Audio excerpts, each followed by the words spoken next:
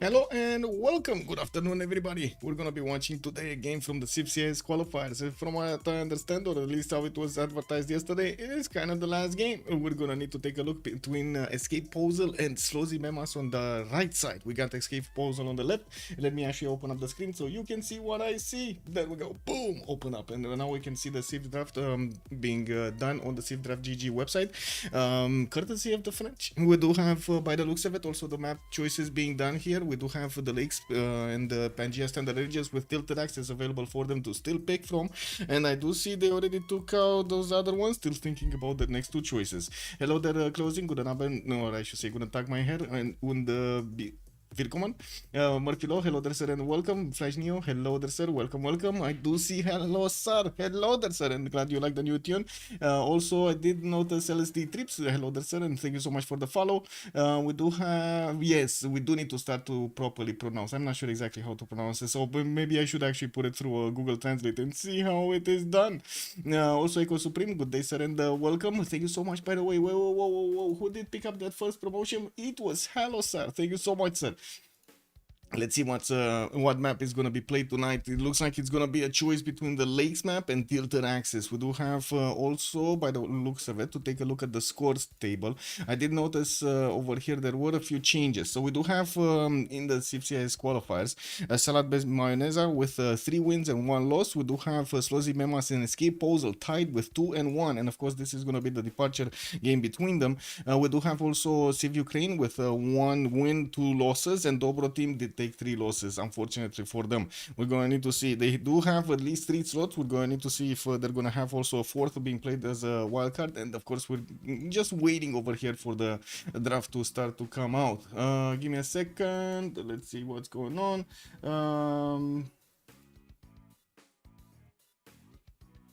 Give me a sec. One sec. Let me fix something. If I can fix something. One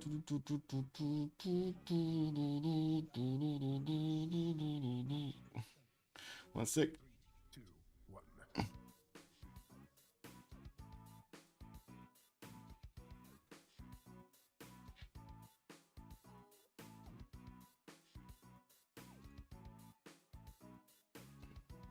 Okay, there we go. Fixed. Okay, so what do we have here? It's gonna be lakes. We got the lakes map, and by the looks of it, we do have also the team starting to get their bands on the table. Basil the second on Escape Posel has been taken down. Since it is the lakes map, I'm pretty sure they're gonna try to get some how to say, some of those fast civilizations, you know, those civilizations that do actually have some horses, unique units that can move faster. So hey, I'm thinking Scythia, I'm thinking Macedon. We do have Slozhnii Memas being taking out actually Spain over here. And let me actually write something and get back on track over here with there we go, with Discord. So what do we have? This. We need to take a look at something else. I think we do need to take a look at who is playing on which team. We do have Escape Posel with Doc Opera 104 with Stop It, and also somebody that must not be named, Sewi27. On the other side, on Slozhnii Memas, we do have Just Dima, Kazandar Roy, and Solo playing out for them. Okay. Also, I'm German too, so you can greet accordingly. Oh, guten Tag, my head. Also, Basil. Wait, you think they're hating Basil? I mean, I think they might be afraid of Basil more than they hate him. We do have Poland being banned by the Escape Posel. On the other side, it looks like it's gonna be they took him down. The bad boy over here, Ludwig II, got taken down. Anyway, no more free units for them. We do have Uzetian on Escape Posel, and it looks like we're gonna need to see 3 more choices here. Athena, stop it. Chest. Incredible. The cat is just destroying the chair. Slowly but surely, she's trying to destroy the chair. You little destroyer. Anyway, it is what it is. She's probably gonna jump over here to see her tail in just a few minutes. Armada Siracusa, hello there, sir, and welcome. Also back on track, Trung track, Civ7 again. Not Civ7, no, not yet. Basil is the best, the best. Well, yeah, he is. I do have to say on Civ7, we're gonna need to wait and see the update, no? They do have an update coming out like in a week or two, and they were saying, oh, more players in the lobby. Well, let's actually see if that's actually gonna be a reality. We do have Zulu on the side of Slozhnii being taken out, and of course, two more choices needed to be picked here. Yes, not now. I'm sorry, cat. Cat just doing cat things. Okay. The tone of the game is gonna be set by Escape Posel on the left side, and taking a look at this, they're taking this slowly. They're taking this very slowly. Let me put my chats in order also. Give me a sec. Click on this, click on this. That should be fine. Also, hello there, papas on YouTube. Hello there, sir, and welcome. Okay.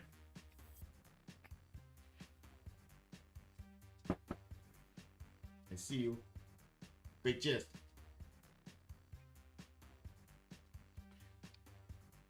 Again, for some reason, whenever I start talking, she wants to play. Anyway, now we do have the roamed region on the side of Escape Posel, and on the left side, we're going to need to see what's gonna be called over there. Let me also take a look at this. No problem. There we go.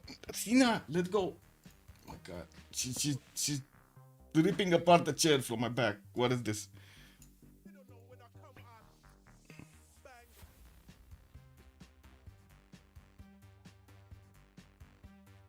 This is the culprit. You did it? Tell them. You did it? No? Not you? Dar cine a făcut? Anyway. We do need to see what civilizations they're gonna pick. They're gonna still need to go through another 3 bands, and yeah, taking it slowly, it is. Mapuche is gonna be taken down. Okay, well, that definitely makes sense with the manual leaders that can run all over the map over there with an extra +5 on them against civilizations that, guess what, kind of are big incentivized to be in the golden age. Oh, yeah, you don't really want that around the map. I don't think there's gonna be any kind of naval warfare between them, but I don't want to discount that. I do think some of them are gonna try to, well, convince their allies over there that it should be a good idea to pick some coastal nations. So we're probably gonna see something that will get them the gold here. You've seen how much it impacted the game yesterday, and quite surprisingly that we didn't have that much gold being generated over there on a naval nation. That was quite surprising. Anyway, we're going to need to see how things develop this time. I heard Civ7 hype is over, if there ever was one. Oh, there definitely was hype. Capitalizing on the hype.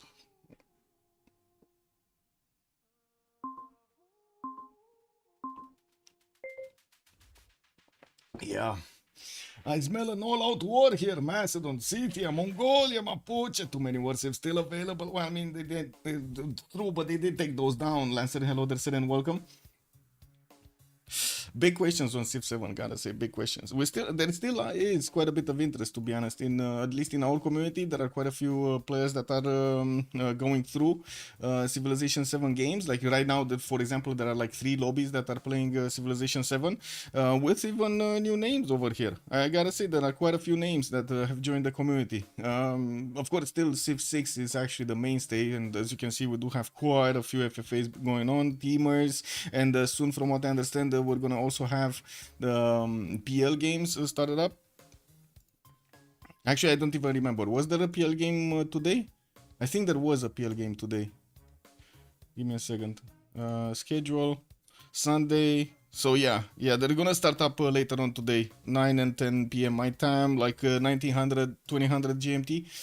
So Escape Posel are gonna take down Gaul, and it looks like also Hungary, Matthias Corvinus, has been taken out by Slozhnii Memas. On the side of picking, we do have Genghis Khan being taken first.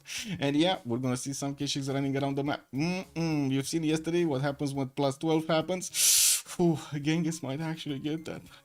We do have also Catherine de Medici, the Black Queen, instant counter over here to Genghis Khan's extra visibility, and I do see also Kublai. Oh my god, K6. Ooh! Wait a second, there was a hype, crash landed 5 minutes after launch, 4-minute download time included. KW, man.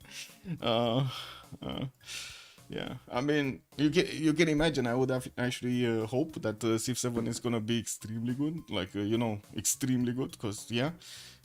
But anyway, Babylon is gonna also be picked as the second civilization here on Escape Posel. They gotta say they're threading the needle over here. They definitely need to pick some bad boy with a lot more attack strength here, and I would imagine Julius Caesar might actually be a pretty good choice. We do need to see them going through another 4 bands, 2 on each side, and as you can see, Slozhnii Memas does have the first pick. The first ban actually, and then we're gonna see them finishing up their roster. Hojo, Kupe, Daido, Indonesia, and also wars everywhere. Yeah, true. Let's put up the map also on the screen. This map on the screen. Lakes. It's gonna be lakes. Big map, lakes.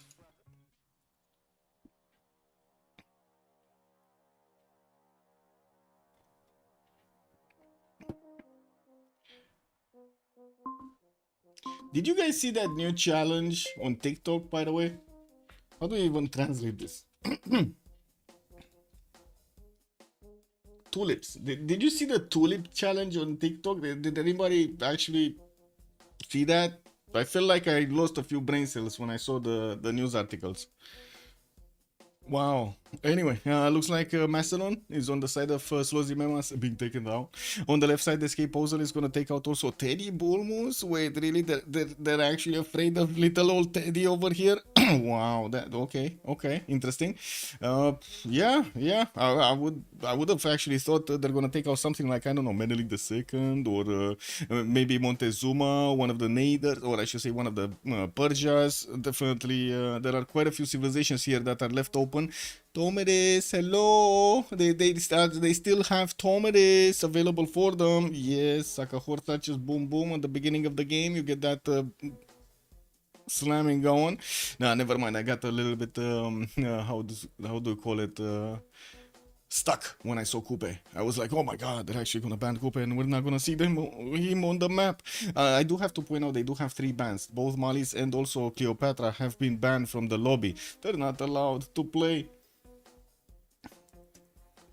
Let me get my chats in order also on the left so I can actually see what's going on. There we go.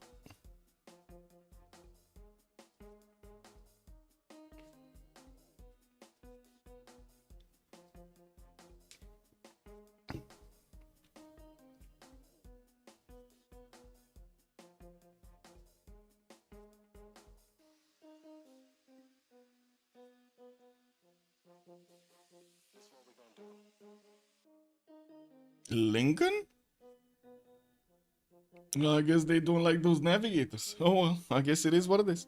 Gran Colombia on Slozhnii Memas are gonna be picked up as the third choice, and I do have to say, Escape Posel is gonna need to reveal their full roster right now with 2 choices needed to be picked here. They do have 50 seconds, or I should say 60 seconds for each, but only 45 seconds from the first batch. So let's actually see what Escape Posel is gonna pick to round out their roster, since they do already have a pretty good damage dealer with Genghis Khan showing up there, a pretty good simmer with also Babylon, and I'm pretty sure he's gonna get the goal for his teammates. And we do need to see if they're gonna follow up with more of these aggressive civilizations, because I mean you can see Slozhnii Memas is going out for all-out war over there. We got Catherine, we got Kublai, we got Gran Colombia over here. Look at him. Look at how smug he is. And then on the Escape Posel side, I mean Babylon is kind of angry looking over here. Let's actually see. Oh, they're bringing in the big guns. We got Tamar showing up on the side of Escape Posel. Oh yeah, another Kublai pick would be lovely. Another Kublai, you want China? You think? Oh, maybe. I was thinking, you guys really like when there are multiple civilization, or I should say multiple leaders from the civilization in the game, no? We should hold some competitions around that. Who can get the biggest double? Who can get the biggest double? Space VK, hello there, sir. Do both teams sleep on New Goth Egypt? You mean Cleopatra? they're not allowed to pick it. That's why they're not picking it. I'm pretty sure it would have been banned or picked if otherwise. Man, that bonus is insane. What they did. Where is Cleopatra? If you're talking about Cleopatra, I don't know exactly, but I'm guessing you are referring to that. But it's good old Cleopatra over here. Well, oh my god, there we go. Ptolemy. 15% production bonus for campuses and encampments when the city is settled on a river.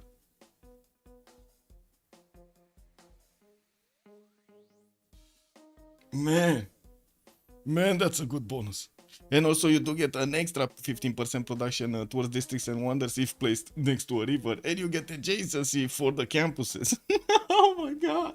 And another one. Yeah, and another one. Oh my god, man. Yeah, they did Cleopatra good, what can I say? We do have Persia over here on the side of Escape Posel. CivCIS has been picked up as their fourth leader. And now Slozhnii Memas are gonna have the honor of picking the last civilization of the game. Who are they gonna use? Nader, the brother from another mother of Cyrus, is coming into the game to show us the science. Well, let's actually see, because to be honest, last time we did have quite a few, I would say, quite a bit of tempo from these Persians. Ooh, sometimes they pack so big of a punch. Well, let's see if they did get into the lobby. It looks like we're missing two, and one just disconnected so he can reconnect.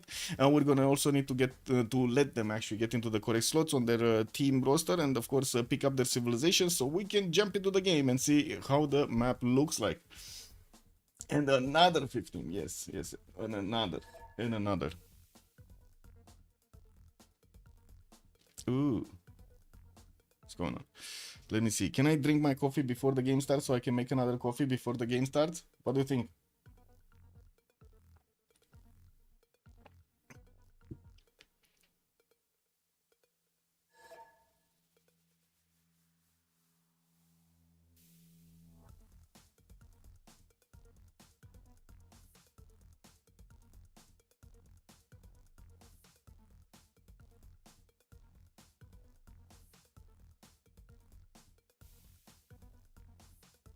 They didn't pick Scythia? They didn't pick Scythia, no.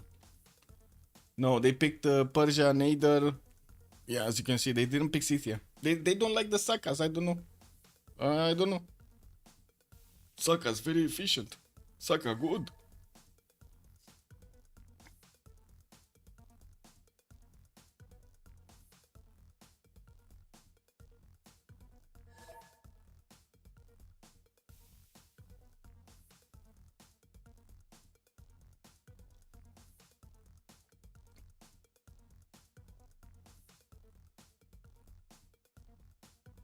Uh-oh. Athena is starting to scold the pigeons again. Or the birds. I don't know what kind of bird it is she's talking to, but yeah. Very nasty bird, very nasty. Yeah. Athena definitely has a lot to say to them. A lot. Anyway. The players are getting into their correct slots, and we're just waiting for them to pick up their civilizations. We do need to see what kind of priority they're gonna give on which civilization. The higher they are, the more priority they're gonna have towards those great people and the wonders. And you've seen it so many times how much it matters to actually fight for those generals. And I'm pretty sure with so many war thieves, we're more than likely gonna have at least like 3 of them going for bronze, opening up with 2 or 3 encampments and trying to actually get those generals with the projects. You've seen yesterday how much they actually needed to prepare with builders on the proper chops to actually get the timings correctly done. All 4 generals were like picked up in a few turns. That's it. 2 turns, bam, that's it. Well, that is gonna be a challenge for them to see who's gonna manage to get that going, and I'm pretty sure they're gonna need to be careful. Had insane Scythia game last week. 16 Artemis. Oh my god, 16 Artemis. How can that even be? And 2 + 5 Kurgans in the cap. Oh, that you must have had a lot of pashas. Also, the Wrath of Khan seems inevitable.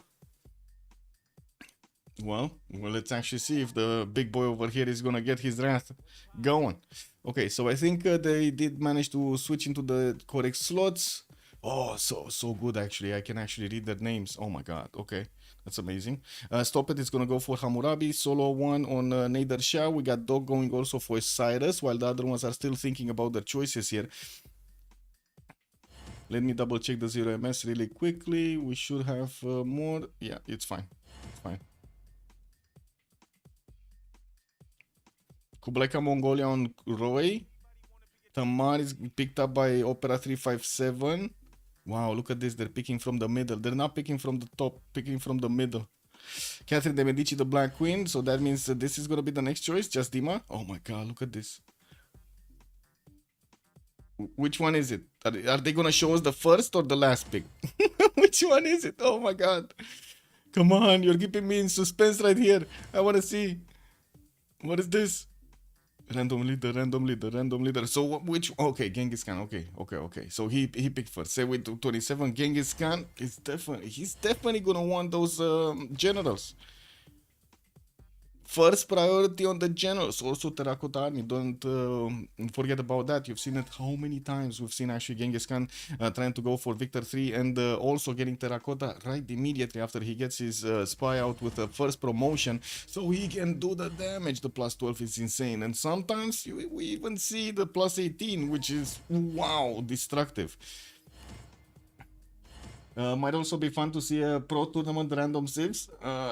True, I'm not sure if they will enjoy that. Fortuna Belli, good morning, sir, or I should say good evening, sir, and welcome, or good night. Oh my god, it's actually middle of the night, right? It's like what, 1, 2 a.m. for you? Oh my god. Okay, so loading into the first map, slowly but surely. Let's actually put up the remap choices here, or I should say the prediction. Let's see who's gonna win this one. We got 0, 1, 2, 10 minutes of the submission period. Let's get this going, boys. Let's get this show on the road. Or as Tomel likes to say it on YouTube, let the Colosseum gates open. Let the games begin. Okay, well, let's actually see on the lakes map what kind of generation we're gonna have. I'm pretty sure we definitely will have quite a few lakes. There's a lot of territory. The main thing I'm interested in is where are the highways between the civilizations that are gonna be opposing each other. So we get a little bit of an insight of where the war zone is gonna be, how is it gonna look, and of course what kind of territory they're actually gonna grab over there. Also 1:30 was about to nap and was checking when you are going live. I think I checked earlier, didn't see it. Yeah, I didn't actually put up I did say it yesterday, but I didn't actually put up a notification for today. Okay, so when are we going, chat? Left or right? Are we gonna see Simon Bolivar, Just Dima, or are we gonna see Genghis Khan being played by Sewi 27? Looks like Lancer is saying right, and I do have to say I'm gonna take a minute over here so I can put the team label so everybody does know who we're talking about. Slozhnii Memas on the side of the left, and we do have Escape Posel on the side of the right. There we go. We should have them open up here. I'm not sure what I moved, but I moved something. Probably a notification of some kind. Anyway, it is what it is. Okay, so we're going right. We're going Sewi 27. I gotta say, I don't actually see anything on the top right of my screen over there. There's a reflection from the back window, and I can't see anything. Like the sun over there is just blocking my full vision. Anyway, Korakorom would have Scout coming up in 3 turns from him. He's gonna have all of the fresh water to the north, to the west, and to the south to actually settle on these rivers with the Darkish colors actually pointing the way. We do have him also with a decent amount of stones actually in the capital. He has 4 stone tiles that he can improve here. With a few more quarries on the other side. He's also going to have access to a decent amount of truffles here to give him the extra gold. Lacking the production on them is not going to be that good. We do need to see also his neighborhood. Looks like on the western side he's going to have Tbilisi to go against. Not going to be easy even for Genghis to actually go against Tbilisi. And do I see this correctly?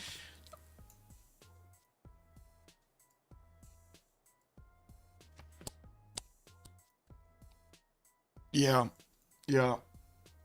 I think I did see that correctly. Unfortunately, I did see that.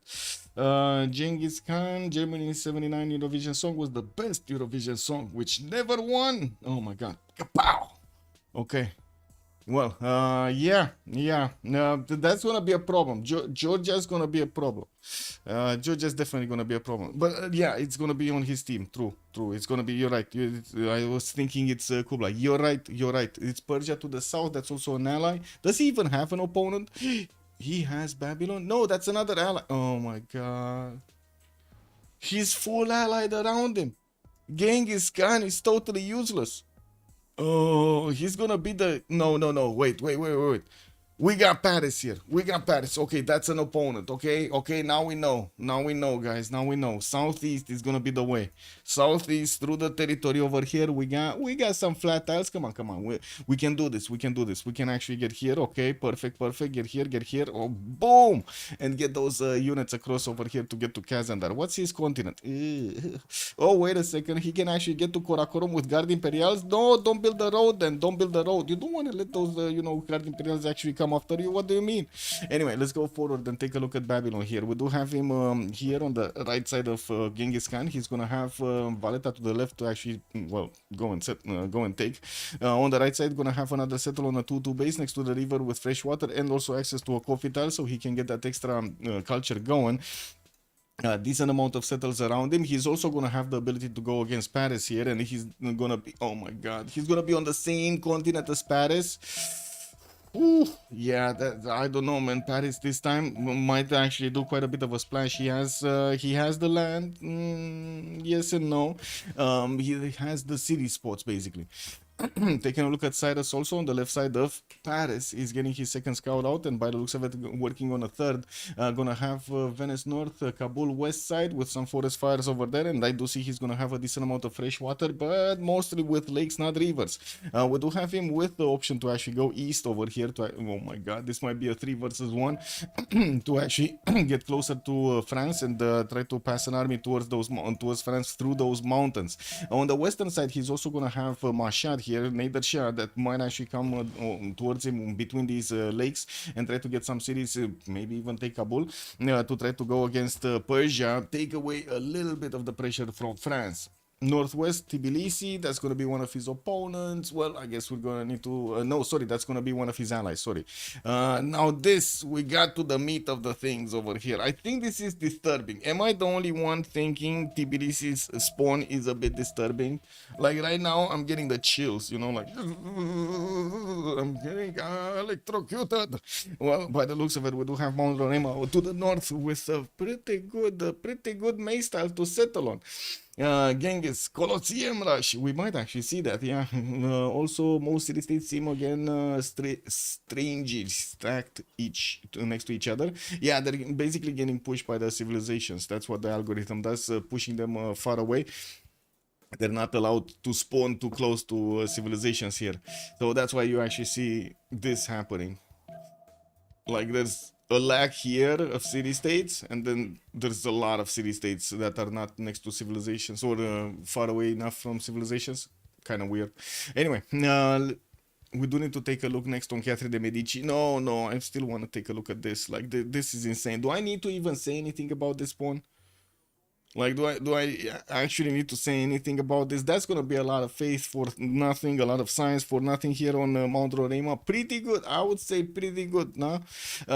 Decent amount of settles. West side, he's gonna have Shanadu. That might be a problem. Kublai Khan is one of his opponents, and of course, by the looks of it, he can actually use the hills with the Kevsurs to defend himself. We're gonna need to see how he's gonna try to play this. Opera 357, definitely gonna be happy with his next door Rorema. Catherine de Medici, Paris getting his settler out, gonna have the truffles to settle to the northeast to get an extra amenity, extra gold, and I do see access to quite a few hills and 2-2s, while he's also gonna have access to the western side. Oh my god, forest fire, 5 tiles of improved fertility. Well, we definitely will see some cities being settled here to the west side, easy settle on the right to get some extra food, and I'm pretty sure he's gonna want to get as far as to this wine tile. We might even see a city here or somewhere being placed so he can actually grab the wine tile and work the other ones, put up a defense against his opponent. We do also see on the eastern side he's also going to have a decent settled location with Gran Colombia being here. He's going to also have an ally that he could set up coastal trade routes here through the southern waters. You do see this this lake, or I should say inland sea. It's probably an inland sea, right? Yeah, it's 1-1.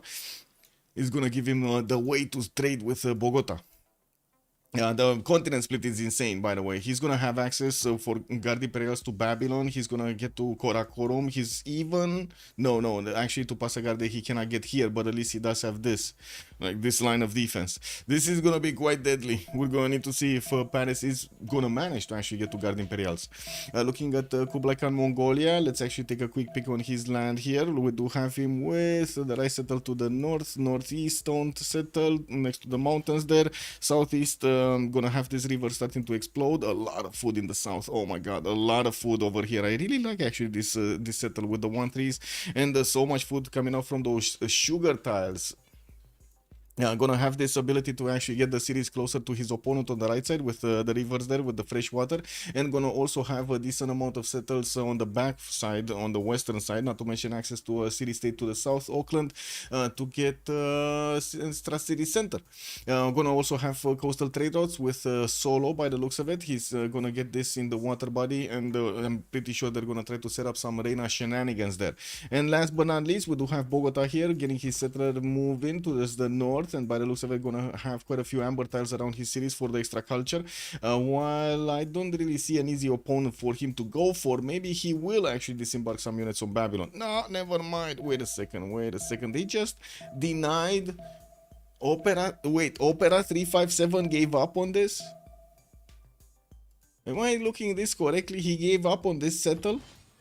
Is this? Oh my, no. Why did they remap?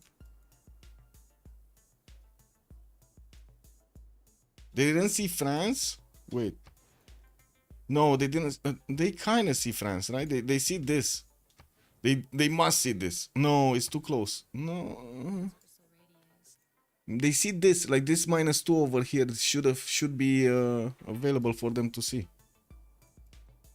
No, maybe they didn't open up the lens. Of course, because of Genghis, Frisim Genghis. They don't like Frisim Genghis. Cool with Loderson and welcome. Wait, how so disrespectful, man? How can you not like Genghis? Genghis is good in every way, every situation, man. No, I'm kidding. Oh well.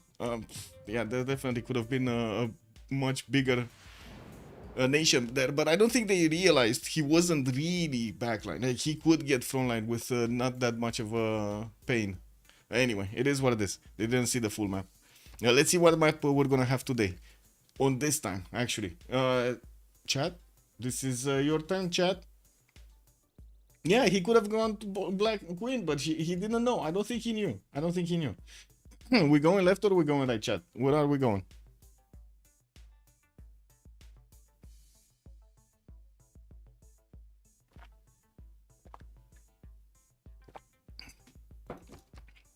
The perfect counter civ. Halosar is saying, right we go. Okay, so this is all about Genghis, guys. Today it's all about Genghis. Main star over here, Genghis Khan. Ooh, Lake Victoria Southeast, gonna get some extra culture, get the ching ching, the gold. Tbilisi again. Does he have like a Tbilisi bias or something? South. Okay, cool whip. What are the chances of this happening? How did they restart a multiplayer game like that? Hello there, sir, Lord Sensi. We are using a mod called Multiplayer Helper, which adds an extra menu over here, and you have the option to actually do a remap vote between the players in the game, and of course they have like yes or no options, but it also has an option to instantly remap in whatever turn you are in the game. It doesn't matter, like you could be like turn 100 and you can remap. An extremely good addition, by the way, extremely good addition to your game. Also, yeah, rest in peace, man. This is incredible. Karakorum again is gonna have Catherine the Medici next to him, same continent, so Guard Imperials can hit Karakorum no problem, and it does seem like he's also gonna have Grand Columbia to the southeast to actually trade some punches with. Ooh, I guess Lake Victoria is actually Grand Columbia's. Well, let's actually see. Karakorum gonna get his scout out. He does have cities in the north and in the south to actually grab, and by the looks of it, quite a few bananas in the south. I'm pretty sure the 1-3 is gonna be settled there. Does look like he's also gonna have some coastals, even though it's gonna be extremely painful for somebody to actually get a city there. I do see Georgia does have an incentive to go west of this Shukumi Bay. I'm not sure how to say that, but anyway, you have your imagination so you can hear it out loud. Let's take a look at the next one and see where Hammurabi is. What is he doing over here? What is he planning? Babylon, a lot of fresh water. Oh my god, look at this fresh water everywhere. Like it's everywhere. Southeast, north, west, no problems for him to get some cities going. Netemenanki, possible city northwest, and he does have quite a few other floodplains also to get some extra production from. Diamonds to go and improve in the south. Unfortunately, yeah, they got cut. One extra gold got cut over here from the diamonds. It is what it is. Well, let's actually see what his neighborhood looks like. Northwest, he's gonna have Persia. That's gonna be Cyrus, and that's gonna be one of his allies. Northeast, he's gonna have the other Persia. That's gonna be Nader Shah solo. And yeah, I'm pretty sure they're gonna trade some punches during the game. And he's also gonna have Mongolia east side, where he can actually help to set up some.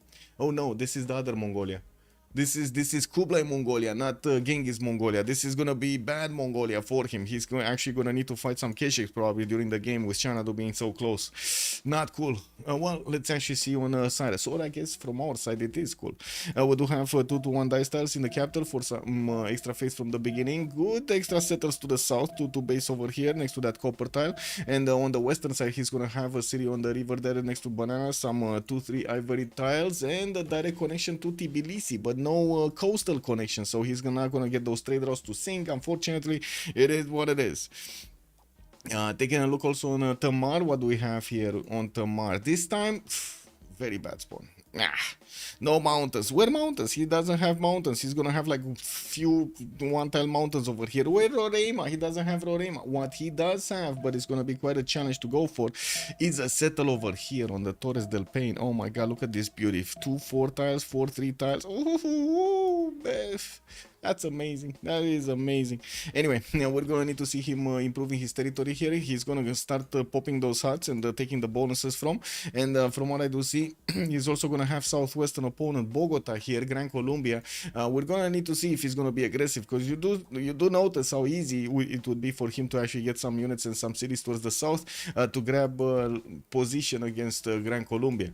Taking a look at Catherine de Medici, we did see that he is next to Mongolia here, so unfortunately for Mongolia and fortunately for Paris, or I should say for for both teams, they're gonna have these bad boys next to each other, and they're gonna fight with the extra intel. We're gonna need to see if anybody will manage to get some extra on the other one. Definitely France is gonna want to be ahead of Genghis, so he doesn't give him that extra +6. We do have settlers coming out from Paris here, and looks like he's also gonna have cities to the northwest. Ooh, this is a beautiful Etemenanki city. Just look at all of this territory here. Beautiful Etemenanki city. Gonna have a city on the tobacco over there on the 1-3, and I'm pretty sure can get a city next to the bananas to the northwest. Yes, one to the southeast with some fresh water from the lake over there, but doesn't look like it's gonna be amazing. And I'm pretty sure he's gonna need to get cities to the northeast towards Mongolia, because it's not like he actually has where else to settle. So like 1, 2, 3, 4, and 6 southwest. Come on, do you think he's gonna get this? I don't know. And then he needs to go north. He would need to go north. There is no other way. Now, where would he go? To the western side towards Kublai Khan? I mean, I guess at some point they're gonna trade with each other, but I'm pretty sure that he's not gonna get his own city here on the western side. So that kind of leaves him with limited options and one single direction to go north. That's gonna be towards Mongolia, Sewi. Taking a look at Kublai Khan, we do have him with Xanadu with fortress for a settler. He's gonna have some geothermals next to him, so it looks like a continent split. We will see him grabbing those cities northwest next to the bananas, I'm pretty sure, so he can get that going. He has a diamond settle also if he wants to, and Babylon next to him just grabbed one of his tiki huts over there and got a free builder. Oh, beautiful. What is this icon on Stop It? What is that icon on Stop It? Give me a second. What is this? Does anybody know what icon is this? Anyway. Yeah, that's pretty cool. We do have Nader Shah also, solo one with bronze working started up. Looks like Nader Shah is gonna have Mashad here, getting his settler out in 2 turns. Southwest gonna have Babylon, and that's gonna be one of his opponents. Southeast Kublai Khan, that's gonna be one of his allies, and I'm pretty sure they're gonna try to gather together their forces to go towards the Babylonian capital here and try to smash it down. Now this is gonna be quite a painful endeavor for Babylon if they do keep this map. We do have another 10 for this to actually happen, and I do have to say Mashad does have a lot of cities to actually settle around him. On the northeast rivers, east side rivers, south rivers, Banana City here, and from what I do notice also some diamonds for the extra gold. He's not gonna have a lot of gold from amenities from what I do see. Like this is the only one that actually gives him, and I guess the wine tile would give him an extra one, and that's about it. We do have also a war declaration being sent between them. I would imagine they do want to get this is the war declaration. Okay, this is the war declaration. Georgia wants to actually stop that scout from moving too far forward towards him. I guess he's planning to actually send the settler towards the southwest, because otherwise I don't think he would have done this. Anyway, he does have this marble settle that he could go for easily to get the extra culture and of course the extra amenity from. Shouldn't be that hard. Let's take a look at Gran Colombia really quickly. Bogota is sending his first settler to the east side here, and yeah, he does have some bananas in the capital, cotton, but it's only gonna give him some gold. The extra faith from the dice tile, not really worth to work at the beginning with the lacking point of production that on that tile. While he does have cities in the northeast to go and settle quite quickly, I'm actually quite curious how he's gonna try to spread them out and where is he gonna try to place them. We did have one remap token used last time by what was it, Escape Posel, I believe, and this time around let's actually see if Slozhnii Memas is gonna want to get this out. Isn't it a coffee luxury icon? Is it a coffee luxury icon? Wait, I don't know. What was it? Icon. Let's see. Icon, resource, coffee. No, it's not. Coffee is like this. So it's not coffee, it's something else. It kind of looks like coffee, but different colors.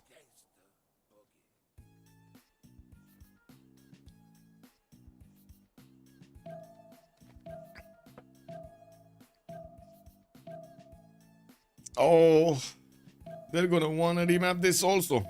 Okay, third time's the charm. What are the chances, guys? Let's put up a quick poll over here. Actually, I think I can finish the prediction and do it. Check this out, check this out. I'm finishing the prediction too. I'm doing it quickly. Let's get another prediction going really quickly. And this is only gonna have like 2 minutes. That's it. You guys are gonna have 2 minutes. Did I actually put the previous never mind. Will BQ spawn next to Mongolia to Genghis? Yay or nay? That's simple question. Will Black Queen spawn next to Genghis? Yay or nay? Let's see it. Let's see it. It's a bio coffee. It might be a bio coffee. What can I say? I'm not saying no to that. Okay, so let's see it, guys. Let's see it. Come on, win the channel points. Will Black Queen spawn next to Genghis? 2 minutes to go. Get the points in. Get the points in. I gotta say, we had two maps with both maps having Genghis next to Catherine de Medici. Will this be a third one? I finished too. She also came to put some points in.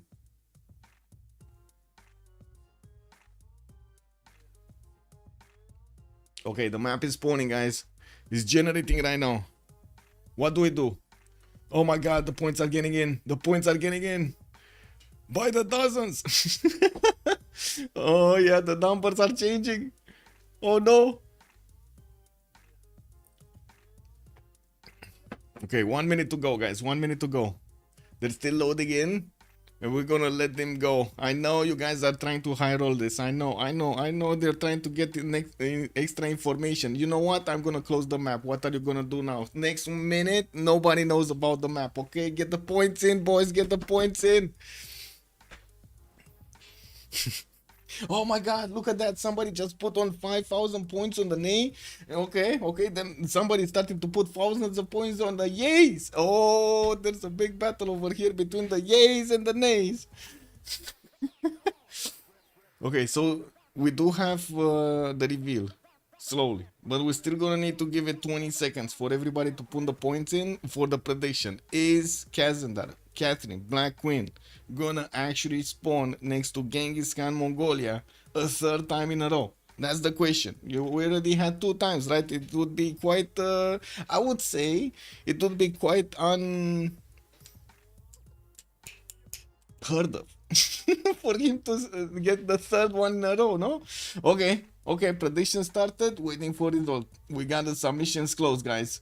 And it looks like 85% said no, he's not gonna spawn there. 15% said yes. Let's see it. Let's open up the map. Where is France? Oh my god. I'm sorry to report, guys.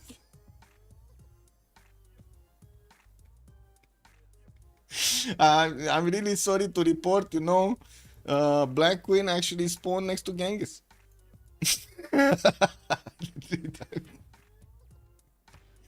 Oh my god, different continent, different continent this time. I mean, it's still next to him, right? But different continent. Yeah, he can use this one tile choke to get out. Oh man, it is what it is, man. 3 times in a row. Karma. It is what it is. Okay, well, let's actually see what's gonna happen here. We going left or we going right? It's like 30 tiles. Yeah, but it's still, it's still there, no? We're going left and or right.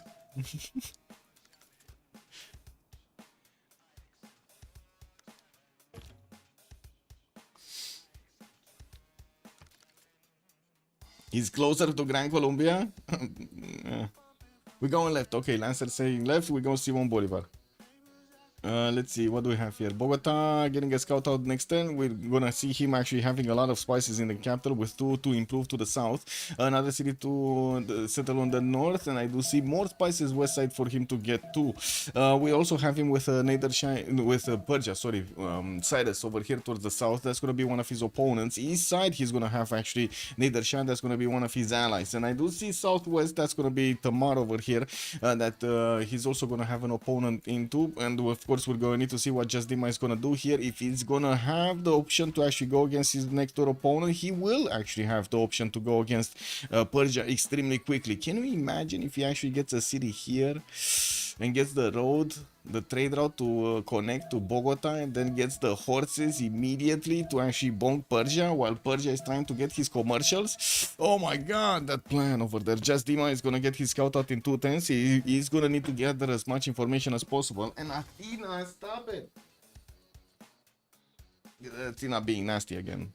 Anyway, looks like he's also going to have an iron tile to the western side to get that resource in the second ring. Another iron on the right side to get the iron. But I think he actually moved, because by the looks of it, he doesn't have a horse anywhere. And I think he does have a 1-1 base, which kind of gives us the idea that that is a horse tile underneath, and he needs animal husbandry to discover it. We do also see him grabbing some tiki huts over here and getting closer to see his opponent. Very nice, very nice. Anyway, now let's take a look at Nader Shah. What do we have? Mashad here, gonna have 1-3 and a 3-1 banana to a couple. 3-2 also, very nice to actually grab the extra food and of course the extra production there. Gonna have the fresh water? No, not really. He's actually gonna have a big freshwater problem here. With yes, cities that he could settle on the rivers towards the north. That's gonna be quite a bit of a trek. 1, 2, 3, 4, 5, 6, 7 to settle. But oh my god, look at the wine settles. Oh, this is gonna be an awesome city, no?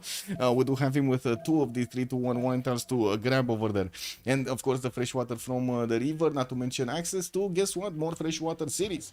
On the western side, he's only gonna have coastal cities with water bodies spanning on the south and the western side. No one tile lake to actually help him get some extra fresh water from. Access to an iron tile in the second ring, in the first ring, sorry, to the western side, and I see his horses his second ring on the south. Can get the ability to actually build his Temple of Artemis, and it's not gonna be a bad one, but not a good one either. Moving next, we do need to take a look at his neighborhood here. Looks like Roy is gonna be east side, and he's gonna have the option to actually connect with him on the coast over here in the East China Sea. While I do notice to the south, he does have Babylon past this water body, the big water body, and this is gonna be one of his opponents. Stop it might actually stop Persia, I gotta say. There doesn't seem to be an easy way to actually get into this territory towards the south unless you actually do manage to control the choke points. And yeah, we're gonna need to see who's gonna control the choke points. Taking a look at also Kublai Khan Mongolia, Shanadu here is gonna get his settler out in 3, and I do notice a big city to the southeast with multiple sugar tiles there to get improved. Also La Venta to take over, and I do notice he's starting to actually yes, Atina, yes.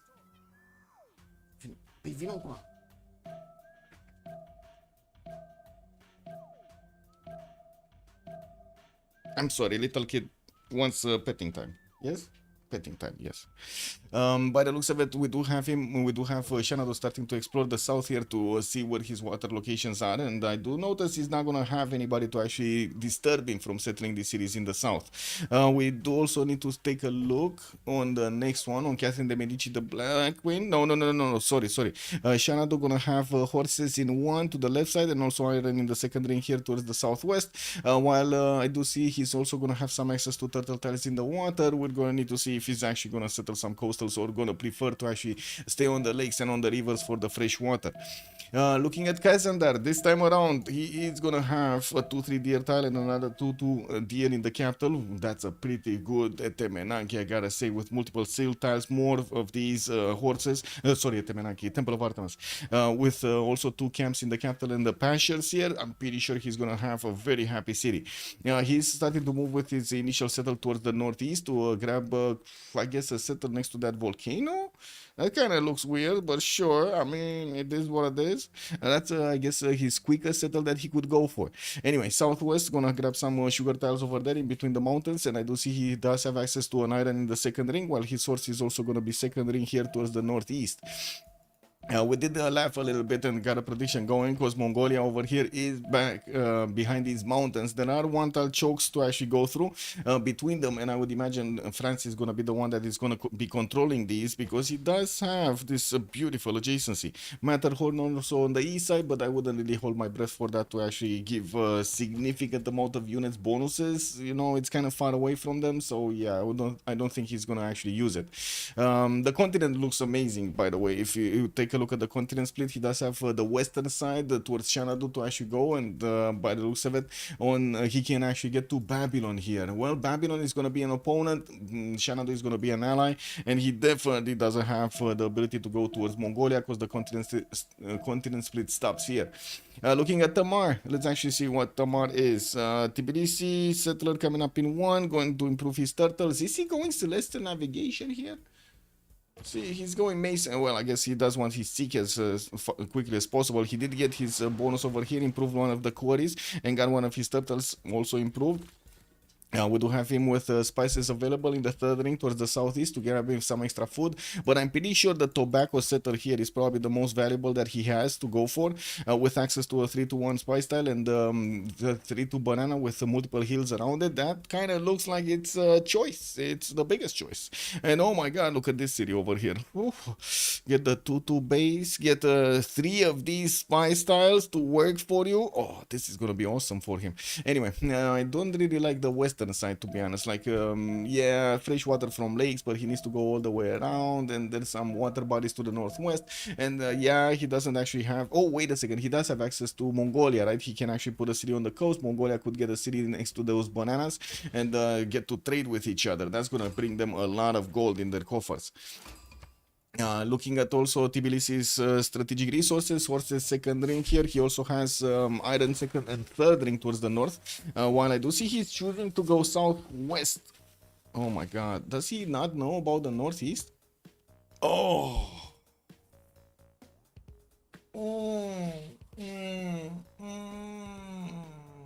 this lack of information, man. Do you see how much it matters, this information problem? This is incredible. Battle Cruiser, hello there, sir, and welcome. Also opening bronze. Yeah, I mean, you gotta do what you gotta do. What you mean? Cool Whip, you open bronze, get those generals out. How is this Oh my god, man, the lack of information. Okay, battle cruiser. How do we deal with this?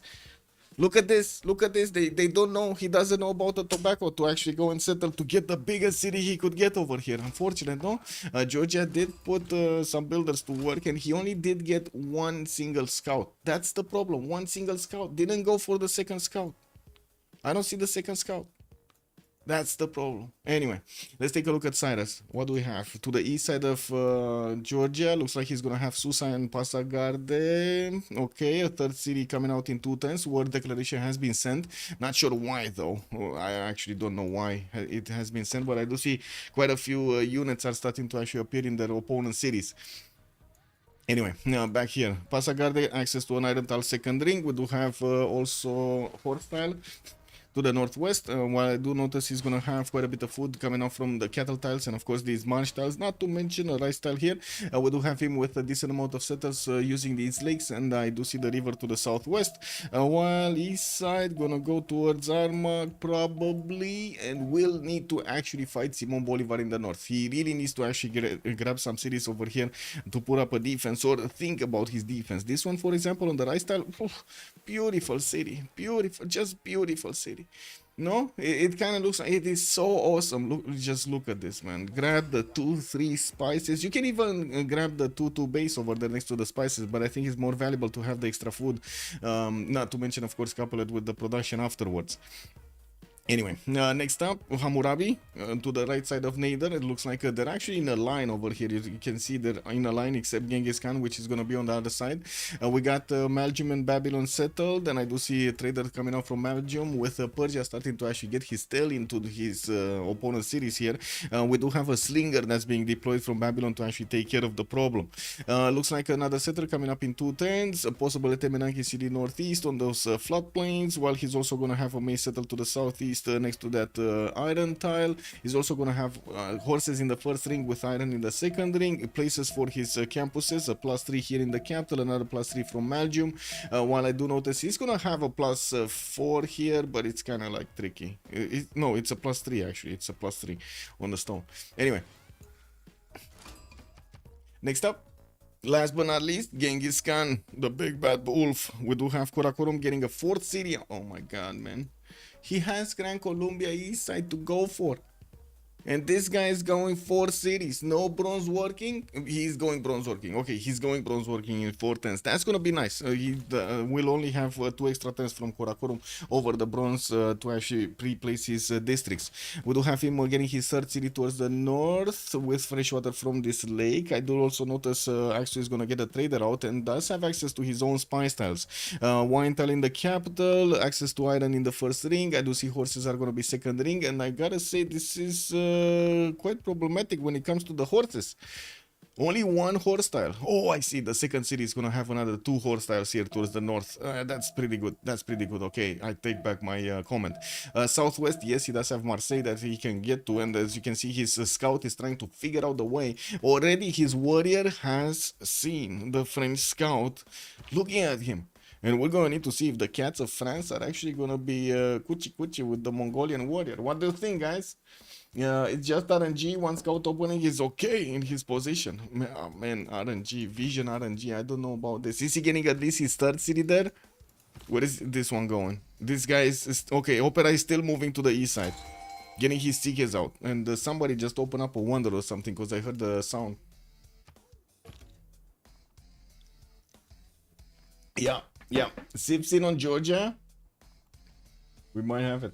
Also, Battlecruiser, I hope you're also well. Did you see Battlecruiser? They put up a new update on Satisfactory. Oh my god, man. That's a... oh my god, they're actually putting signs on... You can put signs on bells. You can get triple connection for tubes. Oh my god, man. Starting to... they're introducing new pieces. I didn't actually play it, but I just saw the... Let me actually put it up. I think I put it on my Discord somewhere. Let me see. Satisfactory? Satisfactory. Here. Yeah, take a look at this. Take a look at this. There's a dude called Total Eclipse that is looking at the trailer for the 1.1 version. And they did more improvements on the servers. So like when you delete something that got built by somebody else, you know, it used to be that it didn't get deleted properly. Now it will get deleted properly. Yeah. I don't know if it's out or not, to be honest. I don't know. They just put the trailer, I think, or the teaser. I think it was more like a teaser, like yesterday or 2 days ago. Okay, so Georgia is gonna see that spice. We do have Georgia moving for the tobacco settle. Very nice, very nice. Okay, what do we have here? Persia did actually go for the Sparta settle towards the north. He's starting off with his campuses, +2s over there and another +2 over here. Gonna get a third city moving on the eastern side that he's also gonna use to connect with Mongolia Kublai. I do see also Mongolia already open up with his 2 encampments. He does have France to the southeast as an ally. East side as Mongolia to actually go against Genghis Khan. He could try to go and take Geneva to actually get a forestation, and I'm pretty sure he's going to want to put up the defense here and not next to his cities. Now, while western side, Nader Shah is going to be an ally. Southwest, that's going to be Babylon, and I'm pretty sure it's a bit too far away for him to actually interact with Babylon here. A bit too far away, I would say. A bit too far away. So is Genghis. He's kind of far away, but I guess we're going to need to see if the horses are actually going to want to get that speed going. City Patriot also as a pantheon, and I'm quite surprised he didn't actually settle the southwest on the sugar tiles first, and he settled Kokekota over there, but I guess it's fine. We'll see. More pantheons? No. France is starting off with his encampments also, getting his third city out, 2 encampments also coming around. We don't have yet encampments from Mongolia. He did want to get his settler out, and by the looks of it, he is replacing his encampments, but from the capital, he's still working 3 times for his settler. Builder coming out from Korakoto, so he can improve his 2 horse tiles, and the third one over here from Korakorum, while he already got a trader to connect to the capital to give him some extra food and production there. Also, Rogals, hello there, sir. Random question to chat. Does Twilight Valor card work on defending units? I thought it does. It does. But now my friend is telling me it does not. Okay, let's actually take a look at the Twilight Valor card. Twilight Valor. It should...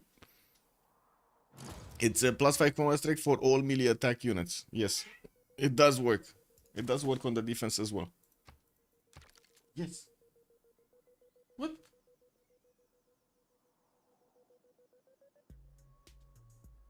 Nu pot să mă joc cu tine acum. Așteaptă-și tu. Probably gonna need to feed her in like an hour. Yeah, no problem, man. We do have builders coming out from Korakoto, and yes, I do see Mongolia is keeping a scout on the eastern side towards Grand Columbia. Oh my god, I got hairs coming out of my nose everywhere. Anyway, I was looking for pantheons. No pantheon here. Babylon got third city, Malgium. No, oh, we got a pantheon. God of War and Plunder on Persia, on Cyrus. Looks like he's getting his monuments out for that extra culture. He's kind of lacking food in the capital. You see, he's growing very, very slowly. Probably working the 1-3 with the other 2-2s instead of one of the sheep tiles, so he can actually grab some extra food from that one and balance basically the lack of food on the 1-3. But anyway, we will see a builder here going to improve the horse style. He doesn't want to give the scout of Grand Columbia a free builder, so he's just gonna try to wait a turn over here to get that improvement going. Anyway, more horses are gonna be available for him in Susa, and I do see him also going for 4 cities. Oh my god, Athena's doing the yoga now. Maybe he missed it with maybe he mistaken it with the oligarchy legacy card. Check. What? Meow shitty. Do you actually hear her, by the way, chat? She's very vocal today. Oh well.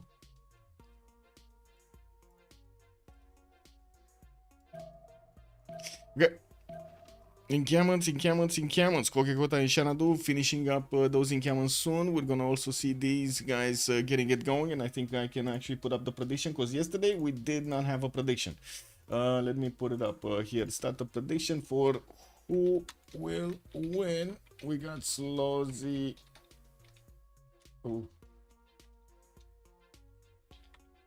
On one side and Escape Posel on the other side. And let's put it for 20 minutes as a submission period. We got some time. We're talking horseman, so definitely not. Yeah. Well, it should work. The extra +5 should work on the defense. Usually it says it is for like only for attack. Like what was the bonus that you only got on attack? What was it? Persia, Cyrus, I believe has a bonus only on attack.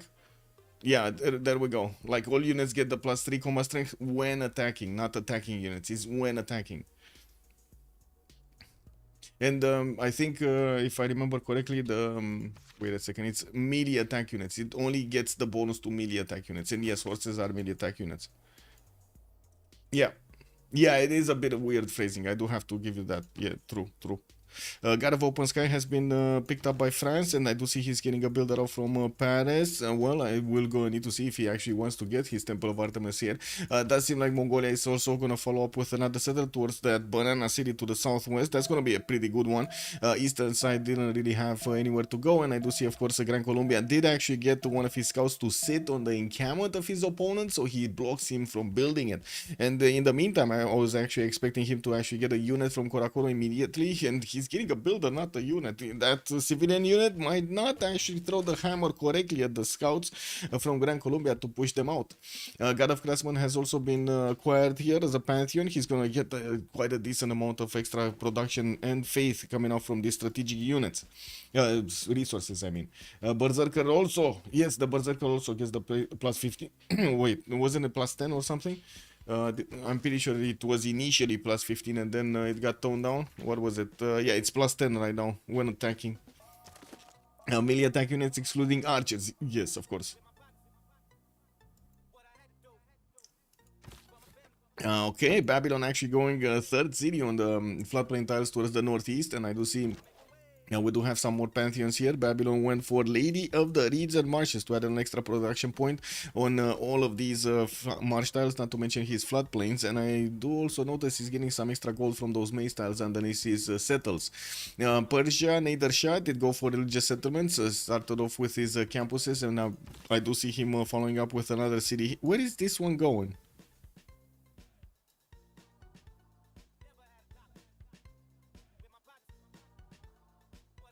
Okay, chat, can you tell me where is this settler going? So I was thinking he's gonna settle at some point in the north, right? But I was thinking he's gonna get a city from Sparta or Tarsus to actually settle the north. And this one, I was thinking he's actually gonna settle somewhere south. But yeah, I don't know where he's going. Where is he going, chat?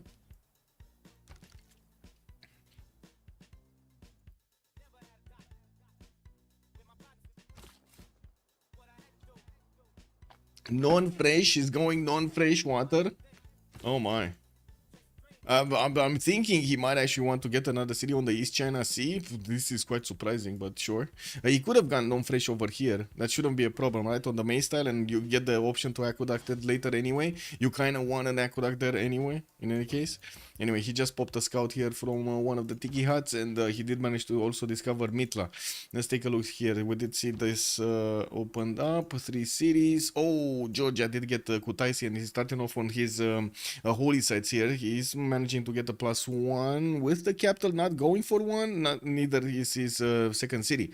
He did choose to go for Monument of the Gods. Now this pantheon is going to give him more production towards building wonders. Okay, well, looks like we got a wonder builder here. And it's a bit surprising because Just Dima is right next to him. Gran Colombia can always send some units over there, and the Llaneros might not care about those Kevsurs that much. And Savnari John, good evening, sir, and welcome. I think he going naval trader with Mongolia. I think so too. I think the discrepancy is more why is he going here for the 4th city rather than, you know, getting more cities in the north over there and in the south, rather than if he's gonna trade. He's definitely gonna need to trade with Shanado. That's a must-have, right? They will need to generate the gold, and the trade routes can go through Tarsus to get to a city that will probably be settled over here somewhere from Mongolia. Oh my god, he keeps on going, guys. He actually keeps on going towards the amber tile.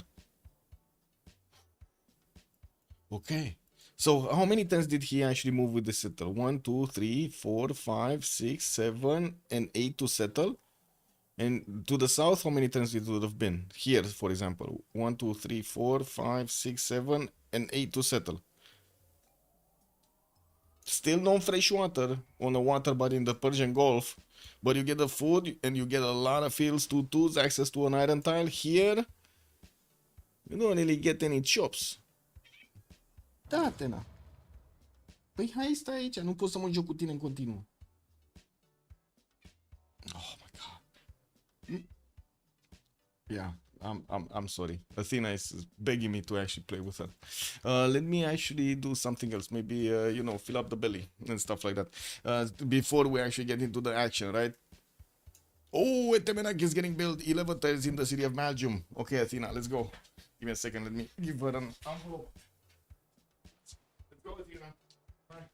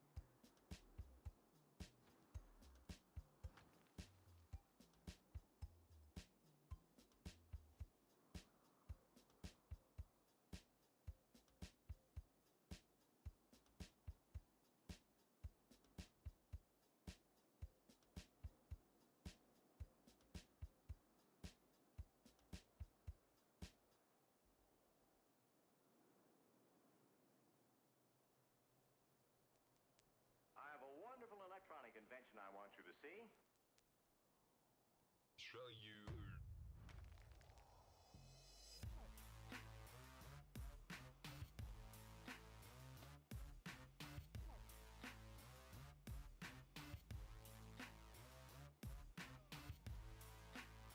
Hey. I started off on a new coffee also. Just starting off with the espresso machine. Doesn't it make your roots worse if you put another city on that lake?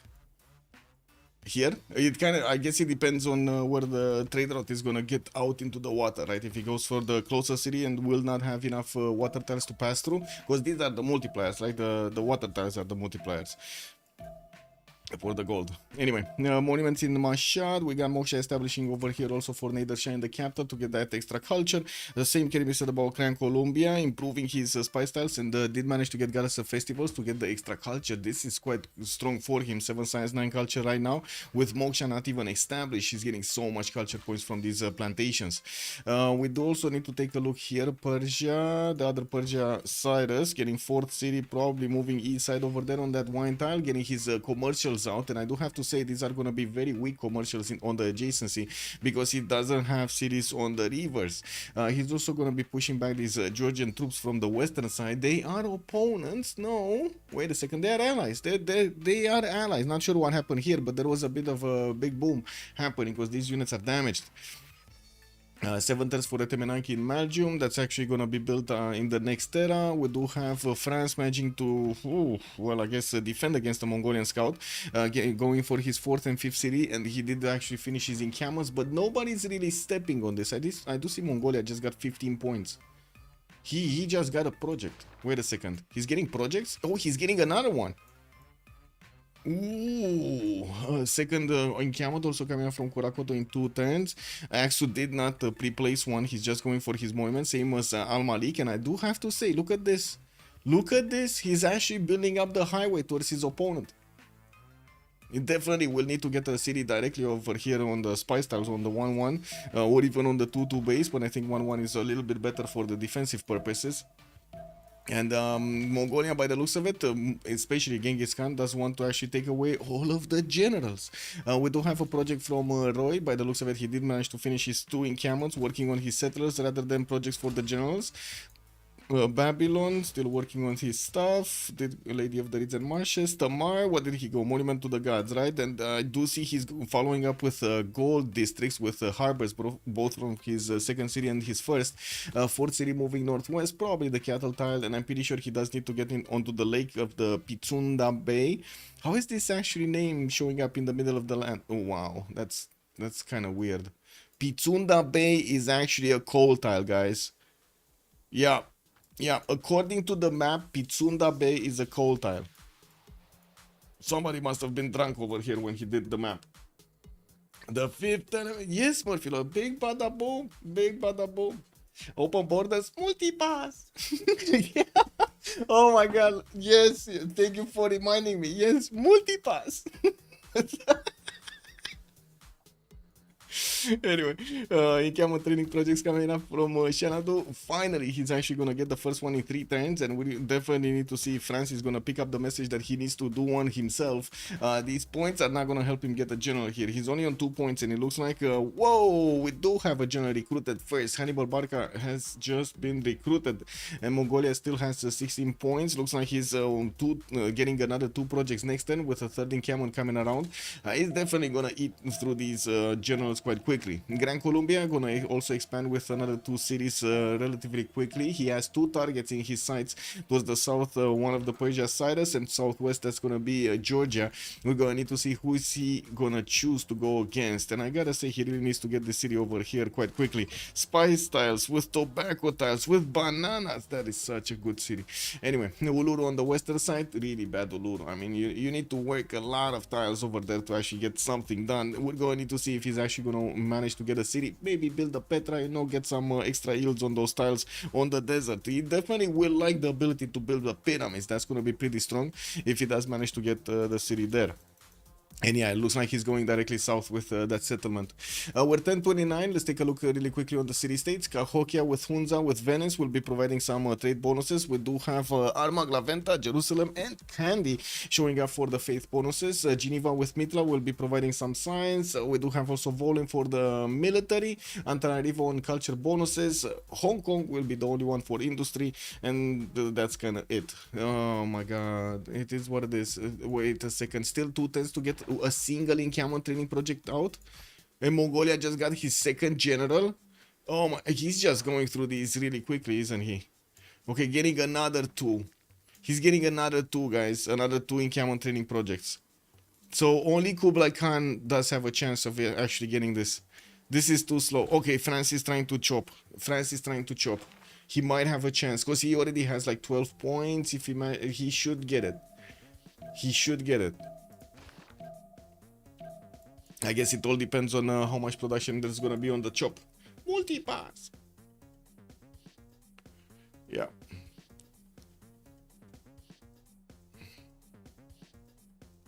Ooh, look at Solo go. 14 science already, 18 culture over there on Nader Shah. 4 city strong. Is he chopping or not? How many chops? 1 chop, 18 production. Okay, he got it. He got it. Exactly the amount of points that he needed to actually grab a general here. And that seemed like he took the 3rd general. So wait a second. Which one of the Mongolias is gonna get the 3rd one? I think Sewi needs to chop this. Oh my god. I think... Wait a second. What's the... It doesn't even matter, right? What's the... Yeah... Sewi has the top slot. He's gonna have the top priority. Can he take that away? I don't think so, right? I don't think so. Like Mongolia Roy will finish the project faster and will have enough points, while Sewi is not gonna have enough points at the beginning of the turn. He's gonna need to chop a project to get the points. He gets project on rollover. Yes. Escaladum. Bună ziua, domnule. Exact asta ziceam și eu. Exact asta ziceam și eu.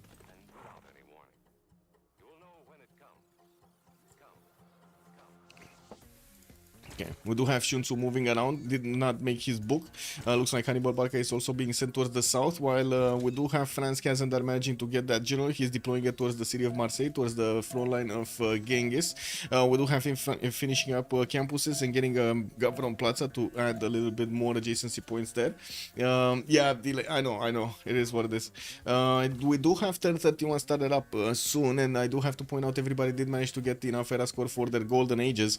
Quite a few builders coming out from Doc from Persia to start improving and chopping his styles here. There are quite a few of them that will need some help. I'm a bit surprised that he's getting a slinger from Susa, because to be honest, I was expecting him to actually start off on a new wave of settlers. He would definitely need at least another 2 settlers here to keep his tempo growing. Now at the beginning, it does seem like he is right now on 9 science with 16 culture. We do need to take a look from Simon Bolivar and see what kind of bonuses is he gonna get throughout the game. With commercial hubs coming out next to his rivers, he's getting the extra gold, and Gavron Plaza will give him extra adjacency to both of these commercials. These are gonna be +5s to the north and to the south. Pretty good gold adjacency. Moving a settler northwest, I would really hope he's actually gonna choose between, you know, settling next to the spy style to the south and going for this maze style. The maze style will give him the ability to actually get those pyramids, and of course Petra over here on Uluru. Oh well, it is what it is. And that's where he's getting his era score also, right? If he settles here, he's gonna grab era score because he's grabbing tiles from the Wonder. Magnus establishing Quito, he did go for Garrison Festivals, got his Commandant General, and did choose to go for Pembrush and Voice Golden Age, that added a few points of culture on his side, with 8 science and 15 culture right now, 21 gold a turn, and that's before he's actually finishing his commercials, not to mention 35 production. A solo 1, 4 cities strong, getting commercials. He did actually settle Tushpa on that very godforsaken bad tile of an amber. Oh well, it is what it is. It is what it is, guys. Getting his traders out, did choose to go for religious settlements as a pantheon, and still is returning his settler from Mashad. I do have to say he did build his Govern Plaza, did not also go for Ancestral Hall to get those extra production points. 2 traders starting to connect his other cities to the capital, 18 science, 35 culture, with 47 points of production over here for solo ones Nader Shah. Let's take a look. Where was it? Here. Yeah, so he's actually gonna go southwest on the cold tile, not actually gonna dabble in Uluru's sandstorms. Habub, you never know when Habub strikes, I gotta say. Do you like Habub? I like Habub. Do you guys like Habub? Okay, let me actually ask chat, because this is a very important question for me, guys. This is very intimate. Do you like Habub? Very simple, very simple. Yay or nay? Very simple. Let's see. I need to know the truth. Do you like Habub or not? Anyway, let's take a look at Kublai Mongolia. 13 science, 28 culture on him as well. 5 cities strong. Did manage to recruit a general. That was the 4th and last one. And I do see him going audience chamber from his Gavron Plaza. Did not place the Gavron Plaza from his capital, unfortunately, so production will be a bit slow. We do have him starting off with campuses and encampments. And by the looks of it, he did manage to get his monuments in the production queues. Not to mention getting new builders. Magnus establishing the city of Hami, while Mosha is in the capital for that extra culture.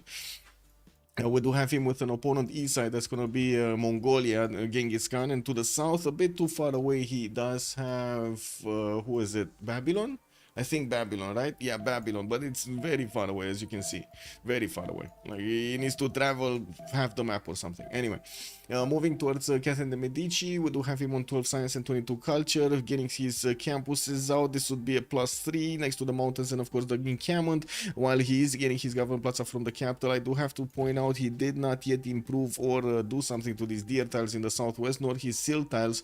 I would have imagined he's going to try to get Temple of Artemis here, but I guess with all of the encampment building, project chopping, and everything, he kind of, you know, didn't have time for it. I do see Moksha also did establish in the city of Marseille. He's keeping Paris for something else. We're going to need to see if this is going to be a Victor 3 city. But wait, he cannot get a Victor 3 city, right, on France? Because he already has a promotion? Oh well. Only Haboobs. It's not that wrong. Wait, slot for mangoes. Hello there, sir, and welcome. Your girlfriend from Arizona, experienced in real life Haboob? Real life Haboob? Oh my god. And what was the reaction? Quick reaction over there. In just, you know, as little words as possible. What was her reaction?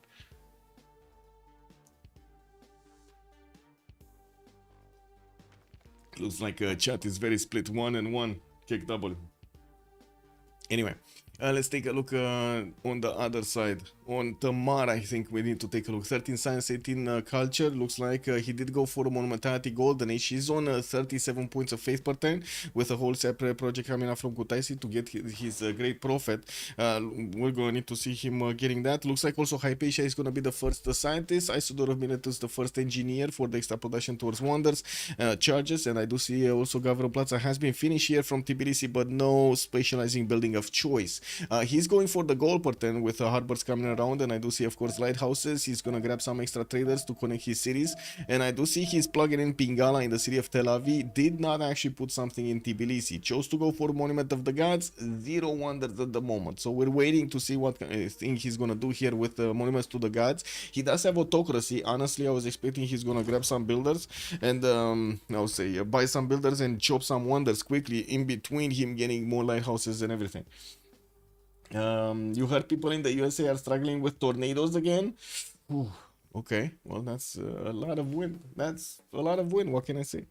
Doc with 13 science with a 31 culture, Penbrush and Voice Golden Age, 4 city strong. We do have Cedric coming off from Pasagarde in 4, and I do see markets from Ray. I do also notice we're gonna have commercials here not giving him that much gold per turn, and at the moment he's only on 18. 55 points of production is pretty good, and I do see in the Governor Plaza he didn't actually build anything special.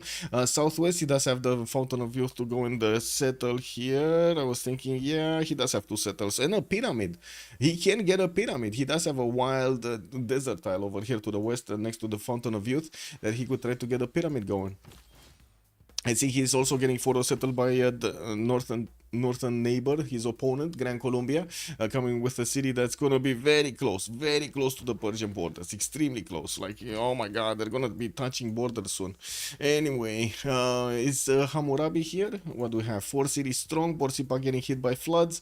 He did finish at the Menanki, getting the extra science on all of these marsh tiles, not to mention the production. These are very good tiles right now, 3-to-1s, not to mention a 5-to-1 sugar tile for the capital city. We do have more settlers coming around from him, to getting out in 2 turns from the capital. He did build his government plaza, no specializing building yet. Campuses are getting bought and built slowly in the best spots ever, the +3 and I see a +2 here from Durkuli Galzu, while he still needs to get a few builders to start improving his resources. It kind of seems like he does have a good start, 54 points of production, also 39 gold a turn after he did finish his commercials. Yeah, all 4 of them actually did finish, and I do see he does have already 2 trade routes with the from the markets. He does need another 2. He's rolling in the points, and I do notice actually we didn't have it's Coleus the next one, and we do have Persia Cyrus that needs to actually pick it or pass it. Yeah, that's gonna give him a free luxury if he activates it. Genghis Khan, 19 science with 29 culture, 4 cities strong, getting orders in his encampments, and I do see he's also plugging in Magnus in the capital city of Karakorum, not Victor. We do have him with the horses starting off from Al Malik. That will be revealed, by the way. France does have a scout right next to that city center. We don't know yet what is he gonna do with the horses, but I guess we can actually, you know, make some ideas here. Okay, now big question, guys. Where do you think it's better for Mongolia to get his units towards his opponent? Is it better to just put a city or go through the north to be able to deploy his army a lot wider, a lot earlier, and have abilities to do whatever here? Or is it better to go directly towards the south through the choke points, through an extremely good defensive territory to get here to the capital city of Paris? What do you think, guys? South or west? Also, mostly surprise, the sky gets really dark on one side. Very strong wind. Okay, I see.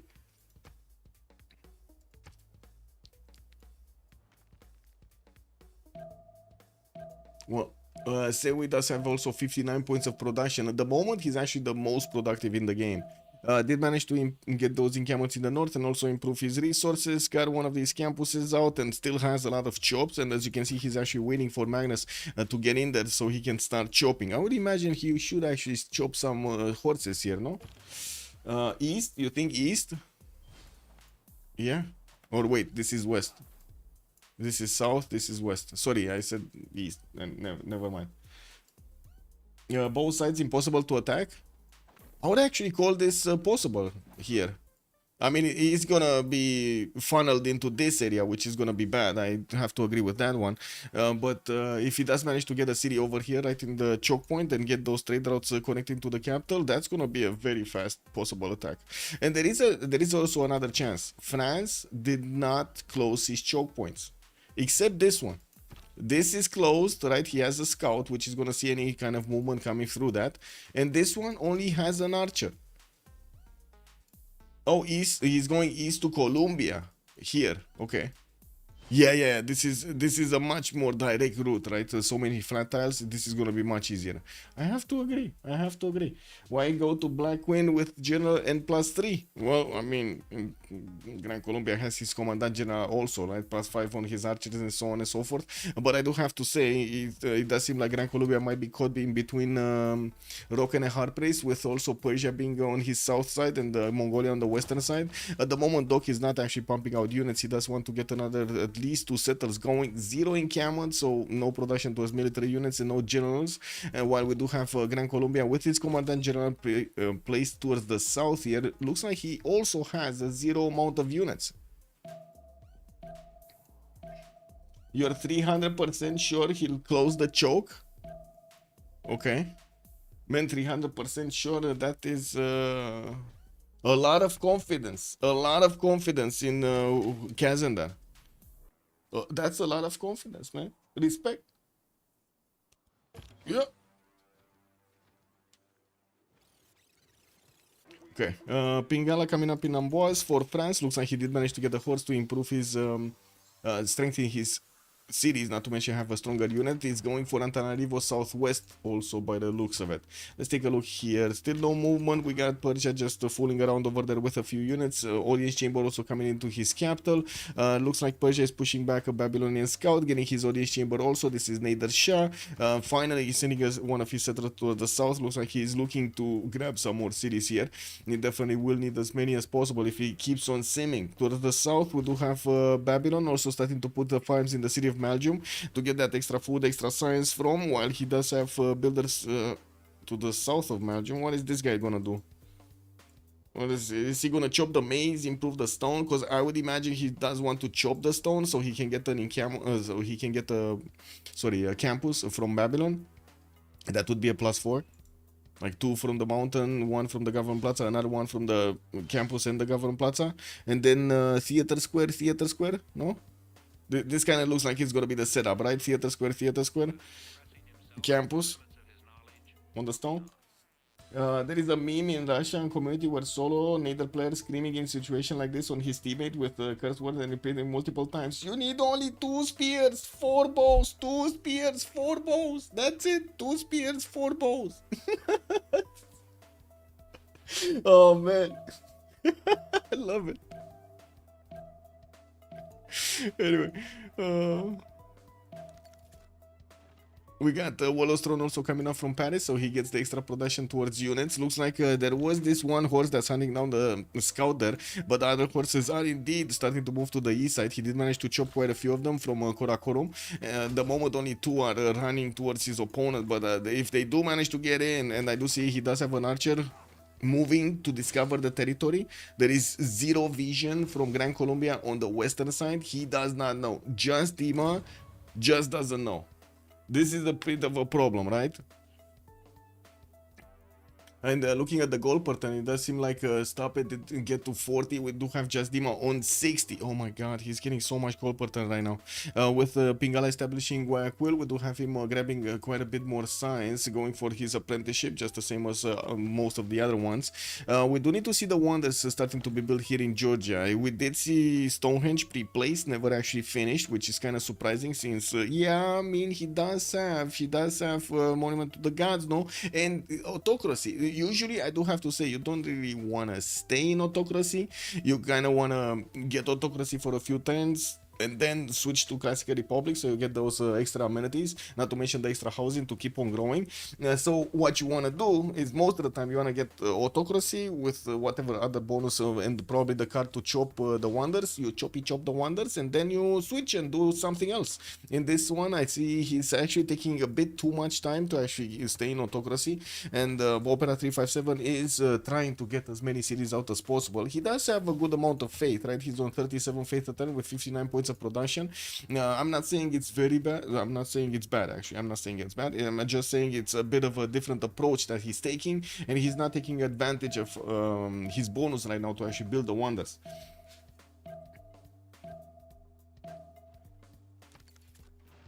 Wait, is this Solo the streamer, by the way? Neither Shai, is he Solo the streamer? Because I just saw him streaming, right? Oh, he's solo Civ6. Oh my god, man. I started to get autocracy legacy sometimes when I'm rushing Colo, especially good on Rome. Yeah, I mean, situational is definitely good.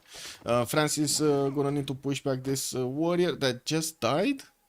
Did that warrior just die attacking into the encampment? Oh my god. He was like, no, the cats are coming for me. And he was like, ooh, kamikaze. Only 2 spears, 4 bows. Okay, 1 warrior, guys. This is the Grand Colombian Hercule. Oh my god, he's sending Hercule to the fight. Hercules, Hercules, Hercules, Hercules. Another early game. Good man. Bonjour, monsieur Fifi.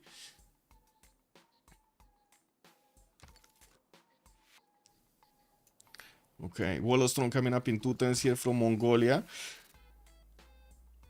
I do see him moving to improve some more of his amenities here. Doesn't build any more units, getting his libraries out. And I do see he's sending one of his horses to check out the one-tile chokes, which France did put a archer to take a look at, but that archer is just gonna die a horrible death from the horses. Oh my god, look at these. So we're like 2 turns away from seeing Gran Colombia losing a city or something, like 3 turns away from losing a city or something. Bogota is gonna start up on horse production. There are a few builders with chops. There is a possibility that he might actually get some extra production towards his units, and I do see next turn, for example, he's gonna have this builder to chop a horse from Quito and couple it next turn with the other one from Bogota to try to help keep Maracaibo intact. Now we'll see if Mongolia is actually gonna do enough damage here. With only 3 horses and an archer, doesn't seem like he's gonna have, like, you know, like a killer squad that's going against his opponent. Let's also see what's going on here. Nothing much. More settlers expanding. We do have a very, very good volcano towards the northwest of Kublai, and I do see Francis trying to take out Antananarivo with 2 of his horses. Now building up his also Warlord's Throne and sending his units to close up the chokes, one to the north, and I do see another one coming towards the south, but it looks like Mongolia is just gonna be there a bit faster. Okay, is he gonna chop a horse from Quito? Or is this gonna be something else? Because that's the only builder that can do it. And if he does manage to get another horse, this might be just exactly what he needs. I do have to point out they do have enough gold to buy him directly a horse. If like there's an emergency in Maracaibo or Quito from the Mongolian attack, they could just straight up buy a horse if they want to. Or a swordsman for that matter. Or a spearman, you know, they could just do it. Ooh, builder buy. I'm pretty sure that was a builder buy in Bogota. Okay, these horses are starting to get together. They're making a camp. They cannot really attack the warrior here, but they can get onto the one tile and to the mace tile. 1 2 tile and to the mace tile. The general will also not have enough movement to move too quickly. I guess it is what it is. You can. And I do have to say, Gran Colombia is gonna get his horse out exactly as these units from Mongolia are gonna get close to him. Antonio Nariño is also here. Nariño. Okay, we got some more of these happening here. Persia to the south. Looks like he's also putting cities towards the north, sending some of his archers. No classical unit yet. This would have been amazing if they coupled that attack together, by the way. It would have been quite powerful to attack Gran Colombia from 2 sides. At the beginning of the game, he wouldn't have had that much, you know, attention. Gran Colombia, Audience Chamber coming up in Pasagade in 2 turns, and I do see he's also going to get this settler southwest. We do have a settler from Georgia also moving moving to grab another spot towards his opponent. He's gonna actually get the forestation over here against his next door neighbor. That's gonna be Cyrus, but that's one of his allies, so you know he doesn't really care. I do also see Stonehenge finally got built. 6 city moving towards the south, and he's gonna need to repair some of those units there. Okay, what happened in Gran Colombia's territory? Okay, warrior got taken out. Chop on the horse. We got 45 versus 43 damage here. Doesn't seem like this is gonna be that tough, but with the third horse also coming around, well, let's actually see the trades. Let's see the trades.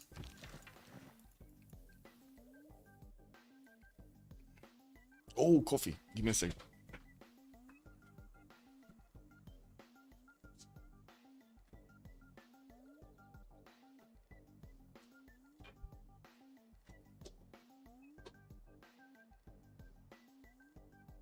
Yeah, give me a second, guys.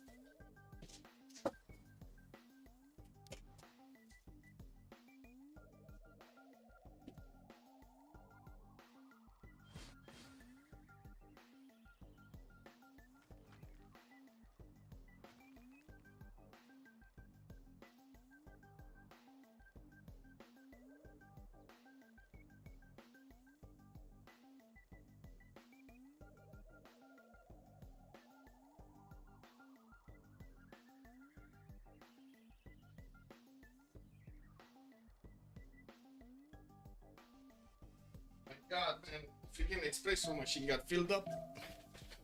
Oh well, I need to give it a few more minutes and then press more buttons.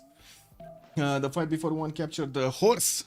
Well, if we're going to need to see if Mongolia is going to grab a horse here or not. We got some archers also coming up from Quito and new horses from Bogota. The builder that got bought does have 5 charges. It looks like it did get the feudalism bonus on it, and that's quite an investment over here from the team. Okay, that's one horse that's going to be taken down, not captured. And we do have to see if Mongolia is going to manage to keep trading properly against his opponent Gran Colombia. The archers moving forward. Not sure exactly why he moved that far with the archer. It seems like that's quite a dangerous position. It would have been very strong if you would have managed to send like another 3 or 4 caps going, but it's still gonna do a lot of damage to Gran Colombia, and he's gonna keep him lower in the stats here, trying to give a chance to Persia to rise to the challenge.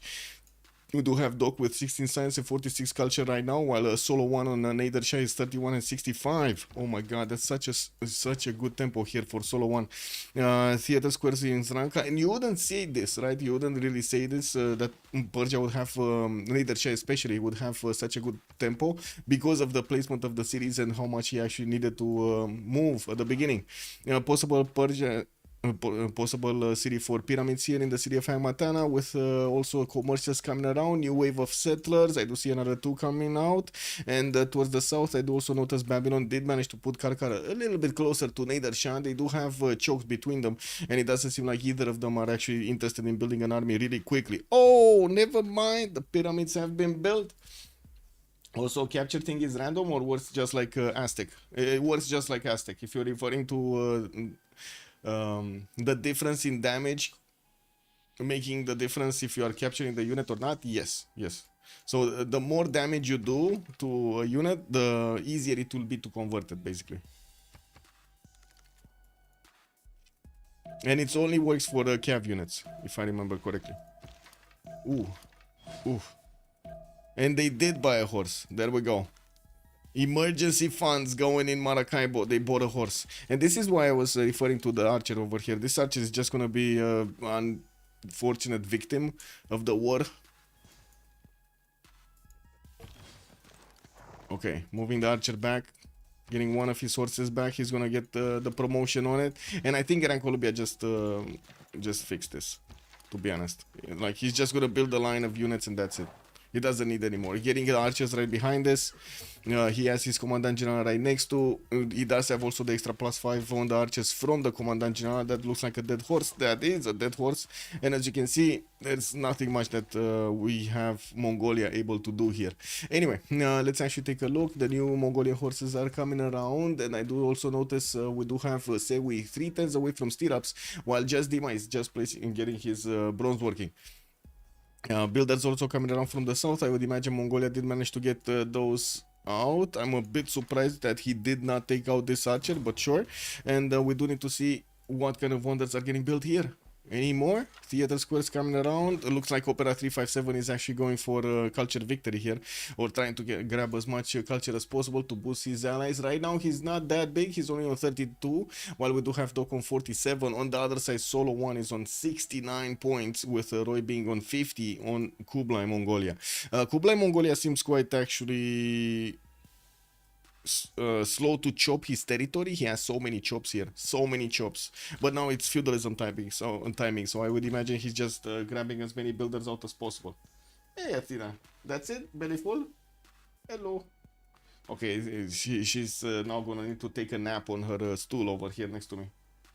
Let me press the buttons to actually get my coffee.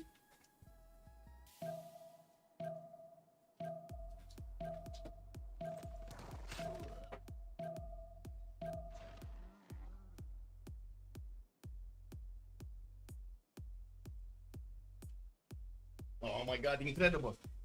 I moved a little bit to go and press the button on the espresso machine, and instantly Athena came after me, so because she wanted to play, and yeah, it is what it is. Okay, we got two horses coming out from Persia, also from Cyrus. We will have the ability to actually attack Umana here if he starts to get a decent amount of them. He sent a few of them towards Armagh by the looks of it, and he doesn't have a general. He never actually put an encampment at the beginning of the game. Getting some theater squares, kind of weak ones, like +2s over here. Maybe he can actually put down at some point a wonder next to them. He has the ability to actually improve the deer tile and get the Temple of Artemis. And again, this is quite surprising. We don't see Temple of Artemis built from anybody. Nobody. Is France destined to attack Babylon? What did he say? Destined. What is this? What is this Roy settler doing so far away into the south? Was this picked up by somebody over here? I don't know. Like Kublai Khan is coming very close to Catherine de Medici, which is of course an ally. We do have also Babylon to the western side. Oh, I mean, you say France is gonna attack Babylon? I think it might be the other way around, sir. Yeah, I think it might be the other way around. Okay. Coffee.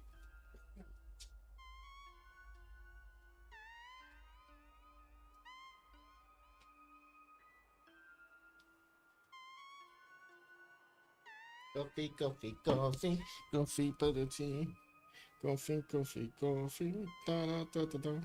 Da, da, da, da, da, da.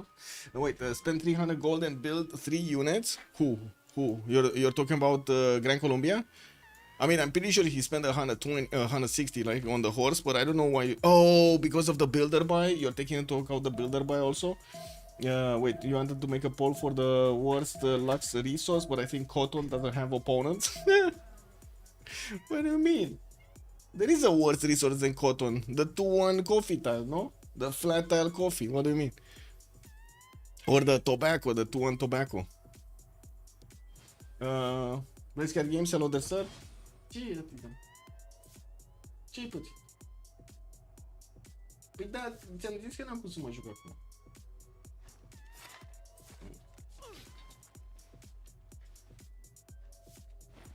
Oh. Please get games, hello there, sir. This is the defensive army from Babylon, dude. The knights are the best counter to corsairs because they already have +4 on them and one less movement. The Black Wing corsairs are +6, so knights are almost strong enough.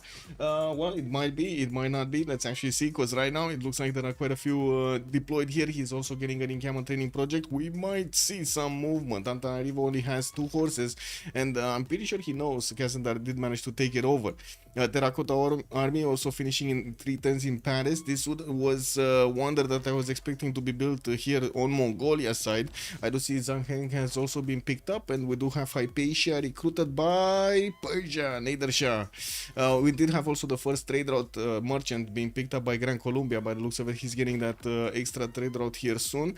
2, 4, 6, 7 cities already for Roy, while he's getting his orders in each of these cities within camels. He's also getting some theater squares right now. Oracle being built here in Sparta.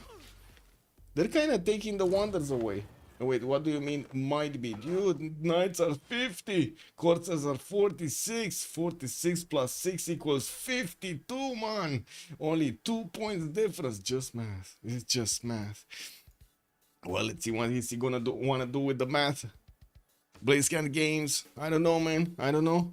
I guess split opinions over here if this is an attacking force or a defensive force. 3 silver, 3 silver for sure. Yeah, true. Also, pikemen are good too, but you need the good choke points, or else you dislike 20 pikemen. Athena, what are you doing? Okay, she wanted her stool back, basically, right now. I put my feet on the stool and she started lashing out at me. Throwing me the meows. Telling me, that's my stool, that's my stool. Get your feet off of my stool. Anyway, a new wave of forces coming up from Civ27 from Genghis Khan. We are starting to tick down the clock until the next era, and we do have 7 turns to go. Looks like those units initially went towards Gran Colombia are now going towards Jerusalem to take out that city center. That could be a forest station. It's far enough from Gran Colombia that it's not actually gonna have any pressure, any loyalty pressure on it.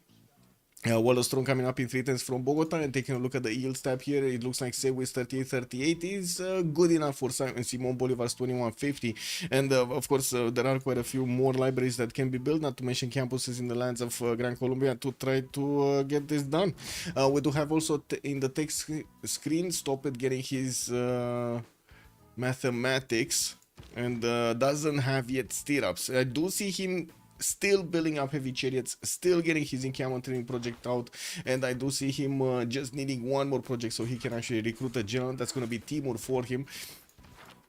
We do have another horse feeder from Antananarivo, and I do want to see if this one, yeah, this one is going also southwest. This one is also going on the borders of Antananarivo. In the tech side, Kazandar is also only 4 turns away from castles, 2 turns away from mercenaries, and he does have quite a wave of new horses coming out. And I do have to point out, he did plug the chokes, all of them, all 3 of them. Even has a scout on this banana. That's I mean, to be honest, this scout is just sitting over there. He is not gonna get damaged by the looks of it from the other side of the lake, and he's just popping bananas every day. That doesn't seem that healthy, to be honest. Like, I don't think, can you survive on full banana treatment? Is this survivable? Yeah, he's eating the banana next to the lake. But is it survivable? No volcano to crisp it or anything. I don't know, man. Sometimes you wanna get, you know. I guess we can call him Banana Boy. Banana Scout. Okay, Zanhen here. We do have Mongolia sending more horses towards Jerusalem, and he might actually get to upgrade them there. He did take over Jerusalem, and I do see he's getting his castles in 5 turns, with mercenaries coming up a little bit faster in 2. He does have Ethelfred as a general, and by the looks of it, Babylon just got enough points so he can recruit one of those generals for himself. Now the big question is, and I'm pretty sure also chat Blazecat Games is waiting for this, is he gonna be the one on the offense, or is he gonna be the one on the shield, on the defense, right? That's the biggest question. Also, France managed to get a level 2 spy with terracotta, or only just let me see. I didn't see the spy popping out. He didn't get terracotta either, so I don't think he actually got it. He's getting divine. He needs castles. He needs castles to get the spy. It's in 3 turns. Who has Geneva? Echo Supreme is asking us. Stop it has Geneva. With Amani in there, Mitla is being fought over by the looks of it. Solo 1 and Doc do have 3 in there. Yes, Athena, yes. What do you mean? Tell them. She's very nasty today. She's very nasty. Yeah, it's one of those days, guys. It's one of those days, you know. I'm sorry for the extra sounds over here, but it is what it is. The cat just wants stuff. Anyway. I'm actually, like, I'm so curious, and I don't have time, nor do I actually, how to say, have an easy option to hear if you actually hear her on the stream. Like, you know, like, hear the meows and stuff. No, Athena, no coffee. You should not drink coffee, like, really. You're too energetic anyway. It would be a disaster. You are? Okay. MMC, hello there, sir, and welcome. Yeah, she's very vocal, very vocal. Anyway, Great Bath has been built in Quito. Let's actually take a look at Tamar getting Temple of Artemis. Finally, somebody's getting Temple of Artemis here from Batumi. Well, how big it's gonna be this? 1, 2. So 2 amenities in Batumi. Possible. No, that's it. 2 amenities in Batumi. Oh my god, this is a very bad Temple of Artemis. 1 in Kutaisi. He can get another city northeast. Probably, well, next to the wine tile because he wants the plantation there. And he has 1, 2, 3, 4 more. Okay. Well, I guess it is what it is. Theater Square Festival is coming out, so he can get as many writers as possible. I do see Mongolia also did manage to get 1. Mongolia is Kublai Mongolia, getting his harbors out for a better economy, while he's right now on 59 gold at 10. He's also 46 science with 67 culture. 5 turns to go until the next era, and I do have to say we do have Roy with 135 production, and Stopet is on 124, and that would be Babylon here that is also going for Colosseum from the city of Belgium. That's not gonna have chops, unfortunately. He did chop that stone tile, so he can actually put down from the city of Babylon when he hits his 7th population, +4 campus over there, and of course he's gonna follow up with theater squares in the other one. Already got the +4 here, gonna get another one here from Babylon on the former Maze tile. Commercials coming out from Karkar. I do notice Persia Solo is putting some scouting galleys into the south from the city of Zranka, and we do have Babylon trying to take down Armagh here, so he dwindles the abilities of well, I guess it would be only Tamar that's getting the bonuses right now. So wait a second, Hammurabi is taking the option for Tamar to get more faith per turn? That's interesting. I guess it is what it is. Whoa, whoa, whoa, whoa, whoa! Armagh stole a settler. Where is this settler coming from, man? 6 is okay. 6 is okay, okay. Put Bluetooth mic on Athena so we can hear some cat commenting. Oh my god, that's gonna be quite something. Oh my god, if she's actually gonna start commenting just as she's, how to say, talking to the pigeons, this would be quite something. Where is this coming from? Where is this settler coming from, guys? Was this actually a Babylonian city that just, you know, casually moved towards Persia? Because, oh my god, no, it was a Persian city.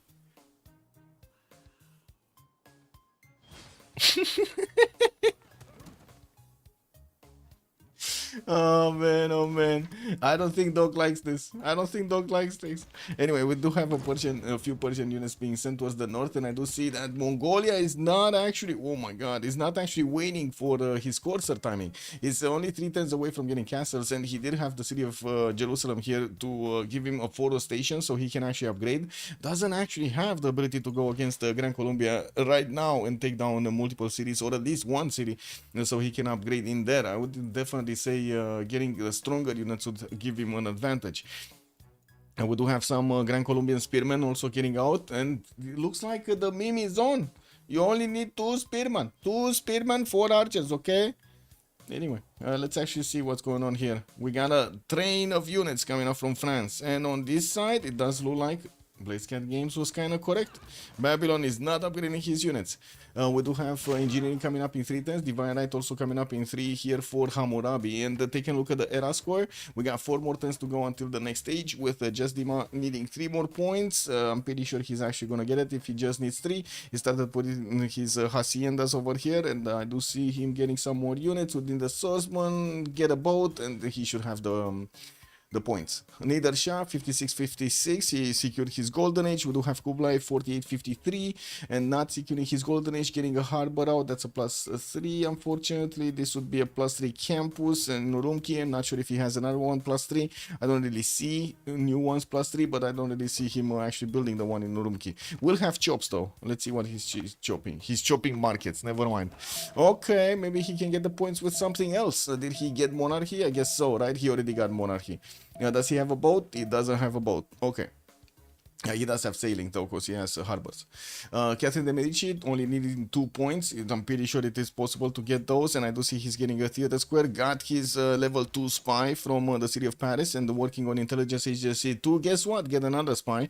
His terracotta army unfortunately only activated for a single spy, and of course for all of the units that he had built at that moment in time. Since he did also discover castles, he's now only managing to build coursers here to the western side, and we do have more more units coming out from Stop It. You did see new heavy chariots coming out from Babylon here. Babylon did secure his golden age, 56-51. I do see Cyrus does need 4 more points. Again, shouldn't be that big of an issue. Did get a Perideza here in Susa. Put a unit so he can be discovered by Gran Colombia to the north and grabbing a bit of attention here. I really think this is a big strategic mistake, by the way. I do want to point this out. I think this is a big strategic mistake, that he did not wait for those 2 turns, 3 turns in the city of Jerusalem, or doesn't have a city with him so he can upgrade the units on the front line. It would make a massive difference. Like if Gran Colombia actually gets stronger units out and has the ability to upgrade like his horses or even his spearmen into pikemen, this attack would be over really quickly. But anyway, maybe we're gonna see some mistakes over here from Just Dima. I don't know yet. Also, the later he upgrades, the more pre-builds he can get.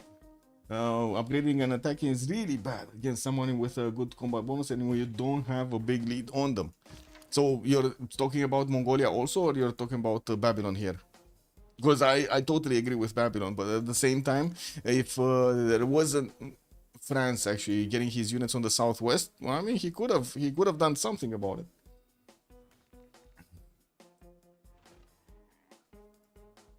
Okay, era score. Sewi is very far away from getting his golden age. Does he have a Keshek coming out? Castles into... He's not going Kesheks? He's not going Kesheks. 44-52, guys. Unfortunately, if he would have gotten a Keshek, this would have been fine, no? How many turns does he have? Only 3 turns. Campus, this is not a +3, it's a +1. He got a +3 here, if I remember correctly, yeah. Doubled it. He's getting a boat out. Monarchy, maybe? Because he's still in autocracy. And I think he just got monarchy. Or wait, he didn't? See, he doesn't have a boost. Let's see if Opera 357 is gonna give him the boost. Because, yeah, nobody actually from his team has Divine Right. Maybe a city-state takeover and something. Anyway. Let's see. So, initial attack from Mongolia into the defenses of Gran Colombia. We do have the Spearmen, unfortunately, blocking a lot of his options. New horses are going actually to Jerusalem to get their upgrades going. And I do see also another generalist coming in, Hannibal Barca with Ethelfled. No, there's no new general. We do have a few horses also being deployed towards the south of Maracaibo. Victor is getting in that city center to put up the defense. And while I do see intelligence agencies coming out from Bogota in 7, we didn't yet have a spy coming out from Mongolia. Both coming here, and I do see he's still 46 out of 52. Ooh, so far away. Still needs 6 more points. That's a lot of points, especially since he doesn't have Keshek. The Keshek 4 points, it would have been easy. Where is he getting? Is he one turning? Yes, he's one turning Divine Right. Okay, so next turn he's gonna have Iron Working and Divine Right. That will give him the option to get a swordsman and also get his monarchy, his next government. So he might just need a Suz of a city or something. That's it. Like 2 more points or 1 more point from a levy. Looks like France is on the way towards the cities of Babylon here, and we do have him with Trungtrak deciding what the coursers are gonna do. He can easily go through these Babylonian Sabon-Kipidums, and we do have the courser with a +3 intel on his opponent here. Babylon does have a significantly strong force in his city of Durkul Galzu, and I do see he's getting a wave of archers, so he can actually put up quite a bit of a defense. I do also want to point out on the production screen, we do have 3 nations from each side getting over 100 production. Pretty good numbers right now, comparable I would say. A little bit less on Escape Posel, but I guess they do have Opera 357 with 71 Faith Attempts, so you know that needs to be added up over there also. And I do also notice Temple of Artemis got finished. Georgia did manage to get quite an array of theater squares, and now he's starting to recruit the writers and building up his amphitheaters so he can display the books. Yep, you gotta display the books. Okay, this is where the action is, right? And take side, where is Just Dima? Going for sailing. Well. Okay, more units coming in. The new wave of Mongolian horses is gonna need to be upgraded right now. And I gotta say, 4 more points for Sewi to get there. He did switch into monarchy. And he still needs 4 more points. He did get a boat, right? Yeah, he did get a boat in Axu. This campus, no, not getting there. Karakorum, this is a +2. Not a splendid one. Has a builder. Doesn't have a chop. Story of his life, man. He has a builder. Doesn't have a chop. Anyway, looks like just Dima still needs 3 points. Solo is secured. Roy secured his golden age. Kazandar didn't secure it. He needs 2 more points on France. What is he doing? Campus got a point. Commercial here. It should have been actually a +4. It would have been a splendid, and that would, I think that would be his first splendid, but he just didn't have enough. Builder, no chops. No chops. Oh my god, this would have been so nice. He just didn't have enough production. But never mind, he got his golden with piecing out a city state or something, because I do see some notifications. He's 55-55. Okay. Tamar 77-61 got his golden age. Cyrus got his. Stopet got his. And Sewi still needs 1 point. Just 1 point. Oh my god, they need to buy him a swordsman or something. Or a levy. Does he have a unit somewhere? With a city somewhere. Sewi? Sewi has La Venta. And La Venta did get levied. Okay. So he just needs a swordsman. Or something. Never mind. He got something else. 53-52. He got his golden. And we do see him starting to upgrade his coursers. These coursers are going to have a decent amount of damage against the spearmen. This is the big difference, right? If he would have attacked a little bit later, it wouldn't have given the advantage to Gran Colombia to have all of these units in a line, because he wouldn't have been preparing so hard, right? He saw the horses of his opponent of Mongolia, and he just started doing his own units to put up a defense. We do have the Mongolian units much faster than the spearmen, and since they're trying to get around here, let's actually see what Shunsu is gonna do. Oh, he's gonna try to shift under that so he doesn't get stepped on. The Grand Colombian Spearman is seeing the Shunsu. He's like, oh, stay there, okay, stay there. I step on you, no problem. I get big cookie. Ah, never mind. Mongolia is starting to get his horses into the borders of Gran Colombia to pillage some tiles, dragging all of this defense with him, not to mention attacking also Maracaibo from the south, about to take down one of the archers. I'm actually a bit impressed that he's now moving to take it down before he can get to move. Yeah, there we go. He moved out of the way, man. Yeah, Sewi was just a little bit too late on this. Yeah, we're gonna also have a pause for the Congress to start to come out. I do see Golden Age across the board here from all of the members of the game. And more courses coming up from France, getting in towards the western side. Now look at this big army. This is the biggest army you have ever seen. We do have Stop It here with 66 science and 71 culture versus Kazandar's 53-48. 163 points of production does put him about, well, double. Not really double, but still a lot. 80% more. With intelligence agency coming up in 2 turns here from Babylon's capital. He's also going to finish his theater square, that +4 we were talking about earlier. France did manage to deploy his spy Albon in the opponent's city. So we're going to need to see the coursers getting in with that extra diplo. They already have +3 intel, so they're gonna have +9 over their opponents. I'm quite surprised that we do not have actually Babylonian spies anywhere. Katsumi, thank you. Has joined the round table. Much appreciated, sir, for the follow.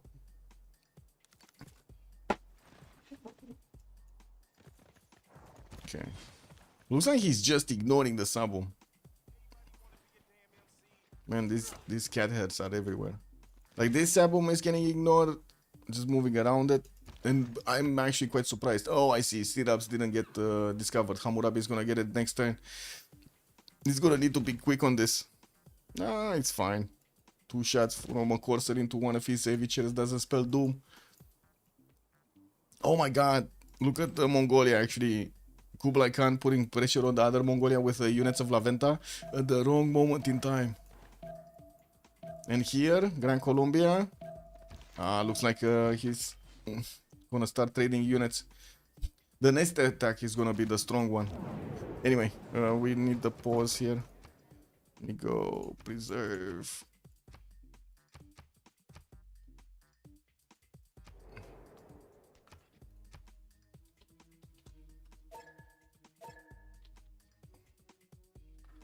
What was it? What?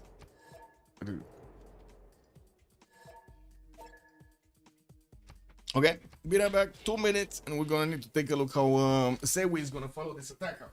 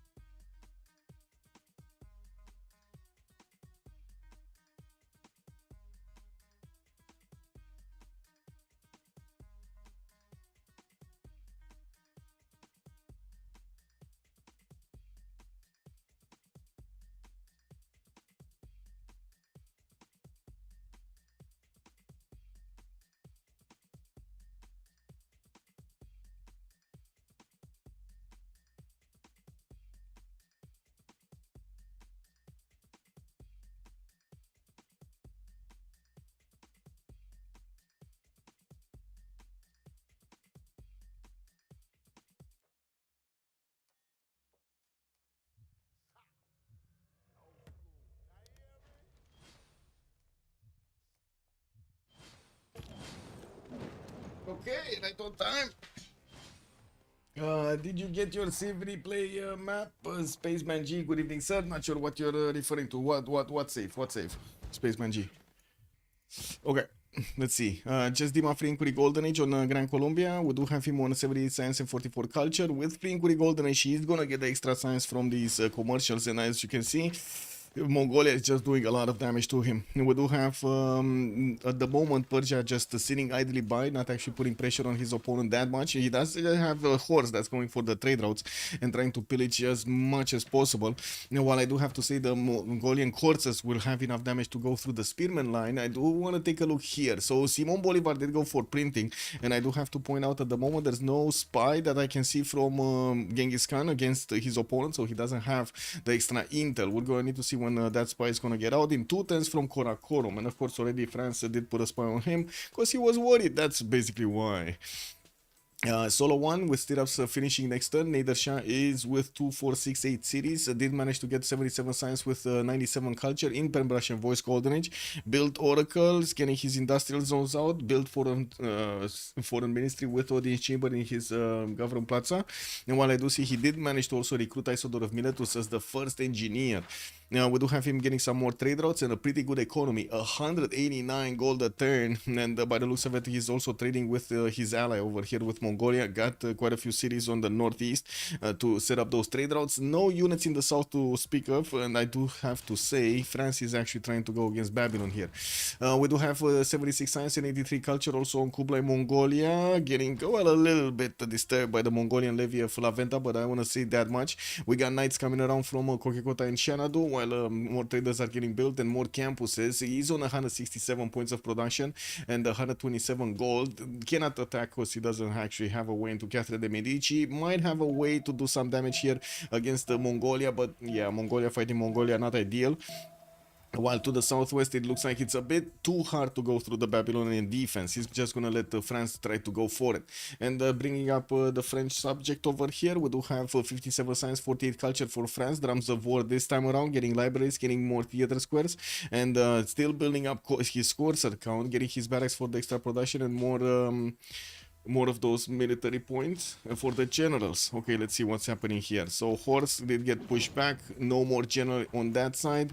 There was another horse in the tundra, that's not gonna do much. Unfortunately, Sewi was not fast on the buttons to take out the crossbow, but he's gonna still like the pillages. Now we do have the coursers very quick with 7 movement that will get next to the spearmen, and I do see they do have the option to actually try to attack into at least one of them. This general is gonna be a bit too late, but right on time. Actually, no, it's right on time. He can move on the plains here and will give the bonuses to the units attacking. He didn't attack, he didn't upgrade his next wave of units. Has another 5 forces here in Jerusalem that are waiting for probably gold. He should have it, right? He's on 152, his ally is 160, 150. He should have it. Anyway, Opera 357, 68 science with 108 culture, chose to go to Pembrush and Voice this time around, getting more settlers out and starting to build, you know, casually some wonders. Unfortunately, no more autocracy, and he only got like 3 of them from the beginning. Hanging Gardens with Stonehenge and also Temple of Artemis. Very good setup with Stonehenge to get all of this extra adjacency towards his theater squares. He does have at least 1 plus 3 there, not bad. With a decent amount of gold, 58 gold per turn here. No, sorry, 87 gold per turn, 140 production and 74 faith. I cannot really say that he has a lot of faith. He went for Zen meditation with cross-cultural dialogue and defender of the faith in his religion with monument to the gods. He does have a problem. Actually, no, he can convert Mongolia. His only opponent would be here. That's gonna be France. East side, he can convert easily Persia. So he could get actually 2 nations converted here relatively quickly. Not sure what the pause was for. Okay, is Gran Colombia getting castles? He's still trying to get printing. So wait, he's actually not trying to get a stronger unit? Like, oh my god, wait a second. He's trying to actually defend with just spearmen? I think that is a bit of an issue, no? That is a bit of an issue, because if one city falls here and he still has horses to upgrade from with another wave coming, he might overwhelm completely Gran Colombia. printing is only gonna take down like +3, but imagine if you would have had the coursers, that would have been an instant +10 on his units because of the next unit tier. Knights and crossbows very good at halting coursers. Yes, Khan versus Khan could be nice to see. True. Yeah. Yeah, it does seem like Gran Colombia is trying to lash out with all of his units here against Mongolia, trying to take out as many as possible.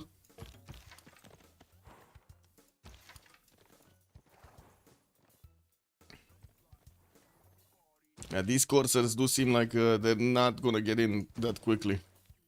He does have promotions for some, and it looks like he was quite quick to actually reposition that spearman that was very low HP. Did it die or something? I don't see it anywhere, and I'm pretty sure it's not this one. Anyway, maybe it died. Maybe it did die to one of the horses of Mongolia and I didn't see it.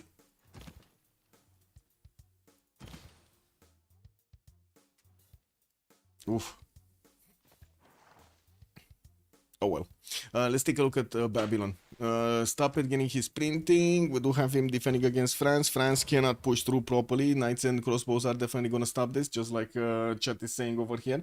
And we do have Babylon significantly getting a significant advantage from Colosseum. He's already on +6 and +3 in the capital from his amenities. And looking at his yields, he's on 78 science with 85 culture, almost 200 points of production on 192. Not the biggest one in the lobby. Roy actually with Kublai Mongolia is on 199.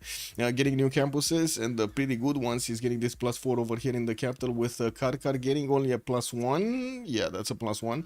We're going to need to see if he's going to start putting down more cities. At the moment, he's more concerned about the French attack from the east side. But if he does manage to get this one, he should definitely, how to say, outsim his next door neighbor here, Kazandar. I do see Sewi with 57 science and 40 culture. Genghis Khan is trying his very best to do as much damage as possible to Gran Colombia, and we're gonna need to see if he actually does manage to punch through. There are options for him to keep on this offense, also managing to get some promotions on those courses. Unfortunately, the 2 tile chokes are not actually helping him that much, and he's giving up on this. Wait, he's actually giving up on this? He's going through the north? I guess he's going through the north, boys. Well, it is what it is. 125 points of production. He did manage to get the spy from Karakorum. We'll need to actually move it quickly towards Gran Colombia. Gran Colombia, he did finish his own intelligence agency, so I would imagine a spy is going to be deployed here somewhere. We're just going to need to give him time to appear. I don't see it yet. There is a spy from France, but that French spy is not actually going to do much. Okay, La Venta has been taken down. That would have been Kublai City over here with the help of the Corsairs, the Kesheks. And I do see the Knights are starting to move towards the east side. Probably will want to go towards Geneva. That is a Babylonian city, and that is an opponent of Roy. Might as well take it down before it gets too strong, right? Before too many envoys get in. Solo also did finish Mausoleum Harikanasus just as Opera 357 was starting to build it. Lol. Wait, he actually got Mausoleum somewhere? What? I don't see Okay, I'm a bit confused about Mausoleum. Maybe oh, never mind. Nader Shah. Sorry, I was looking at Stop It, not Nader Shah, not the other one. Nader Shah is here. Where is it? Oh, he did finish it. There we go. He did finish it. Then he does have Isodor of Miletus with another 2 charges available. Getting his aqueducts for the placement of those industrial zones and the extra JCC, of course. More commercials for the extra gold, while we do have him on 113 science and 124 culture. He is right now on 245 gold per turn, man. Oh my god. He's soon to have more gold per turn than the entire Escape Posel team. More lighthouses coming in, and I do see he's starting to get a few heavy chariots. He might have, and he would have had the opportunity to attack into Babylon from this side. Actually, even trying to put units in the water would be quite interesting to see. We will need to wait and wait it out, see if he's actually going to pull off an attack here. Printing in 2 turns while Stoppet is going for construction. We might actually see Nader Shah trying to wait for ballistics if he really wants to get a strong attack against his opponent to the south, Babylon. Okay, yeah, there we go. We got these bad boys going, but these just added another 2 turns to the attack. What is just Dima? Getting his military tactics in 2 turns, and he's trying to pump out a few more spearmen. The military tactics is gonna give him the upgrade on the spearmen to get into men at arms, allowing him to actually get this with a much better defense, but that will also require a decent amount of gold investment. Shouldn't be a problem. They do have the biggest gold generators on their side. I see also more than 200 production on Kublai Khan Mongolia, while Kazandar is still dabbling in 100, and I gotta say, Kazandar did not manage to do anything here to Babylon. Like, nothing. He got stopped, he got countered on all of these tiles. Okay, let's see. So we does have the ability to attack into some of these spearmen. Now military tactics is gonna finish next turn. He still has the ability to do some damage here. Definitely will have the ability to go against these spearmen with his courses with enough strength to put them down in 2 shots. The problem is to actually get close to them and actually have the ability to do those 2 shots. Because yeah, river crossings are gonna be a pain.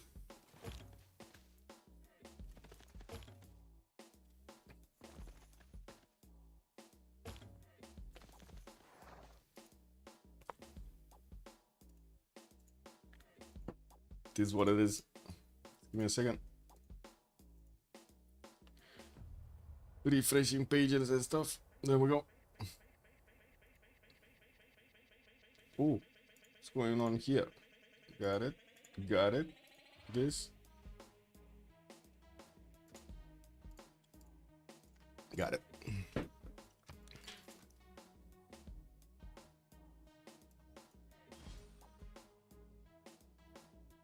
Okay, spies coming out from Guayaquil.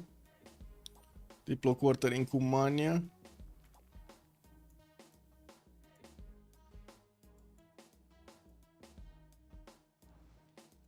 Okay, Corla getting some campus research projects. I would imagine we're starting to actually roll through Newton and territory. So I do see Galileo Galilei is going to be one of the next ones, and it is only 155 points. Bisheng is also going to grab an extra district there, and we in the generals we already got to the Renaissance era ones. Jacob figure next merchant doesn't seem like it's gonna be that good. Wonders here, no campus research projects coming out from Persia, from Doc, from Cyrus. I'd also noticed Kutaisi has started working on Great Library, but stopped midway to get campus research projects. So definitely there's a lot of, I would say, need to try to get, and want, to try to get to Newton and to Ibn Khaldun. Okay, I want to see the moves. The moves of Mongolia. We need to see the move. Chiki chiki bam bam, chiki chiki bam bam. No? Where are the moves coming in?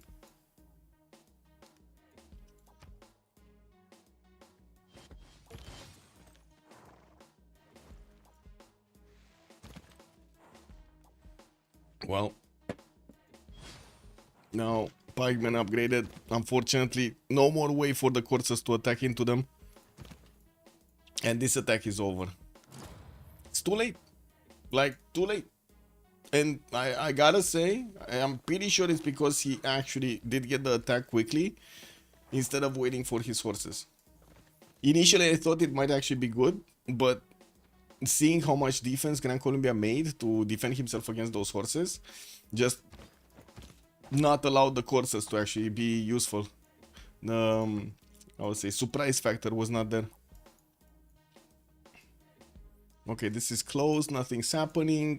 Forbidden City starting to be built here in Persian's territory, Nader Shah, and a massive wave of heavy chariots coming out, 2, 4, 6, 8, 10 right now. I do see Nader Shah is going for stirrups next turn, and Lightman also next turn. We do have another 2 deployed in Tushpa. Very interesting. What is he gonna do with them? Is he actually trying to go against Babylon here through the one-tile chokes? I mean, if he does manage to get through this, this is gonna be so juicy, right? So like 4 traders, 5 traders that he actually more 7 traders that he could actually get through this choke point. Let's see, 1, 2, 3, 4, 5, 6, 7. Yeah, 7.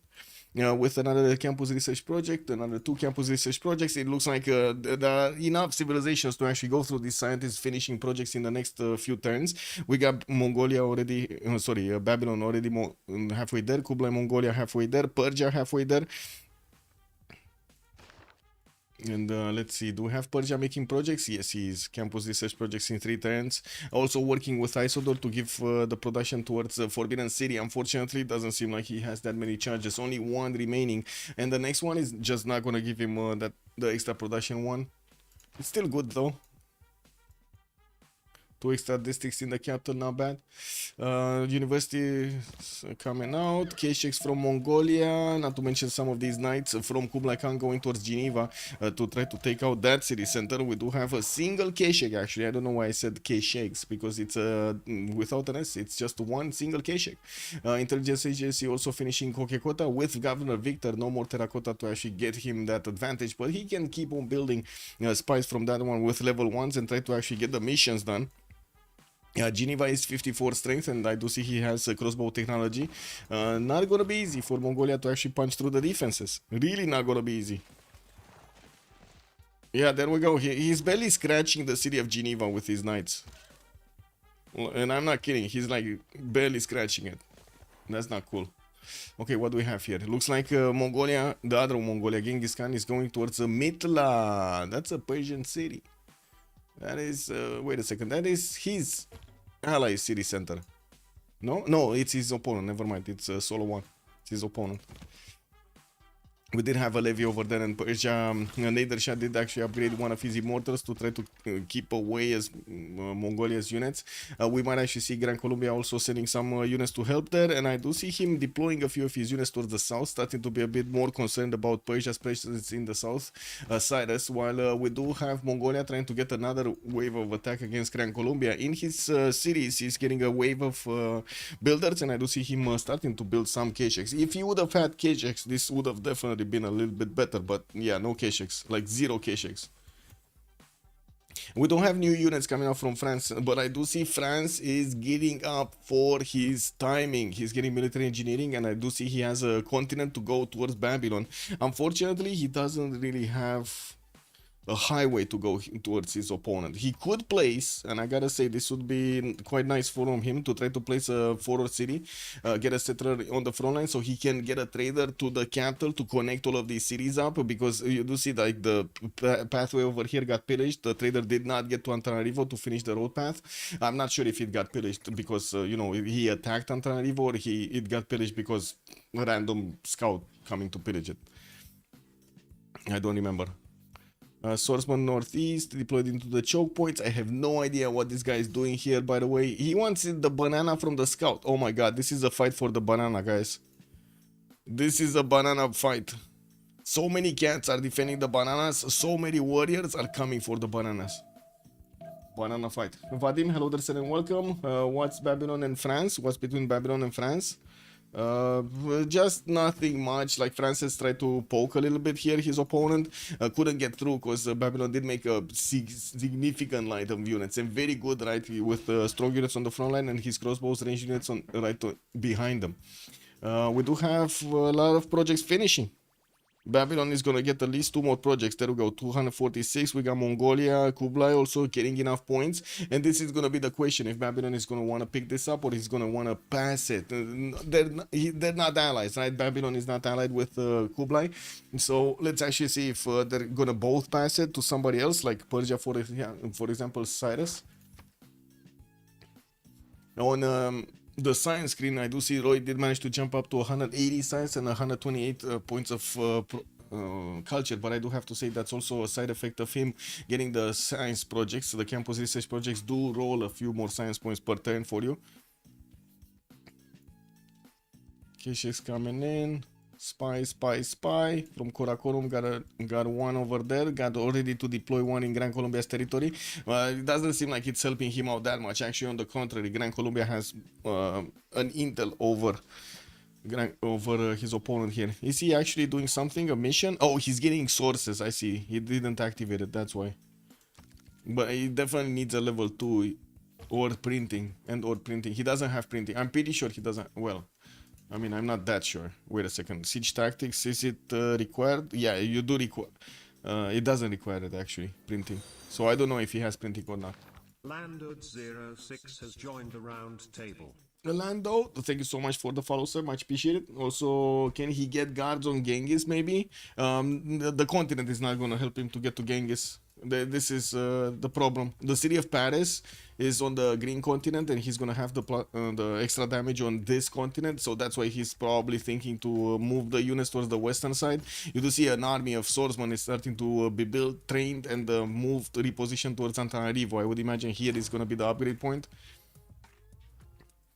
Seems like memes have the advantage now with better staffs and stuff. I mean, wait a second. Memes always had the advantage. Eco Supreme, what do you mean? The memes, man. The memes are real. Well, I do have to say, Gran Colombia did keep his science, 85 science and 51 culture. Doesn't seem like he did manage to get higher than this. And I do have to say he has a little bit less production than Genghis Khan. One of them in Fringu리, the other one in Drums of War. We're going to need to see if Genghis is also going to manage to get a few more cities here. Looks like he's getting a few Kesheks. He's worried about Geneva's presence being taken down here on the western side. That city is being placed under siege. And as you can see, the Mongolian units are hitting it every turn here. They should have enough to actually take it down this turn. It still was pain. Look at how much damage these courses took. Okay, and he didn't keep the city because he already kept La Venta. He already got this city center. Yes, Athena. Yes. What's going on? Meow meow. Okay, petting time, petting time, petting time, petting time. What? Where are we going? Wow. Okay.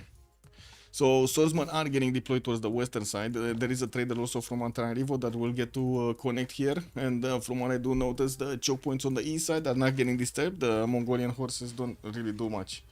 What are you destroying there, Athena? Yeah. I don't know, she found something. Some more experience on the Babylonian crossbows that luckily they actually have the attack vector on the coursers. Mitra is also looking like it's gonna be taken down. The coursers are just punching through, sacrificing their strength over there against the city center. What do you want? You want one of these? You want a tissue? No? Okay.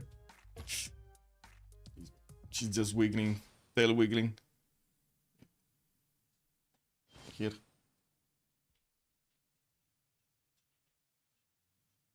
There we go. Perfect. A cat with a hat. She's a white hat, guys. She's a white hat. Did you see that? White hat. Let's see. Let's you. Yes, white hat. No? You don't like? Come on. He doesn't like it.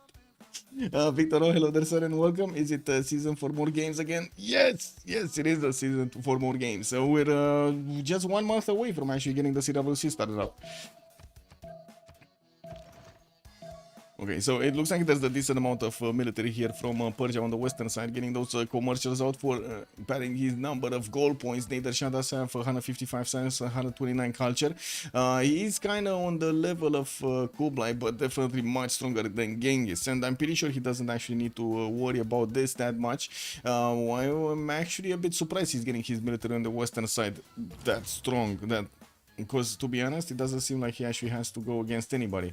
Okay, so Mitra has been taken down. That's the second science city state in just a few turns, in 2 turns that have been deleted from the game. And we do have these Mongolian courses actually following up their attack against Persia. Okay, so good placement for the army of Solo. He's gonna have heads up that Mongolia is gonna send some of his coursers towards him. And now Kesheks are coming around from Genghis Khan, but their position is gonna be on the west side to take on directly Kublai Khan's army. Okay, this is not good territory to actually keep units, by the way. This flood proves that this is not good territory to actually keep the units. He needs to put them on the safe side, right on the right side. And is he getting a settler? He's not getting a settler. Whoa, that's a lot of units, man. Now that's a lot of units. Is he gonna get, he can get like 2 can he get a military engineer and get how to say tunnels? Because he could place a tunnel here, right? He doesn't even need to move from the banana. Just go banana, put a tunnel here, and then boom! Yes, Athena. I cannot play with... Oh my god, man. This is a very... how to say... stubborn cat. Most successful player for last 2 years in Heroes of Might and Magic 3 was banned for cheating by the developer. Oh my god. What did he do, by the way? What did he do? Why would you cheat in Heroes of Might and Magic, man? I don't know. It's what it is. The guard is ready in a few turns, but I don't think it's the same continent. It's not. It's not. Definitely not on the northeast. But interesting that he's actually putting half strength southwest, half strength northeast. Wait. She's incredible, man. Băi, cine face noi? Păi vină cu.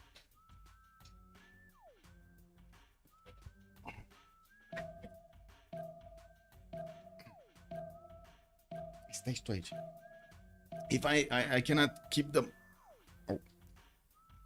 I cannot keep my hand on the wheel, unfortunately, on the mouse, I mean.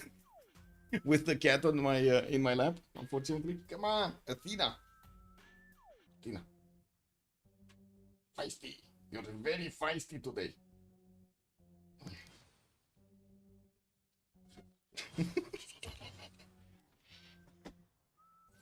It is what it is, man. Cats be cats. Okay, we do have Georgia connecting his economy also with Mongolia, getting a bit more gold from them. I do see 100, wait a second, 75 gold on Sewi and 192 on Opera. So they definitely will have enough funds to actually keep on getting their stuff upgraded. Big question is, did Georgia manage to convert his opponents? He's still working on it. He actually has missionaries to convert Pasagarde here. And I do also notice Persia, Cyrus is putting quite a few units towards the north because he's worried just Dima is going to get to. Guess what? He's Llaneros. He's not far away from that. Also, Victor, I can never remember the schedule. I just get pleasantly surprised to see you have so many cans in a row. Thank you so much, Victor. Also, will have you chilling in the background while I work. We'll have break a leg, I guess. How do you say it? Sport. I don't know how to say it actually in English.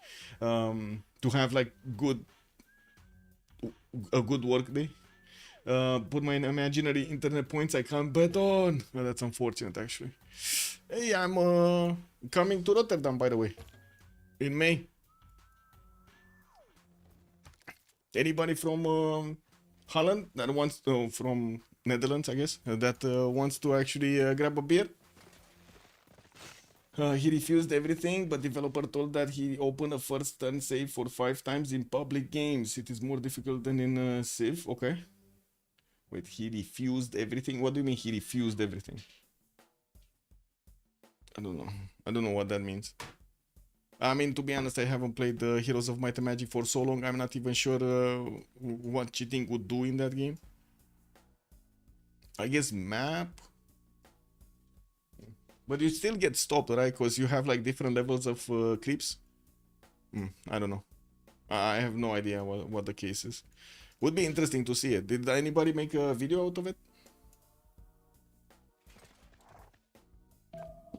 Accusations. Oh, I see. He refused all of the accusations.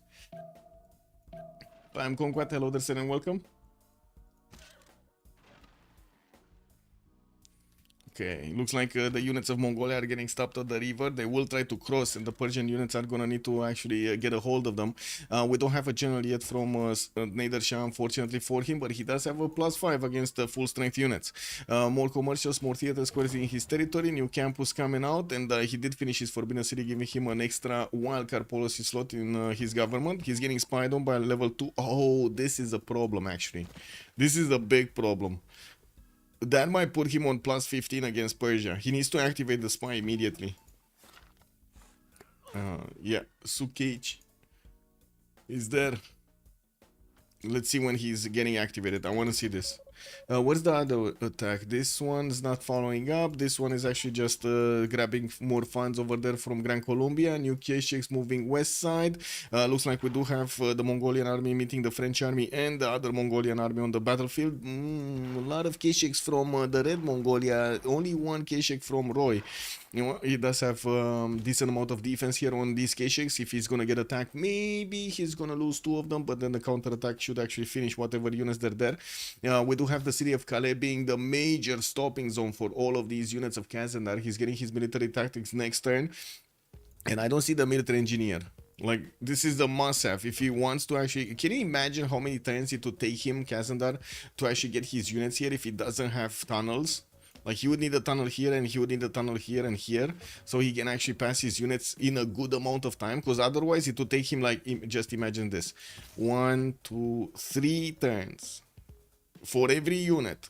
He can only do 1 unit at a time, because, right, the lake is not going to hold 2 units. This is just not cool, guys, not cool.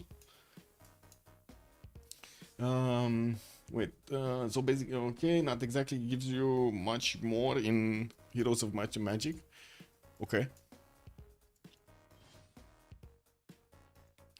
Okay, wave of horses coming in. Mongolia did cross the river, getting plus 12, so he did manage to get the plus 15 on Persia. When do we have Niedershah actually getting cuirassiers? His nationalism in 4 turn, military tactics in 1, has more units to upgrade from, and I do see he's getting them on the western side. Try to put a few units to stop any kind of side flanking over here happening, while he's also getting a spy from Mashhad. Could not get his spy yet into the series of Genghis Khan. Okay, let's see who's actually gonna break the choke point. Is Roy gonna be broken here? Because I do see there could be 4 Kishaks attacking into his unit soon. 5 Kishaks actually, if we count all of the units here.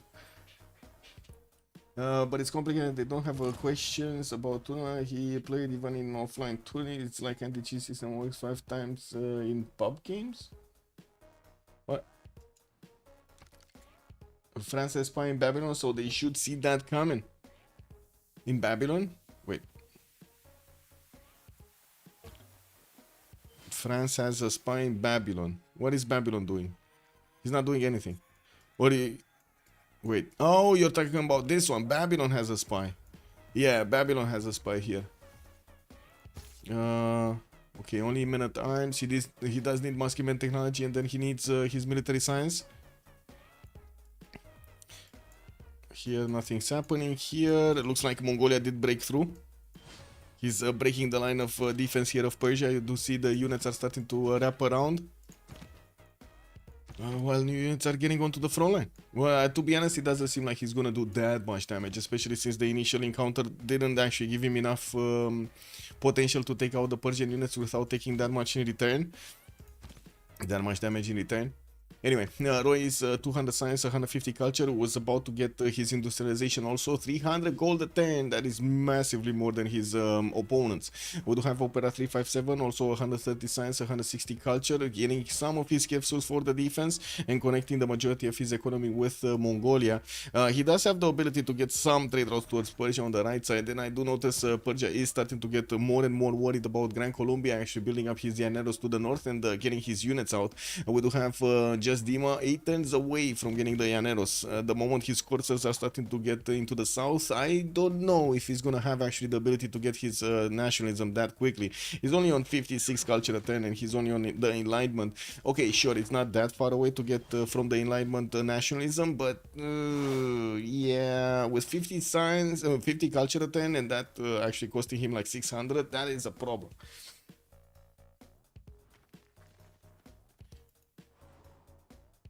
Okay. Oh yeah, of course it has been taken down over here, and it looks like the counter attack could not manage to do enough damage to take out the unit. Yeah, we don't have the Kishaks did run away, so it looks like Kubla is actually gonna lose these units. And on the other side, what's happening here? Okay, Mongolia getting through.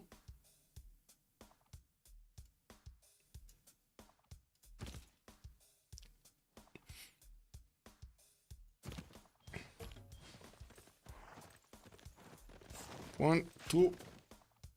Ooh, 2 Shading Knights is a problem. Now, two Shining Knights is a very big problem actually for Persia. Persia. Mass production in 1, nationalism in 2, and I do see Mongolia sending some of his welcoming committee units towards Halikarnassus. Extremely hard to actually attack into these plus 12 units of Sewi. You do see like the knight takes so much damage, he's basically losing like half his health attacking into the Mongolian units.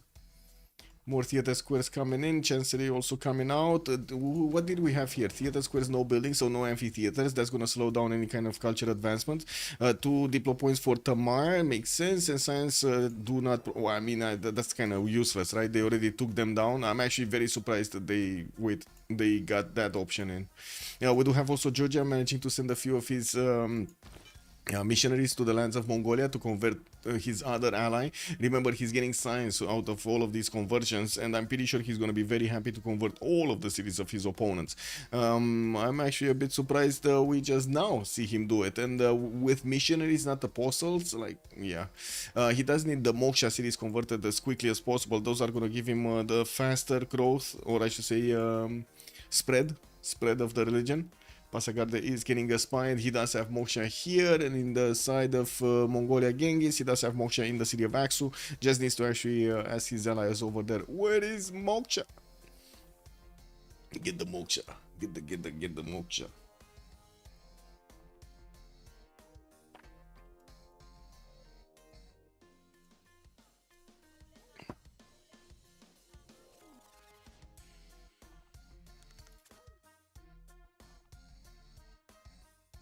Markets, consulates, men at arms, units. Still no military engineer for France. Still no military engineer. Still siege tactics finishing up in 2 turns. He has printing, trying to get a few more men at arms. Oh, finally, he's getting his armory from Paris, and he's gonna have the option to actually get that military engineer right after. So it looks like he's preparing for the next like 7 turns to actually get going. We do have a massive amount of swordsmen also getting into the production queues of Mongolia, and as you can see, they are being deployed towards the city of Al-Malik in southwest. Okay, now no movement here in Gran Colombia. Newton. Ooh, got picked and we didn't see. Babylon picked it. Babylon picked it up. Okay, Ibn Khaldun was also picked by Kublai Khan Mongolia for the extra amenities. Kublai did not get Colosseum though. It was on Babylon, so it is what it is. Now we do have Stop It here, also getting Mont Saint Michel in the city of Malgium. Oh my god, that's gonna be so much culture on all of these floodplain tiles. He has so many good tiles here. Now we do have new spies also coming out from Borsipa, and I do have to say he did jump up to more than 200 science, 221 and 132 in a Pembrasian voice. Roy is also in Pembrasian voice, so their science numbers and culture numbers are actually comparable, but the production difference is insane. We got Stop It here on 225 points of production, and then Roy 387 with also 356 points of gold. That sounds like a very good economy here. Is this the new BBG patch? Yes. Where Belgium will the Belgium nerf? What was the? I'm pretty sure it is the last one. This one, the Palgum, the +2 production, +1 food, +1 production to all farms in the city. What was the nerf? Wait, what did they do on the nerf? No more housing. Oh, no more housing. I mean, okay, sure. Katsumi, hello there, sir. I'm from Bucharest, Romania, sir. I'm Romanian. They removed the +1 housing, and Toilet was making a big fuss about it. I mean, I can imagine, you know, like it's they're messing up with his bill queues, you know. I'm pretty sure like Toilet can play Babylon with his eyes closed, you know. Ah, close neighbors. Howdy, hello there. And Toilet was making, yeah, looks like the Civ still quite strong. Yeah, it's still very strong. Who would have thought the +1 housing isn't the reason why the Civ is strong? Yeah, true. Looks like Sewi is making headway towards Mongolia's territory, towards Kublai Khan. We're gonna need to see him getting a new wave of units out. France is gonna try to defend this a little bit, but he's done. Whoa, France actually has +9 on Mongolia. Whoa, level 2 spy? No, level 1 spy. Not even a level 2 spy, and he has +9. Okay. Where's his level 2 spy? Wasn't his level 2 spy here somewhere? I think, oh yeah, it's here. It's in France's in Babylon's territory in Belgium. He really needs to move this one on the other side, right? If he doesn't have a +2 here, and I don't think he, oh, never mind. Benoit is a level 2. Never mind, never mind. I didn't see it. I didn't see the level 2. It's fine. What do we have here? It looks like Persia is gonna defend this. Shouldn't be a problem. He's gonna lose, like they're gonna trade a few more units, but it's should be fine from now on. We also don't have that much time until the next pause. So let me just switch around here and take a look at this while we're gonna need to put up the era score.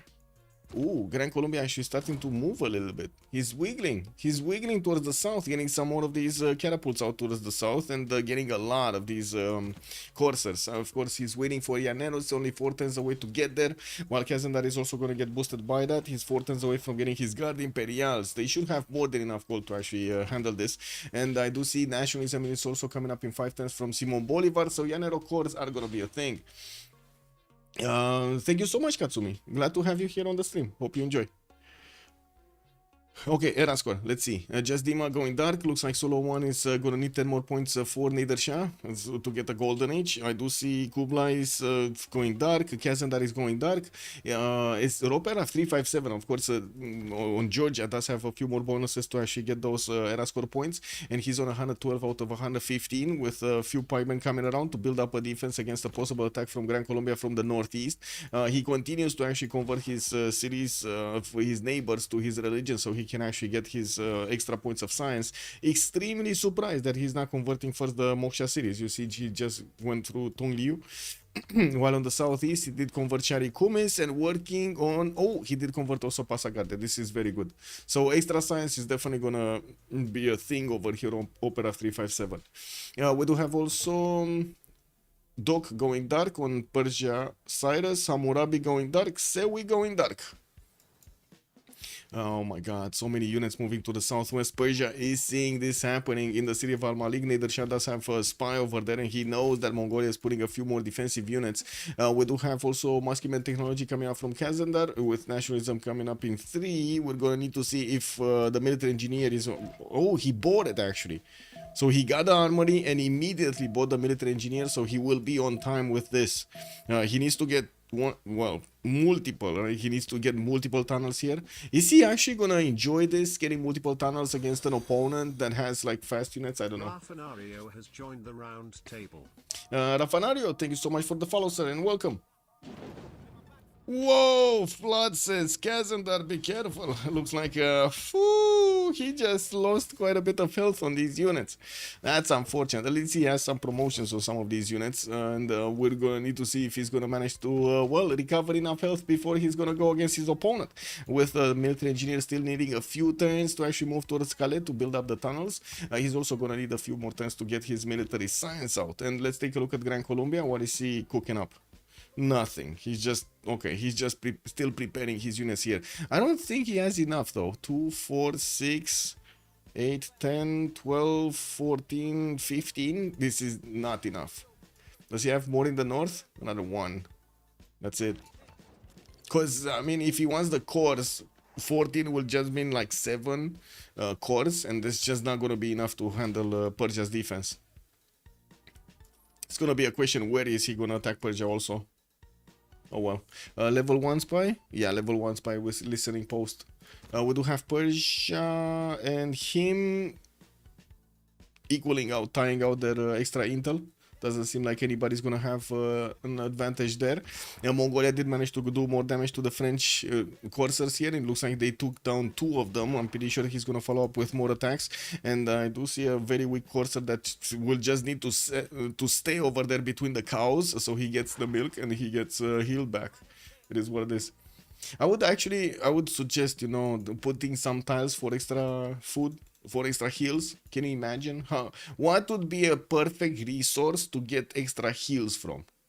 Come on, chat. What would be a perfect resource to get to keep your units on that tile and get extra heals from?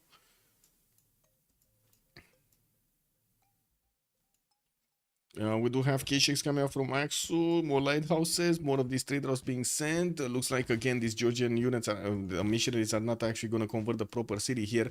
The Moksha city of Axu is just going to remain alive. The medic? No, that's not a resource, Blitzcat Games. What do you mean? I'm talking about the actual resources like banana. I would say banana, no? Banana, extra plus 10 on the heals. You sit on banana tile, you get extra heals. Totally makes sense to me.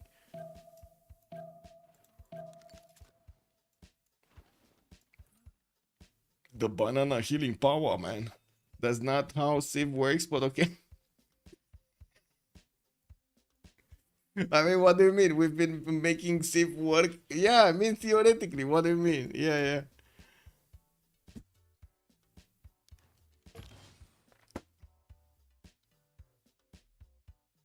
Yes, Athena? Yes? How can we help you today? No? Okay. Okay, she just took up position over here. The cock. Oh yeah, the cocoa. The cocoa. Echo Supreme is right. I mean, who doesn't feel better when you eat some cocoa, no? Bonus healing equal to the food on the tile. Oh my god, that would be just that would be also nice. Yeah. Look, Blazecat Games had a very good idea over here. Extra healing according to the food of the tile. Oh my god. And then whoever spawns next to Kilimanjaro is never gonna lose that city.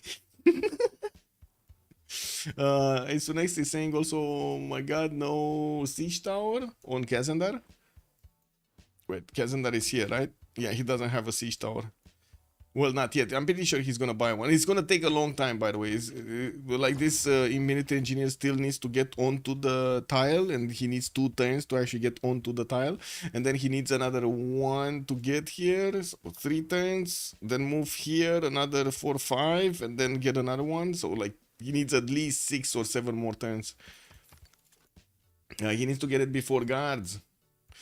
Well, doesn't seem like that's happening. Because of the medic, right? Because he's turning into a medic afterwards. He could buy it, no? Wait. I mean, they're making so much gold. The gold is really not a problem. Look at Nadershan having like 1,000 gold in the bank. What is he doing? He pushed back the Mongolian units northwest, and it looks like in the south he didn't actually deploy an army.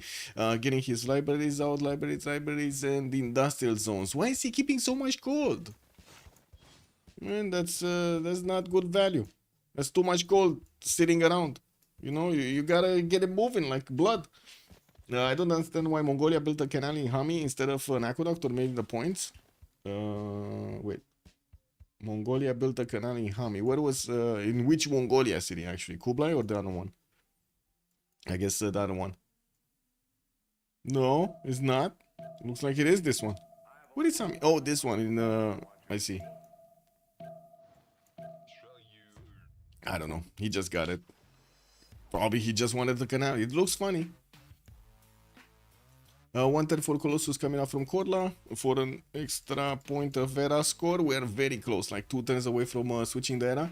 And I do see Nadersha does need 5 more points. We got Roy here needing 8 more points. And of course, he's going to get the Wonder next turn. I don't know if he's going to have enough for the other ones. He did manage to get a religion from the city of La Venta. That definitely helped out with the points. And I do see he's evangelizing his religion to get the full points out of it. Yeah, we also have Kazandar here going dark. Looks like Opera 357 did secure his golden age quite easily. And we do have him building up that line of defense towards the northeast.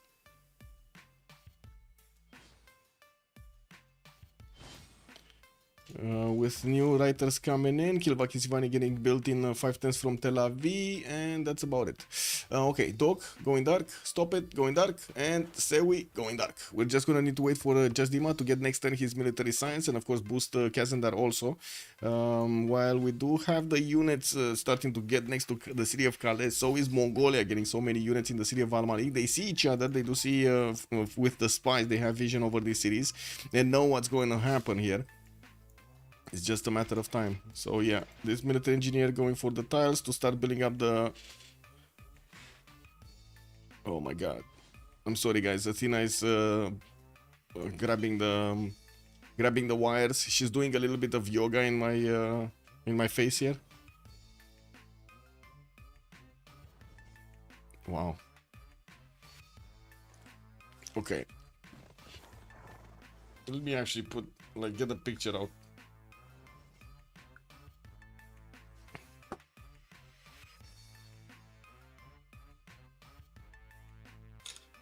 Yep, there we go. So if you feel buttons are getting pressed, it's because buttons are getting pressed. So let me actually share it on Discord, so you can see the great yoga. What is it? Yeah, I'll share it in general chat on my Discord. Cake W, man. Cake was Maximus.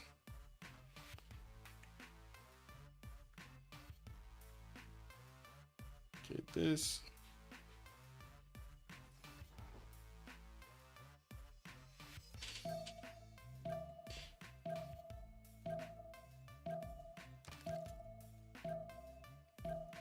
The famous gets are liquid.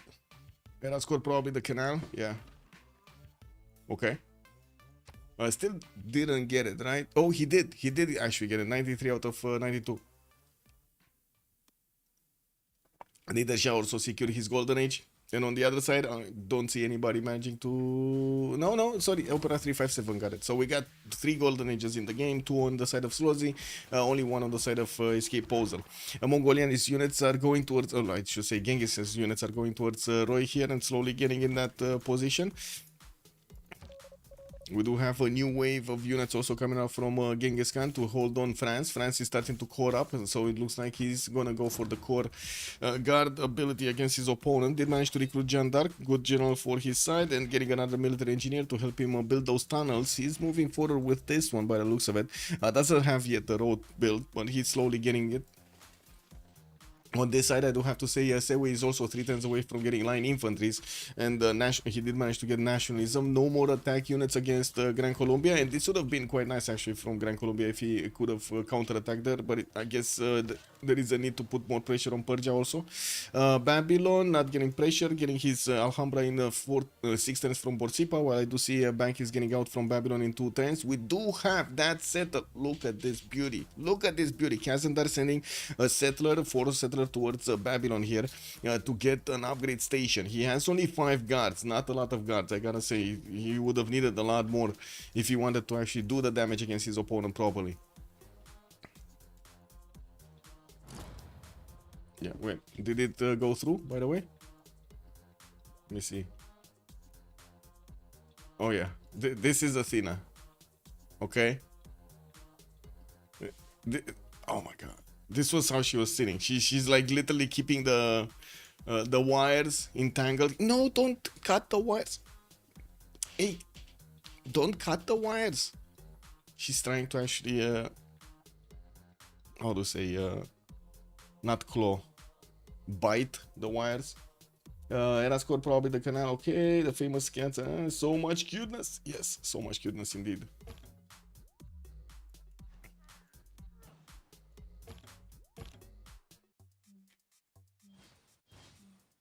Oh. Uh-oh.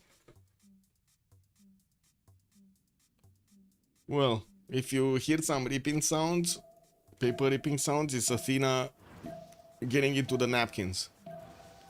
She's totally destroying the napkins. Okay, we're gonna have a pause here, and I'm gonna need to synchronize with Sue, and then we're gonna have 2 minutes. Let's get this here.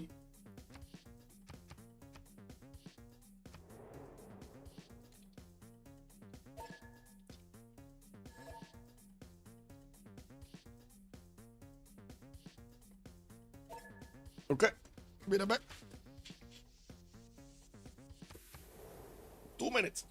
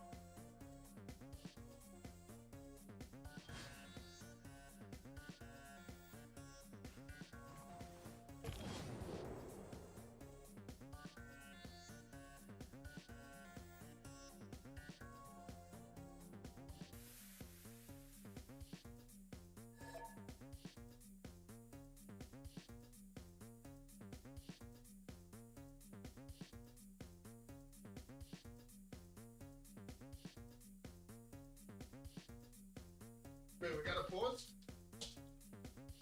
Looks like there's a pause for 10 minutes. Space VK hold they afford all of these pushes at the same time. They have a lot of gold. Like at least on the side of Slozhnii, they have a lot of gold per turn. They had like 600 gold per turn or something. Or 800, they did like 900, sorry, 900, 1,000 gold per turn on one side on Slozhnii. That's a lot of gold per turn. I'm pretty sure they can afford whatever they need. Let me put the counter. Sorry. Countdown timer. 6 minutes. Be right back. Perfect time to look at the phone also.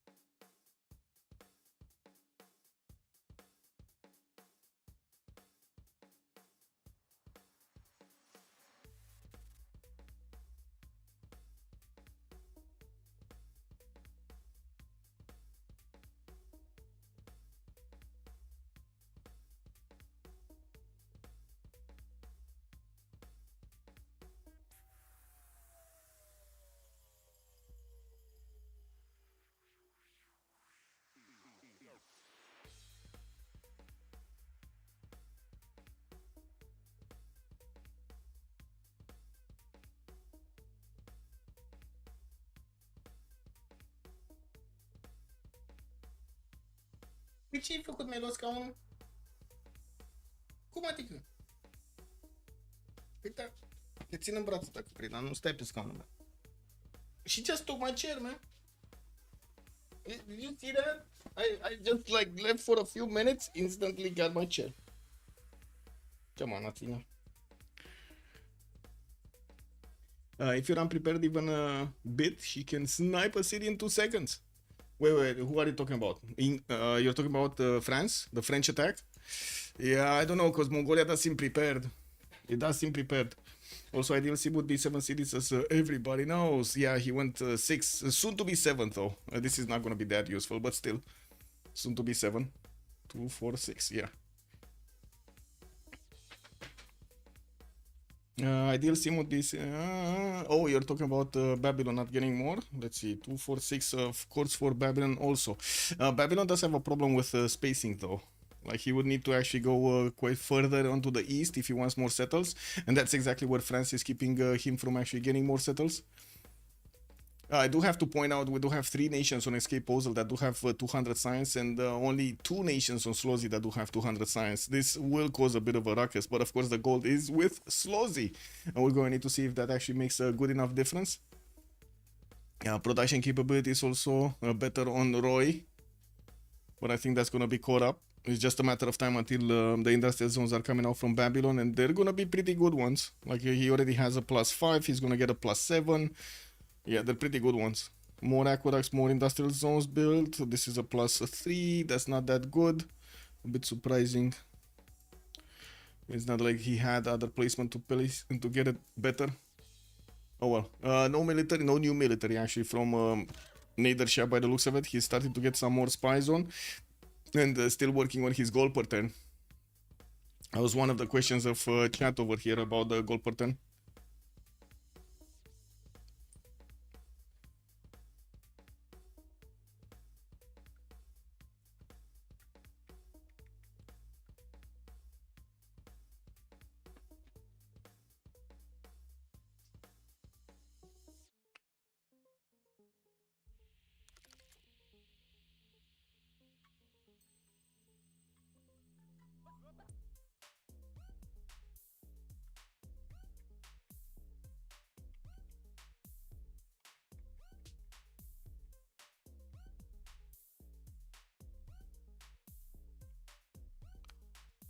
Oh, let me actually put my phone on silent.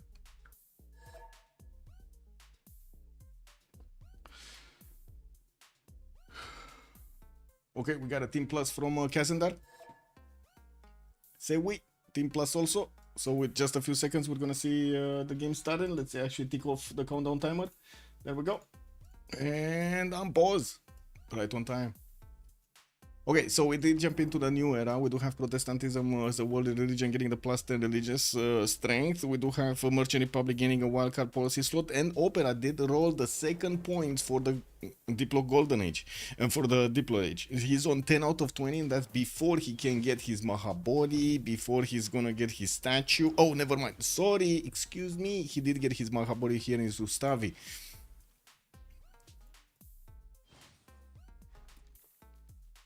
One second.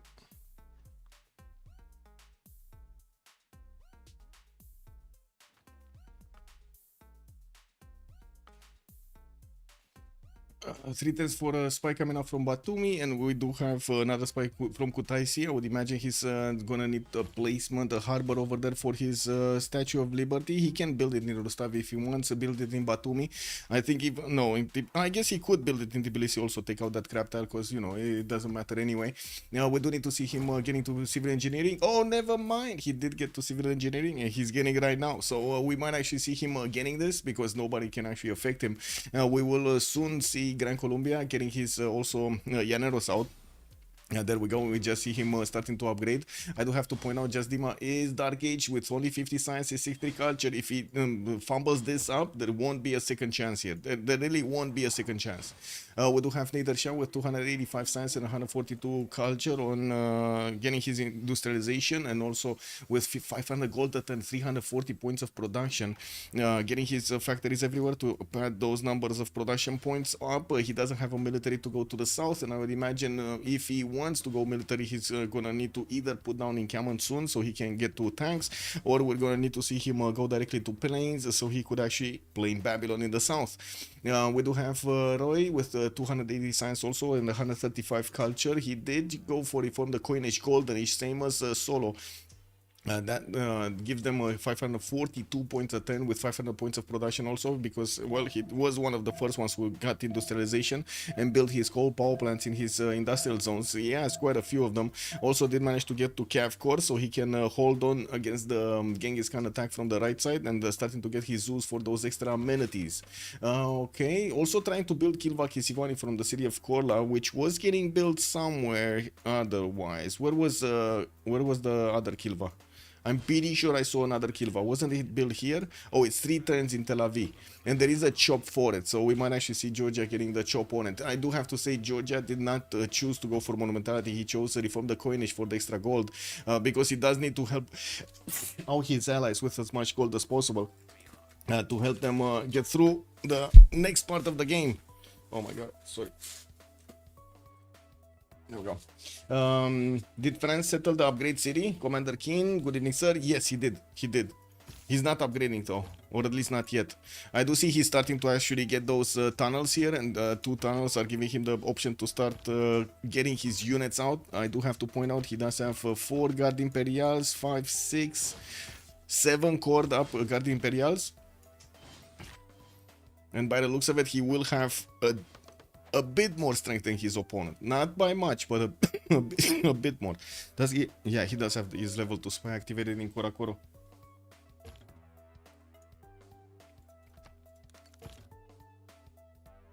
Oh, did I just... Oh my god, I forgot my coffee. Give me a second.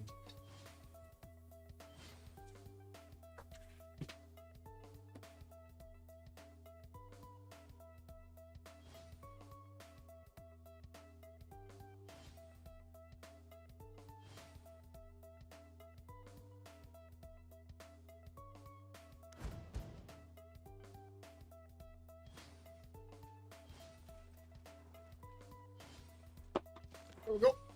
Coffee ready. I'm sorry. I left it in the other room. Cassandar is going negative, but it shouldn't be a problem with his goal per turn. We do see Doc 220 science, 130 culture with Dark Age. And I do want to take a look at his cards if he's starting to use his Twilight Valor. Yes. Yes, he's starting to use his Twilight Valor. And to answer the question that we've seen before, I don't see it working on Persia. I don't see the, I would say, the extra +5 on the units on the defense. Did they switch it in the? Let me actually take a look at the patch notes. Give me a sec. BBG 6.3. Did they switch the Twilight? I remember something was changed, but I don't remember what.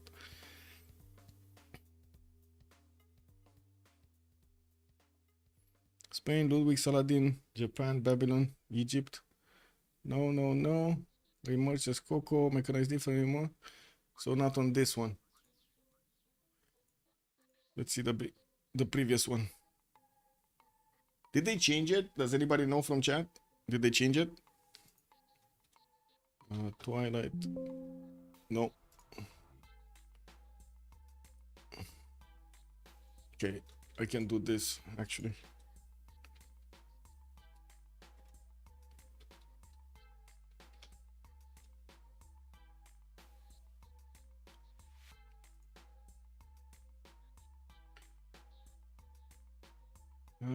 So there are some bug fixes with it, but that's about the last one I can see.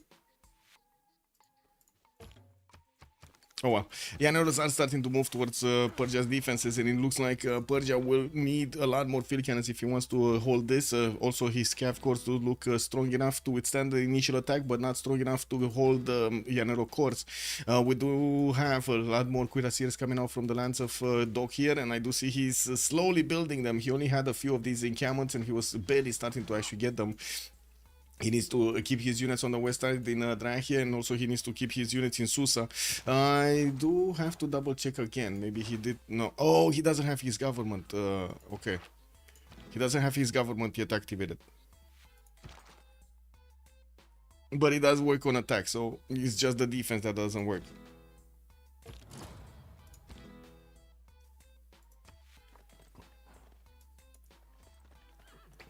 Okay.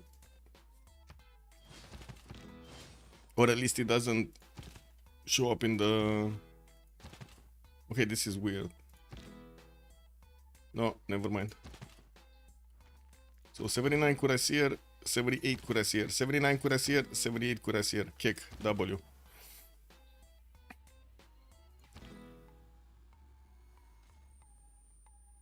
Well, both of them do have the +5.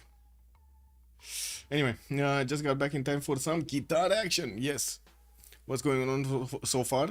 Well, right now Gran Colombia does seem like he's gonna punch through the initial defense of Persia. By the looks of it, Persia doesn't have that much production to get back on track here. He's only on 245, getting all of his units from the south to start moving towards the north. There's so many upgrades from Gran Colombia, and he will also have the option to, not to mention promote them when they do get enough experience, but also core them up to make them stronger.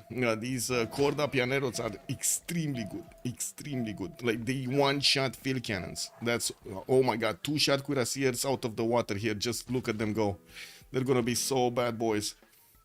Anyway, now on Sewi, we do have a Honda Science by the looks of it, but he doesn't really have that much strength, and he does need to defend himself against Guard Imperial Skazan that is pushing into him, even without the extra +5 against his opponent here on because this is not another continent. He's trying to slow down his opponent as much as possible, and as you can see, France doesn't have that much wiggle room for his units to actually be efficient to double tap these opponent units and kill them from the beginning. He does have armories coming in, more knights, and I do see also medieval walls getting built, so the city is going to be harder to take. We didn't have, from what I do see, one of those siege towers activated for France, and since he did manage to get military science, that's not going to work. So let's see the Llanero attack. Looks like he's punching through, almost took down one of the field cannons here. He doesn't have movement with that one. Looks like he cored it up. He could have actually just entered the borders if he would have left that alone. Trying to also spread his front line on the eastern side while he's coupling, what I should say, plugging in the choke points in his own offense slowly. He's getting some more of these Llaneros, and I did mention this is an all-in. There is no way Simon Bolivar is going to catch up to Persia with this science and culture. This is an all-in. So like everything he's building right now, it's probably from now on, it's only going to be Llaneros. There's no reason to build anything else other than Llaneros.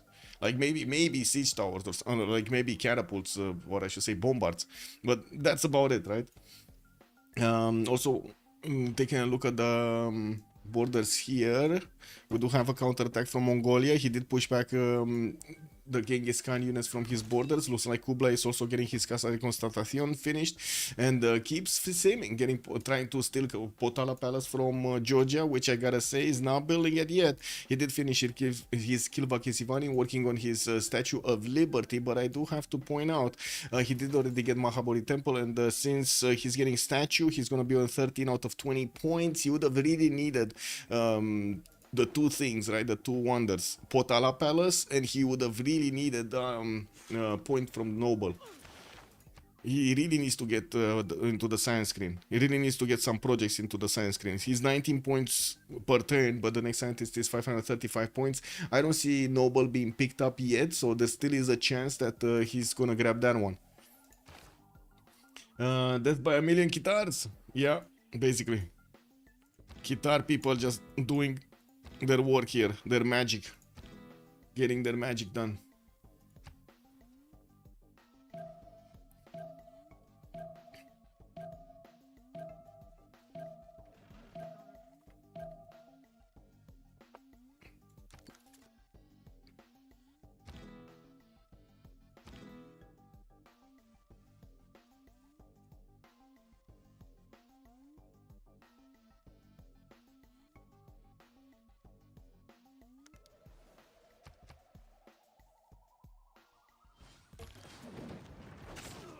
Okay, 1, 2, 3 units down in the first 5 seconds of the game. Oh my god, 6. Wait, what, that was the fourth, right? Fourth unit down in the first 5 or 6 seconds of the turn. I would say these are kind of unsustainable losses since he's like 4 turning, 5 turning cuirassiers. This is a problem. This is a major problem. We might actually need Babylon to send a few of his units to actually hold off the pressure there. Well, Babylon has his own problems on the right side. We do have Guard Imperials being upgraded, and these French units do have the extra +5 on this side. They also have a +6 intel on the knights.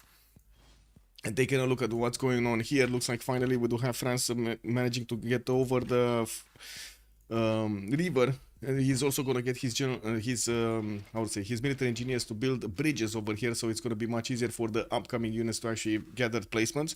Guard Imperial still being hard built. Again, this for him is kind of the same as it is for just Dima. This is an all-in attack, and we're gonna need to see if they're gonna take out Sewi. I do have to say, Dog does have a lot of science. The science doesn't seem to help him that much though. Like 200 science versus 60 science is still Simon that it's doing the most damage against him.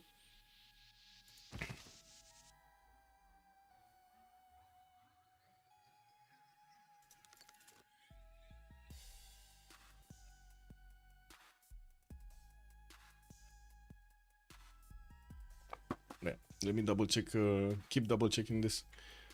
So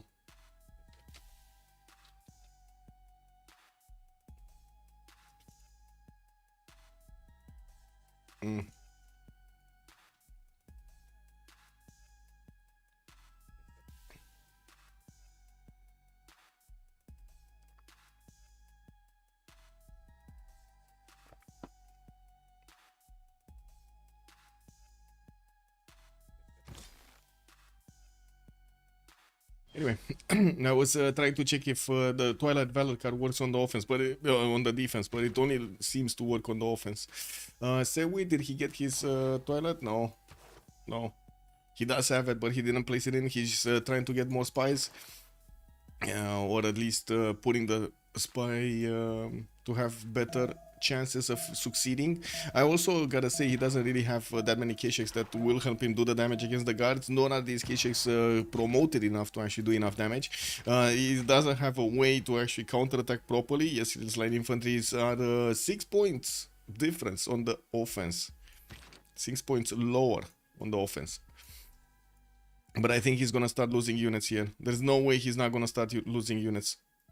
Let's see the Yanero attack first, because I think that's more interesting. We had like 4 or 5 units actually dying so quickly. Oh, he's going for the traders. Oh my god, look at this. Now, one of his Yaneros did die though. Anyway, new Yaneros coming in. Let's actually see. He can almost one-shot the Cuirassier with this one. So he can one-shot the Cav, just get it out of the way. I'm pretty sure the walls are not going to be taken down. Those are 75, but it's a little too little strength on the Yaneros to actually do something. And we do have Cuirassiers from Babylon. There we go. He's trying to actually help end this off and protect his trade routes. This is quite important for them to protect their gold per turn. Let's take a look at Tamar. What is he doing with Diplo? 2 turns for statue. Still, oh, he's trying to build Potala in the city of Kutaisi. Does he have no military engineer? No, doesn't seem like anybody picked up a military engineer for the wonders. So I'm pretty sure it's gonna be finished here in 2 turns in Korla. There's no way, unless Mongolia, Kublai just decides to actually switch away the production for no reason. That wonder is going to be finished there. So he's going to end up on 14 points, even with Noble. We do have the initial attack from France going into Mongolia's units. Did take out one of the line infantries. We'll work on another one soon. He will start to sharing them since he's starting to get over the river, which was applying an extra +5 against his units, or I should say on his opponent units.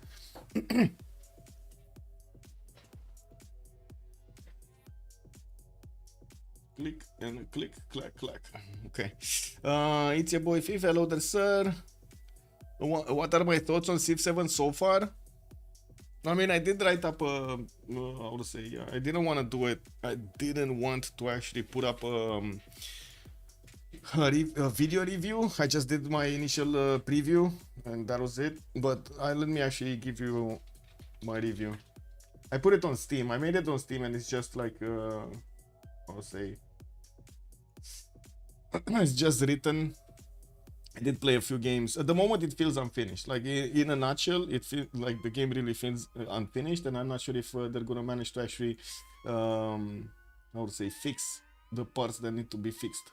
So let me actually get this.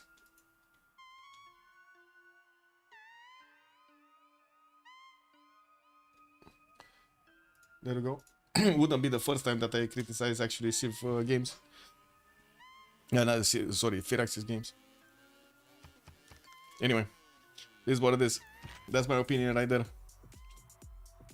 Nothing changed because nothing got updated, unfortunately. Like the critical things did not get updated, unfortunately. Like the bigger lobbies, 8 to 10 man lobbies, fixing the problems with the disjointed feel between the ages.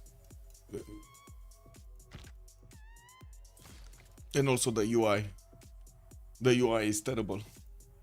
Oh my god, it's terrible.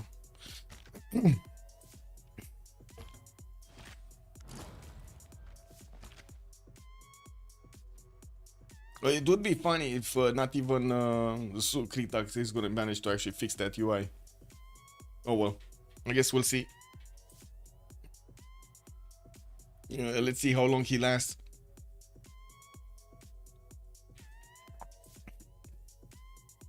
Okay, 2 10s for medieval walls. Cavs coming out also from Mongolia, not that it's gonna help that much. France does have so much damage on these cards, 102 strength units. Field cannons also from Mongolia can do a bit more damage, but still they don't feel strong enough to actually fully defend this. We do need to see when, if ever, Sewi is gonna get his steel walls. No, he's not. He's not gonna get his steel walls.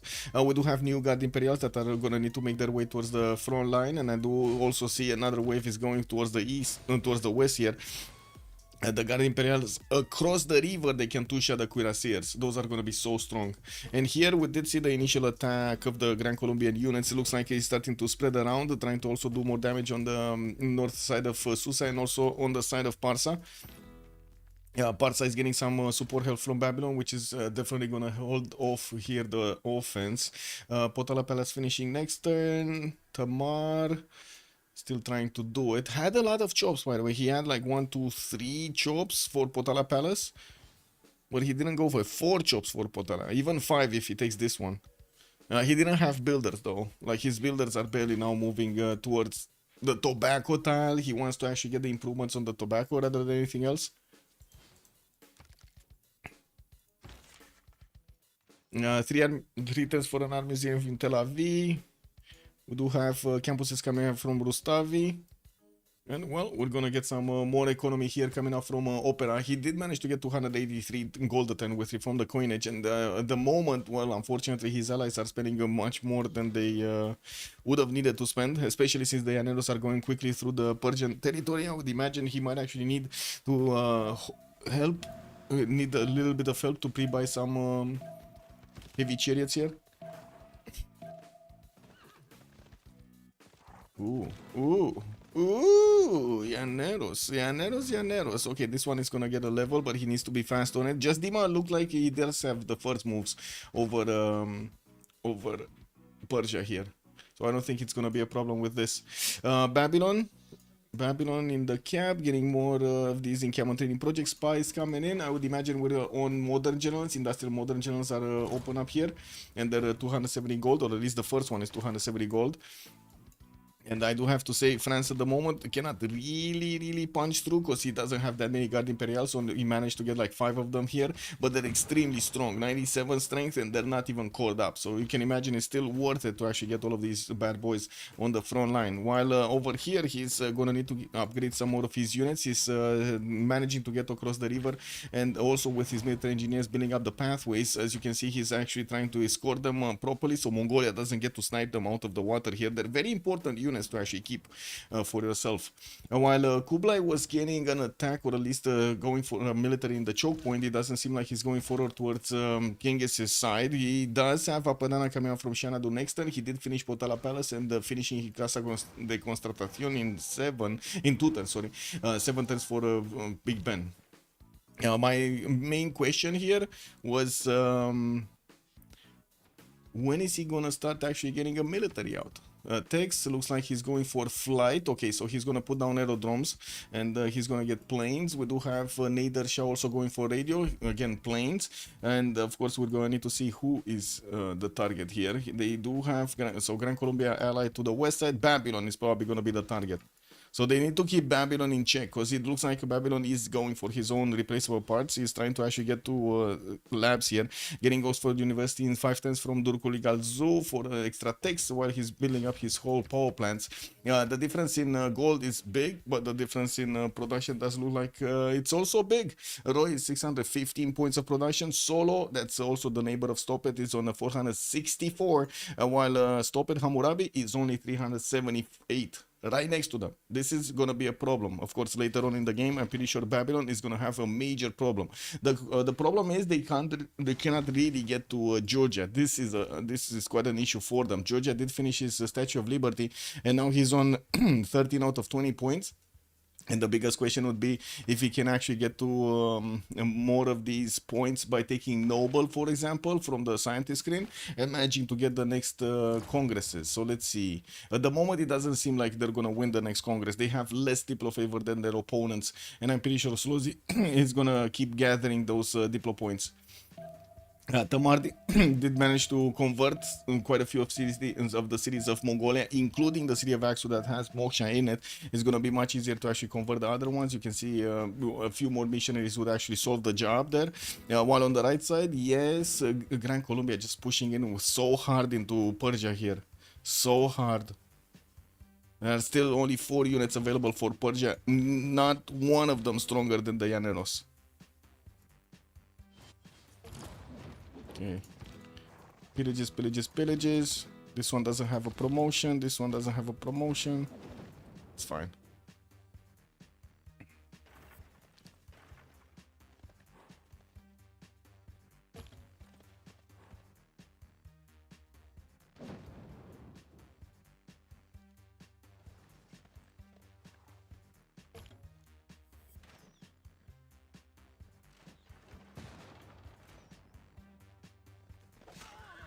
Okay, secondary attack starting to get through. I don't think they're actually gonna get that far into the field cannon core line.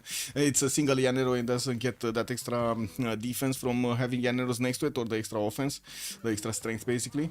Babylon really angry looking, but he's gonna be angry looking when those plays are gonna come on towards his cities here. We do have the first aerodrome built and finished in Mashhad. The second one is getting out in Tushpa, and as you can see, he's finishing up his factories. We do have Solo jumping up in production to 500 points very quickly. Over stop is 374. We did have coal power plants starting to appear here, and I gotta say, Mont Saint Michel is doing God's work. Look at all of these tiles, amazing tiles. The science and the extra culture coming up from all of those floodplain tiles, and not to mention here in Borsipa. The main problem would be France is actually pushing quite hard into his territory here, and we're going to need to see who's going to have the first moves. If he can actually promote these God Imperials, or he's just going to lose them. He does have enough strength to go, of course, across the river and do damage, but the numbers are actually going to slow him down so much. He just doesn't have the numbers.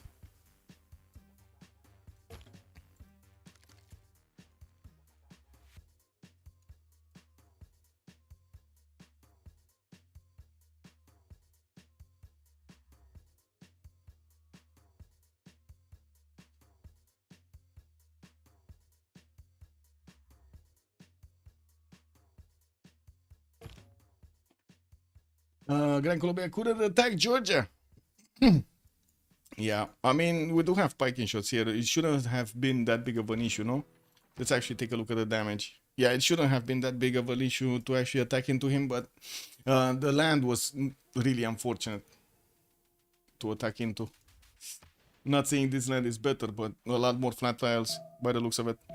And I do have to say, it does seem like Persia, with the help of Babylon, did manage to actually push back the Gran Colombian units. Yes, he got pillaged. Yes, a lot of his units did die, but yeah, does seem like it's not happening. And I do see France's attack is starting to slow down. What do we have on the other side? Like, so, except that Tamar, can they actually do anything against planes? Because it does feel like Nadershan and Kublai Khan might actually just overwhelm their next door opponents in the next phase. Even if Catherine de Medici attack and Simon Bolivar attack did not go through. Okay, we got Mongolia getting the damage on the French units. Looks like the French units will need some resupplies here, and very quickly will need some resupplies. Did he not get a road? Oh my god, man, he got all of these tunnels and didn't build a single road here. Look at him, man, not a single road. So like they take another turn, basically. That's what I'm trying to point out. They take another turn stepping onto that hill and then moving forward.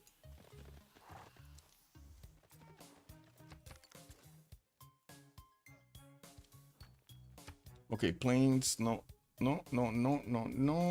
Mongolia still is flexing against France. France is taking a beating over here. We do have very close up in points. Babylon pushing back France, but at what cost? At what cost?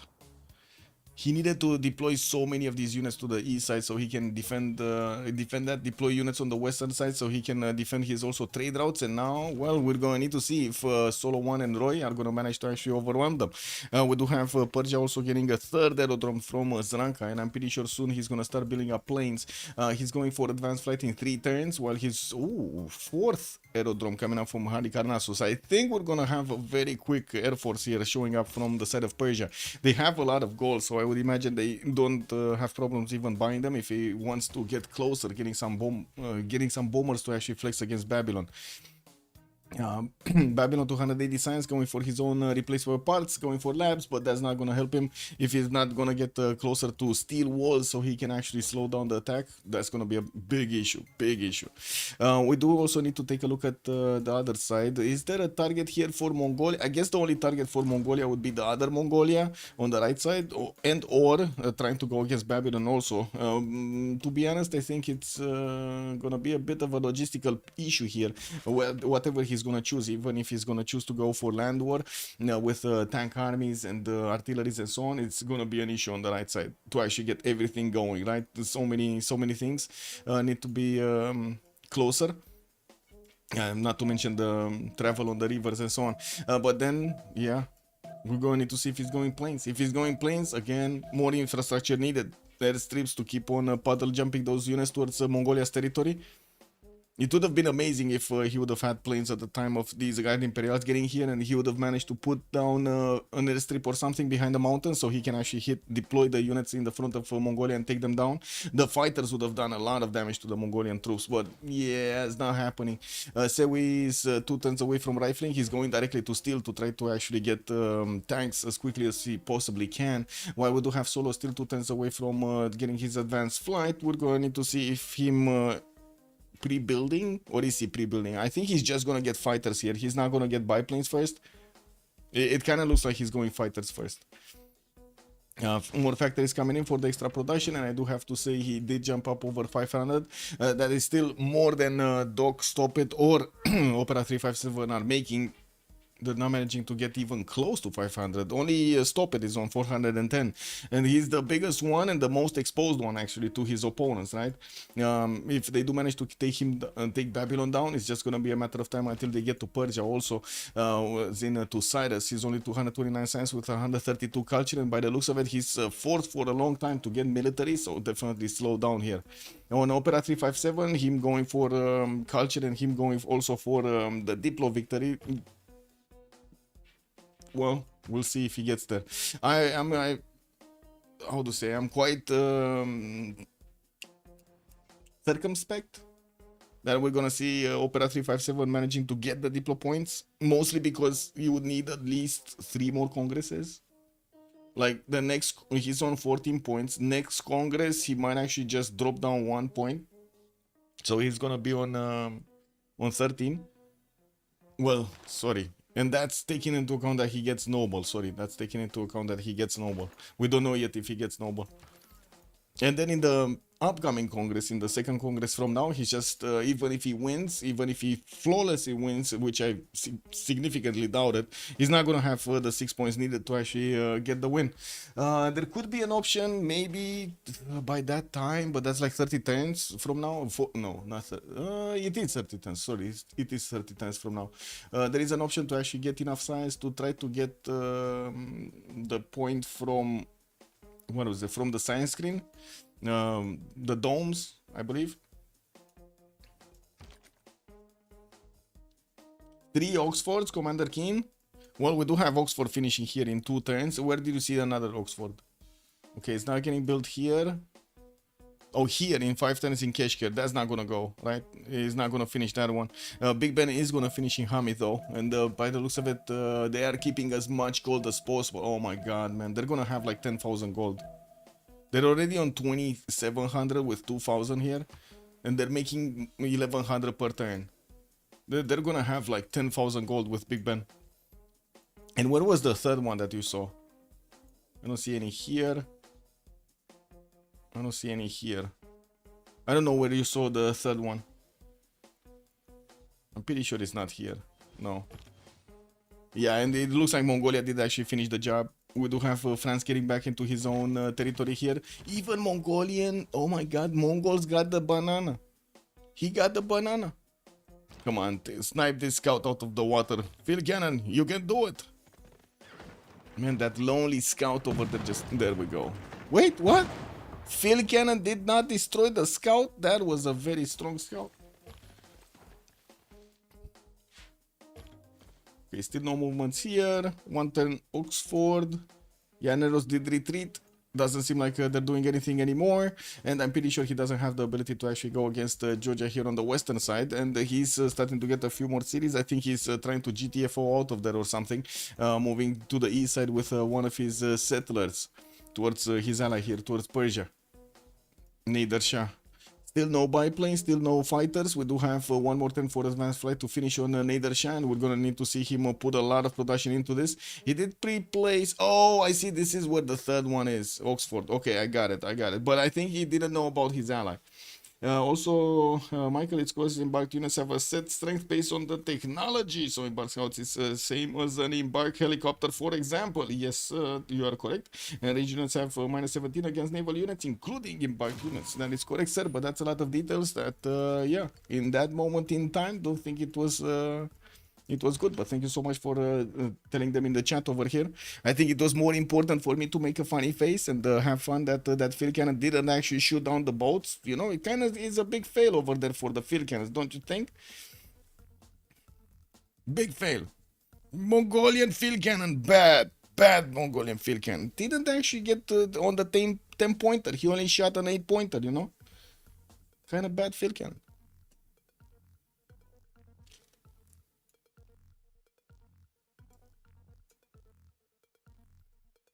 Yeah, it doesn't seem like France is actually going to manage to do anything there. We're going to need to wait for Opera to reconnect. Also, I hate this BS mechanic, watching AI having 110 combat strength floating warrior monks in my single player games always infuriates me. Yeah. But it's also fun when they have less strength and you just shoot them down, right? All of the units in the water. I gotta say, in Civ7, it is so fun to actually see that happening. Like you get those burning archers, even if forces come against them, they just die in the water, in the navigable rivers.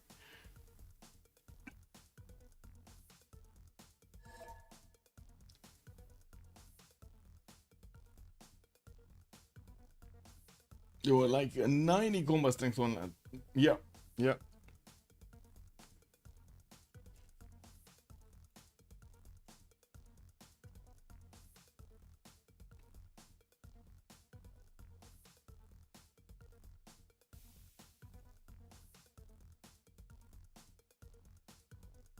Yeah, I'm not sure exactly about the text, that scale. Not sure. Might +2 movement. This would be can navigate. Not sure.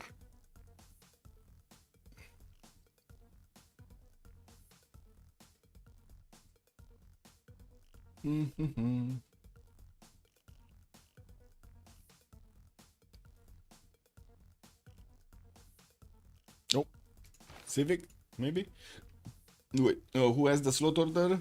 Babylon or Kublai M? Wait, why? Why you think? Oh, he chopped it. Oh my god, you're right. Thank you so much for pointing out.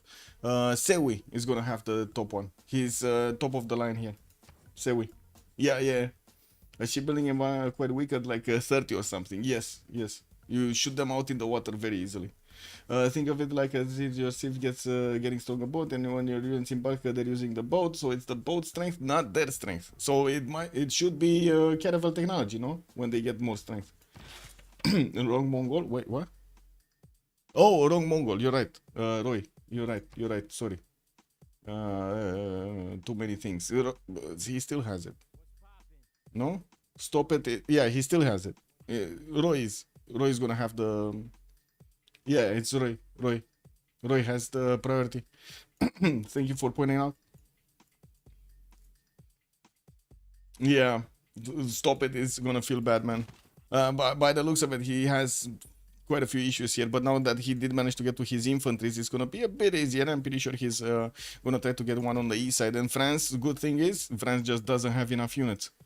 This is the if you would have, I gotta say, if you would have gotten all of those units from here, he would have taken out Babylon.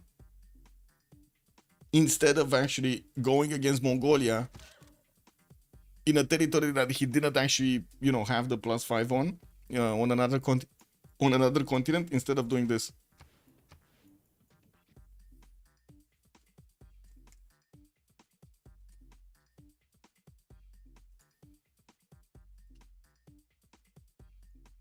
Okay, it looks like we do have more of these hangars coming in. What is this? 3-5 minutes or something? Or what are they saying?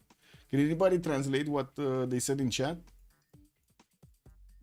Maybe I get time to go bathroom, the other room.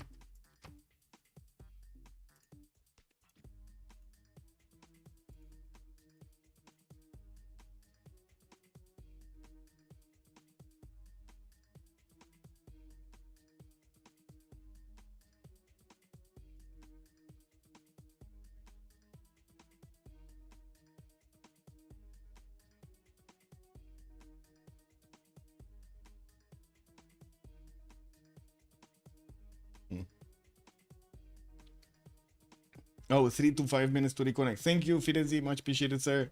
Good evening. Yeah, I don't know Russian either. I know Spasiba and Privyet. That's it. If he wants to get there, he needs to start building road around castle timing. Otherwise, guards are not getting fast enough at front lining. Yeah. I mean, good thing you can actually pronounce it, but I don't even know how to read the Cyrillic, so it's like a smoosh. I'm trying to read the Cyrillic using Latin phonetics. It just doesn't work properly. I'm aware of it, but it is what it is. Okay, now he's connecting. Does seem also Mongolia is trying to figure out a way into the lands of France here. You can speak it but not read. Okay.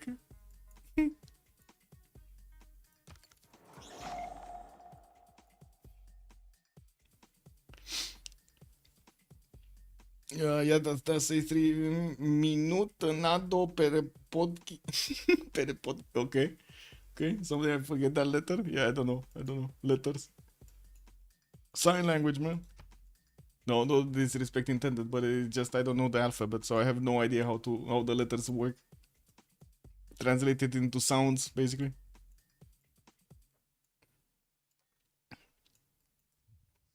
Leading letters is pretty easy.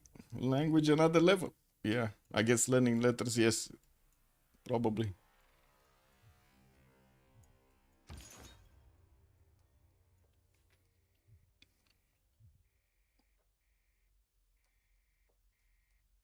Oh, by the way, did you see Roy 6,000 gold in the bank and he's finished Big Ben? You see Roy getting very big here. How much gold is he gonna get? How much gold do you think he's gonna get? The difficulty of Chinese is learning the characters. Yeah, yeah, true. So many how many characters do you have? Isn't it like the Chinese alphabet? Doesn't it have like an insane amount of characters, like 300 or something, 400 characters or something? What was it? Chinese. Uh, Wait, what was it? Oh my God, Cantonese, right? Cantonese. Sign? No, words or letters. Letters.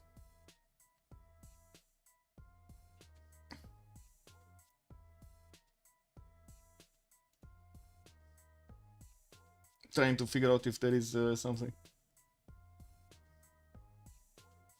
No. Okay. Number of letters. Come on, give me a straight answer, man. Bro. Oh no, it's actually 26. All Chinese characters are formed by a very short list of strokes, just like how English words are formed by. Oh no. Okay, no, never mind. So Cantonese uses around 1760 syllables to cover pronunciation of more than 10,000 Chinese characters. I was right. There are 10,000 Chinese characters. What do you mean? What do you no? What do you think? Look. That's I don't know, man. That's what Google says. Blitzcat Games, are you saying Google is wrong? I know he's wrong. But anyway, are you saying Google is wrong? Look, Cantonese phonology. That's what Google says. Yeah. I mean, I don't know. I'm not understanding what I'm reading. I don't know, man. It says 10,000 Chinese characters. That's what it says, no? That's phonology and syllables, not related to. I mean, it says 10,000 Chinese characters. I'm just not understanding what I'm saying. Okay, I'm not understanding what I'm saying. Sure. I'm not understanding what I'm saying. Yeah. That's Cantonese only. Yeah, that's Cantonese. Well, I should take a look at Mandarin. Let's take a look at Mandarin.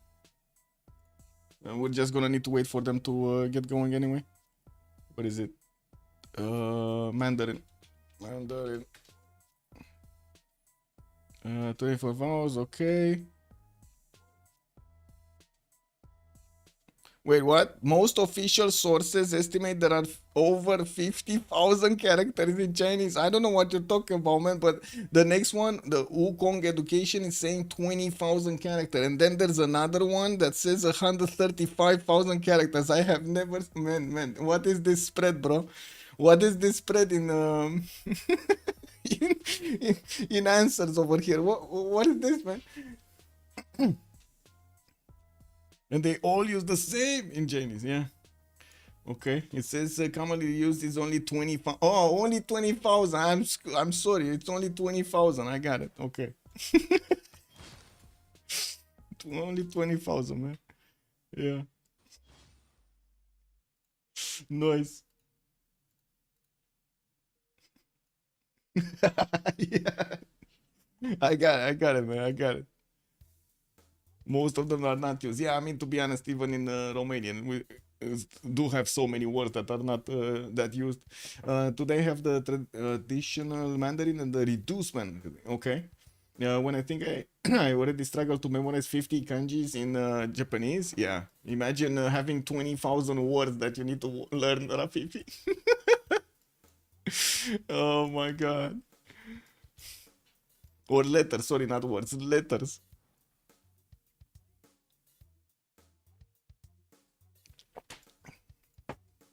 Doesn't seem like Persia right now started his engines to actually get going. We do have the gold being split over here. It has given some gold. Oh, yeah, there we go. 2 fighters, 3 fighters have already been bought. It looks like Persia is just going to get his fighters out as quickly as possible. Noble is next. And we do see some of these campus projects also being placed in. 2 of them, 3 of them actually are coming around. Another one? No, that's just 1 fighter. Okay, never mind. Let's take a look also on Georgia. Is he getting the projects? He needs the projects right now. He needs the projects. Noble is a must-have. If they want a chance in this game to finish this game successfully, they need Noble.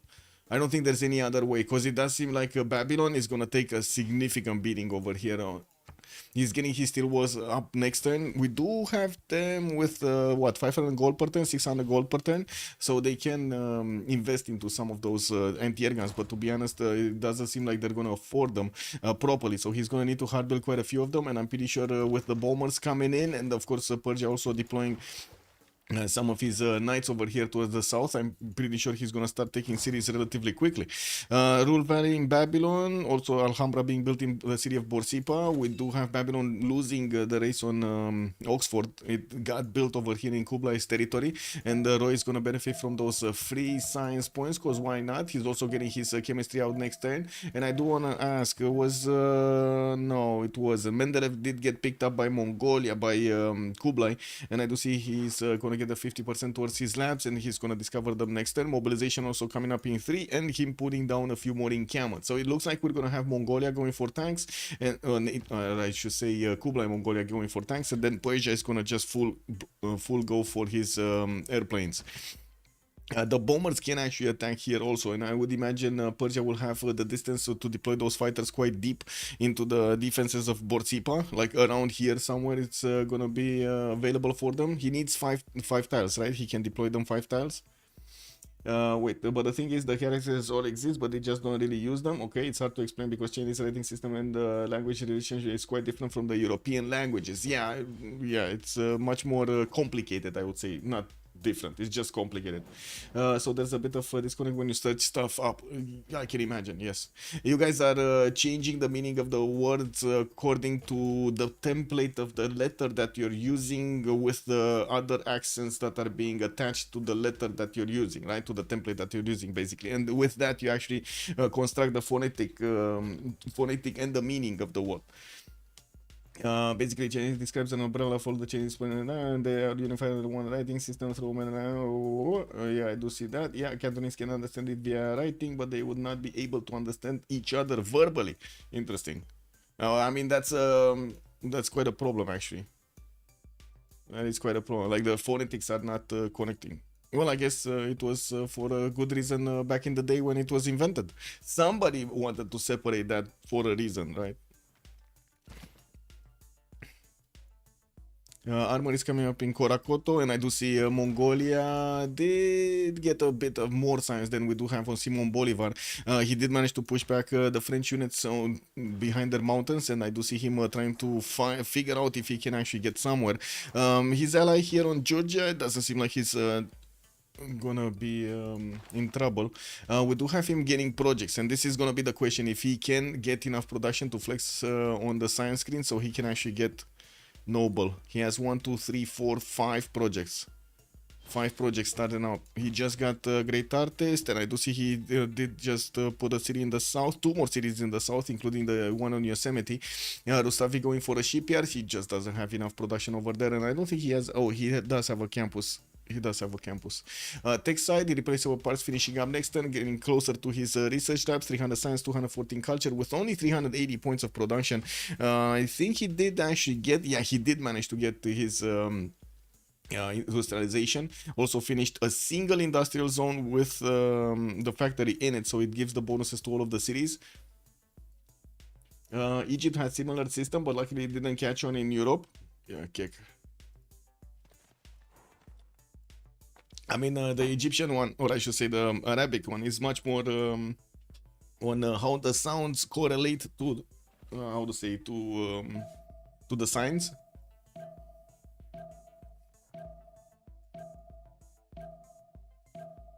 When it got destroyed by Arabs and Berbers and stuff. Okay.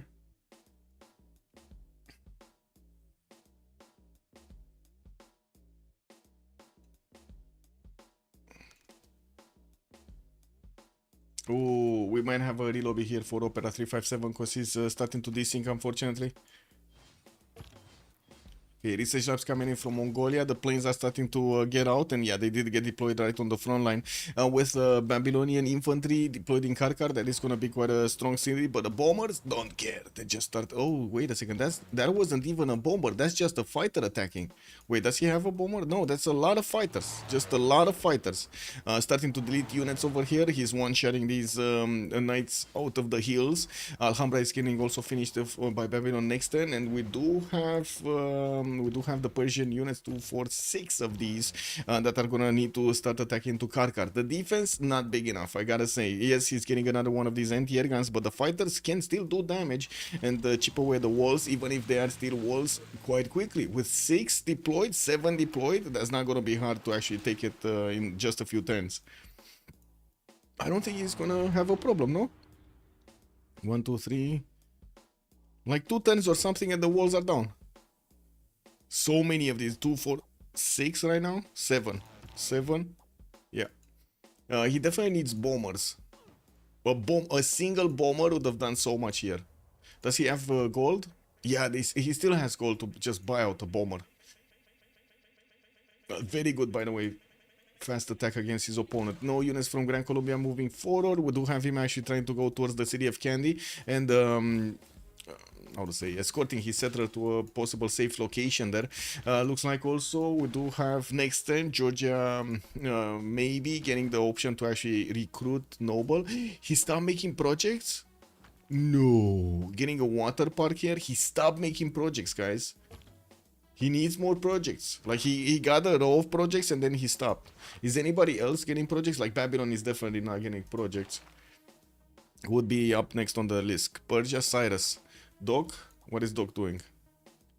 Not getting projects. And that's a GG right there. I think they couldn't get it. They couldn't actually flex their Babylonian defense against the massive fighter screen. And I gotta point out the strategy was perfect over there. Getting a lot of gold on that side, getting that big pen, buying out immediately 7 planes with the gold they had.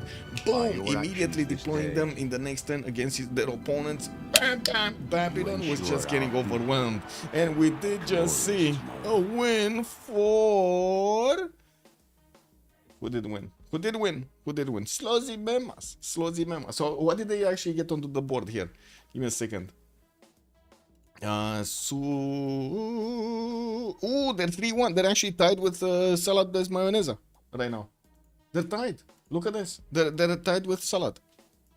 So we got 3-1 Slozhnii Memas, 3-1 Salas Bez Mayonesa, 2-2 Escape Posel, 1-2 CivUkraine, and 0-3 Dobro. There was another one that was getting scheduled, and I gotta say I'm gonna send you to Sue's stream in just a few moments, so you can take a look there. There's another game, Dobro team versus CivUkraine. You guys wanna see this? Because I can send you to Valanchik's stream, so you can take a look there. On the new game, Sue is gonna maybe he's gonna actually send you to Valanchik because he's doing the post-game chat over here. Let me actually put up a GG well played. And I do have to say, I'm not sure exactly tomorrow if we're gonna get to stream or not. I'm looking forward to actually see if we can get stream going, but I'm not sure if there are any games being scheduled. Anyway, take a look at my Discord over there. I'm gonna start updating slowly getting back on track because it looks like all of the drama is happening. We just passed the drama, so let's get up for our engines. I hope you're gonna have a wonderful time during this evening with a little bit of off time, and I do hope we're gonna see each other in the next stream. Thank you so much for the support, much appreciated also for the questions over here in chat and also for your points made, very good points. Thank you for the subs, much appreciated for the follows. Don't forget to actually leave a like over there on the YouTube video, and see you next time. Bye bye.